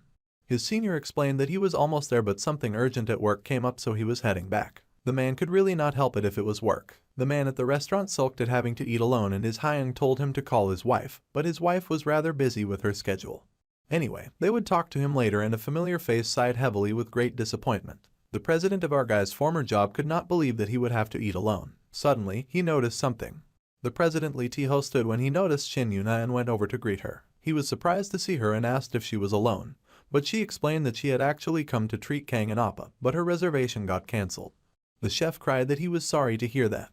But however, the president thought that worked out well. The actress was offended to hear this, but the president explained that it just so happened that his appointment also fell through as well. He had been worried about eating alone, but now he could just join her and Kang in, having no idea that he would be crashing a date. The actress was frustrated as her happy boss pointed out that 3 was better than 2 and he laughed energetically. Yuna thought that 2 was way better than 3 but she did not voice it. Then, the actress asked the chef if that was really okay, and the chef laughed that it was fine since it was Yuna's table anyway. So, her table had been cancelled so that the president could eat. The actress was even angrier to hear this, though the chef immediately tried to change the subject. She could not believe that her table had been given to her boss. Meanwhile, our guy was busy sipping some coffee from a cup and he sighed, saying that the coffee there was amazing. Then, he wondered if he ought to chemically analyze what made it different from internet cafe coffee. The information input was only possible through the agent's body. Kangen explained that his tongue was not sensitive enough to tell, so he wondered if he ought to shut up and drink so that the inner AI could figure it out. However, that was not exactly what his inner machine meant.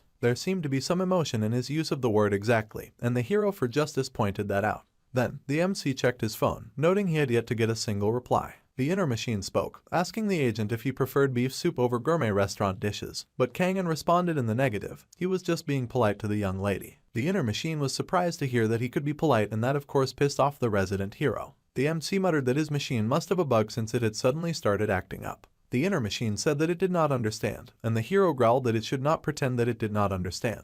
Meanwhile, he also wondered why his date was so late as she had been gone for about 20 minutes. Suddenly, a dark feeling descended over the agent and he froze. The inner machine then took the opportunity to inform the agent that an anomaly had been detected. The others in the restaurant also suddenly became restless, mumbling about how there was suddenly no signal and the internet was down. All smartphones in the vicinity had suddenly lost their signal, so Kangen asked if there were any other anomalies. It turned out that the building's first floor shutter was closing. That could only mean an attack, and the inner machine analyzed the noise to predict the current state of the fire shutter. Beyond the entrance, the shutter was fully closed. The agent was ready to listen to what people on the first floor were saying. Reconstruction and interpreting 4 distinct voices. The agent listened hard and well, and he heard the people wondering why the shutter was closing and if there was a fire in the building. The people could not hear any sirens and they wondered if the shutter was broken. Finally, the agent leapt to his feet and whispered that he needed to go check out the situation. The inner machine warned that armed personnel had been detected on the second floor. This greatly alarmed our guy and then he sensed them and saw them. He asked about their armament and the machine explained that gun loading sounds were detected. The men were armed and dangerous. The agent could not believe that they were using guns in Korea as that was crossing the line. The inner AI expressed that the agent had to retreat. The enemy approach was in 10 seconds. There was only one exit and the agent asked exactly where he was supposed to go at a time like this. The inner AI informed him to break the cafe window and to jump out. The agent turned to the window, absolutely incredulous that the machine was telling him to jump to his own death. However, the machine reminded him that they were currently on the second floor so it would not be too high of a fall. Suddenly, the door was kicked open and the armed men made themselves known. They pulled out their dangerous-looking guns and they started firing at the expensive alcohol in the cafe. The people gathered, screamed, and jumped to their feet, crying that a weirdo had appeared. The people were shooting guns without remorse too. Meanwhile, the curtains fluttered and for a brief moment, it seemed like our guy was already gone. One of the attackers raised the gun to his lips and silenced all of his terrified victims. He told them anyone who screamed would be shot immediately. They were all told to shut their mouths and to quietly move to the corner. The people were terrified with their hands in the air, but they all did as they were instructed to do. The president had also been met by some of the armed men and he panicked, wondering if this was some kind of proposal event. Judging by the chef's face, it was not a planned occurrence. This situation was real and the president immediately began to panic. The actress Yuna shivered and asked President Lee what they were to do in this situation. The wise man told them to stay calm and for no, it would be best for them to do as they said since the attackers had a gun and they were but powerless unarmed humans. So, they would keep their hands up and move quietly. So, all the people moved as commanded, and the actress worried since her sweet and kind appa was still on the second floor. The president was shocked to hear that the stunt actor was in the building.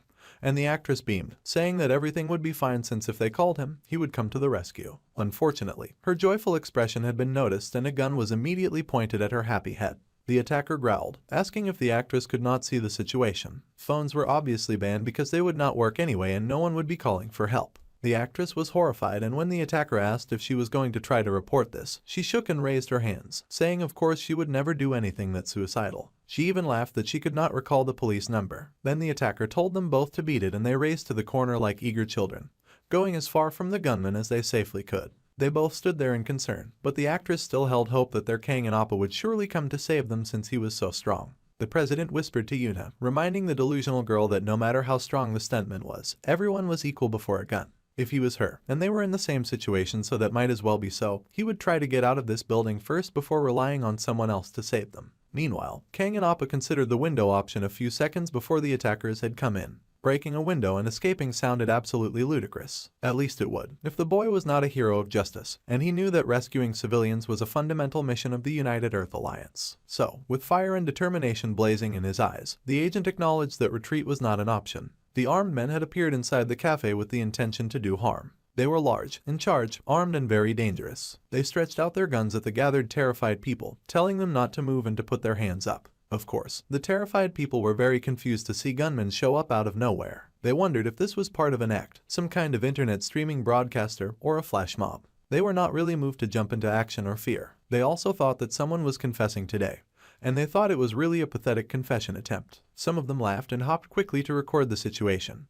But they were alarmed when they saw that the signal was lost since this would get in the way of the fun they were going to have. In summary, the attackers got incredibly disrespected and they shot Kay with rage. Turns out a robbery was not as easy to pull off and it was hard to scare a large group of people. So, to make a nice and big scene, they fired at the glass that held the food on display. The people screamed in horror, leaping to their feet with their arms raised when they realized that it was a real gun. A real gun was being pointed at them and the armed men yelled at the people, telling them to keep their mouths shut. Meanwhile, our guy stood in the corner, his blue eyes blazing as he asked the inner AI to confirm the enemy's weapon. The gunman utilized a 9mm semi-automatic handgun, equipped with a high-performance suppressor. The ammunition of this weapon was subsonic and silenced, and the gun itself had a noise reduction module. With gear this advanced, they were not just simple robbers. The agent was then told that he currently had no equipment, and the enemy was heavily armed. It already looked like a losing battle, and due to the disparity in firepower, the inner machine advised that he must escape the area. However, Takeng and retreating would never be an option. The inner AI informed him that standing his ground without weapons was a very poor tactical decision, and he asked if there was another reason that the agent insisted on staying. The agent then reminded his machine that the actress had gone up to the 7th floor and she had not come down. They needed to assume that the floor had been taken over first. Meanwhile, his little date was stuck on the 7th floor with her hands in the air, and she was very worried about him. She worried that he would come to where they were, because if he did, he would likely get shot. Concerned about this whole development, the actress asked what would happen to her and the president and the difficult predicament that they had found themselves in. The president was silent as he observed the situation, and the gunman seemed to be speaking with someone. It turned out that the attackers did not care about them at all and seemed to have only come to secure a beautiful beyond gorgeous young lady. That woman was their target, and the actress asked who she was. Yuna wondered if this important lady was a foreign minister or something like that to make men with guns chase after her. However, the president recognized her as Scarlett Kelly. That lady was the CEO and head of research at Omge Tech, a famous American tech company. The actress beamed and asked if it was like the half-bitten Apple company or the search engine goggles. However, the president sighed because it was nothing like that. He glanced worriedly as he recalled that Omge Tech actually developed military weapons. His father, Lee Jiangmin, was the CEO of Iron Man Tech, which manufactures military and police equipment, while his older brother, Lee Tae-sung, was the director. When his brother had learned that Scarlett Kelly would be dining there that day, he had asked the president Tae-min to book the reservation.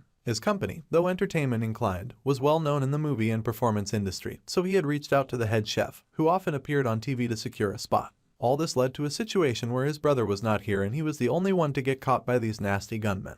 The president was in despair when the actress whispered, saying if that woman was the target, then this was likely a dispute between arms dealers. This would surely mean that they were both free to go. Suddenly, a gun pointed their way again, and the angry gunman yelled at them for not being quiet. If they made any other sound, the gunman would definitely kill them, and they both squeaked in fear at this awful threat.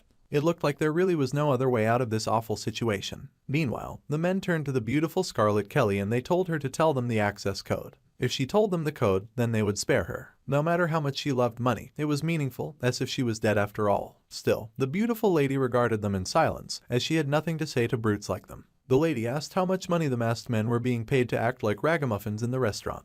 They were surprised by the question, and the beautiful lady offered to double the pay that they had been promised. No one had been hurt yet, so they still had the chance to end things there before things got serious. However, the attackers laughed mockingly, and he pointed his gun with wicked glee in his eyes as he refused her offer. This was not about earning a few extra bucks for him. So, the beautiful lady had to sigh, and she said that she refused as well. Even if she was tortured, she would not give them the access codes that they sought. The men were amused by her words, and they were willing to test if the lady's bravado was true. They then turned their guns away and told her to move nicely and slowly. The people around screamed as more bullets were fired into the air, much to their dismay. The wicked men laughed that there were plenty of citizens gathered in this room that he could kill just to make her talk. The woman was anxious about this, but she also had no intention of selling company secrets. Meanwhile, the inner AI had detected 2 instances of unusual noise from above. Likely it was gunfire from a suppressed handgun, and he had also detected the sound of glass breaking. All of these sounds had come from above, and the agent was anxious that this came from the 7th floor. The inner AI expressed that it could be the 3rd floor or higher. If the enemy fired twice the first shot was likely a warning, Kangen deduced, so he wondered what the second shot was about. From the second sound, he detected multiple instances of glass shattering. The agent knew that breaking glass made a loud noise and looked dramatic. It was the perfect tactic to be used for intimidation. The 7th floor guys were probably threatening people leisurely behind a closer shutter. Suddenly, a little boy on his floor began to wail, and the child clung to his mother's clothes. The child was scared, and crying was a given in a situation like that, though the gunman yelled for the child to shut up, which of course made him cry louder. They asked why the mom could not keep her child quiet. Of course, the woman was trying, and she begged her little baby not to cry, trying to reassure him that she was here and she would protect him. The child's cry somehow got louder. The baby cried and cried, and the attackers got angrier and angrier. The man raised his gun, yelling at the child to shut up, and said that he would kill every noisy one of them. The enemy was now preparing to shoot the civilians, and the agent could not stand back and let that slide. So, he confessed to being a police officer, taking the attacker off guard. The gunman turned in confusion to see our guy suddenly standing on a chair, and he genuinely wondered when the guy had even shown up. Of course, the agent was not going to give them time to do the math, and he took a deep breath. With a slide of his hand, Kang struck a very embarrassing pose. He apologized, saying that he was not used to getting this much attention, and the armed men cursed at him in rage, wondering what he was doing.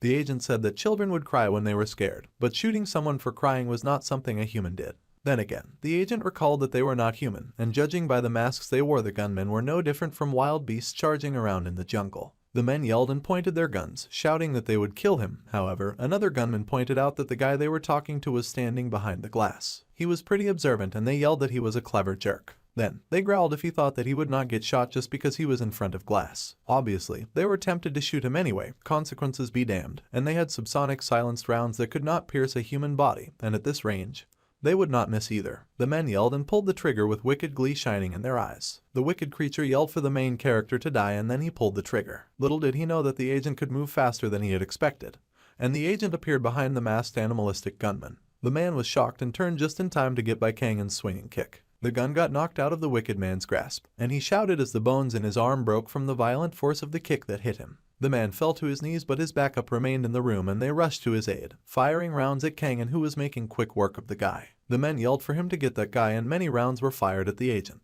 However, the hero of justice was not swayed by their firepower, and he expertly dodged every single bullet shot by the second gunman. The inner machine then informed him that the cafe's glass had a protective film with bulletproof capabilities. This meant that the subsonic silenced rounds could not penetrate the glass. So, our guy leapt up in his violent storm of ass-kicking as he mercilessly beat up the thugs with guns. The agent grabbed a table and lifted it, using it to block off the bullets that were fired in a barrage at him. The armed men with guns cursed, hating that he was somehow dodging everything. Obviously, the hero had no intention of being hit, but the armed men were left speechless when giant tables came flying through the air right at them. The men screamed as they had been prepared to fight with bullets, but had not expected tables to rain down on them, so they got knocked about left and right. Our guy dashed through them in their confusion, using the moment of distraction to teach all of those wicked bad guys a very important lesson by beating their asses. He made quick work of them, smacking their heads together and beating them till they fell to the ground. The armed men genuinely could not understand what had hit them, and one of them cried out in garbled groans from his spot on the floor. One of the masked men cursed, calling the main character a very rude name as he raised his gun and aimed it.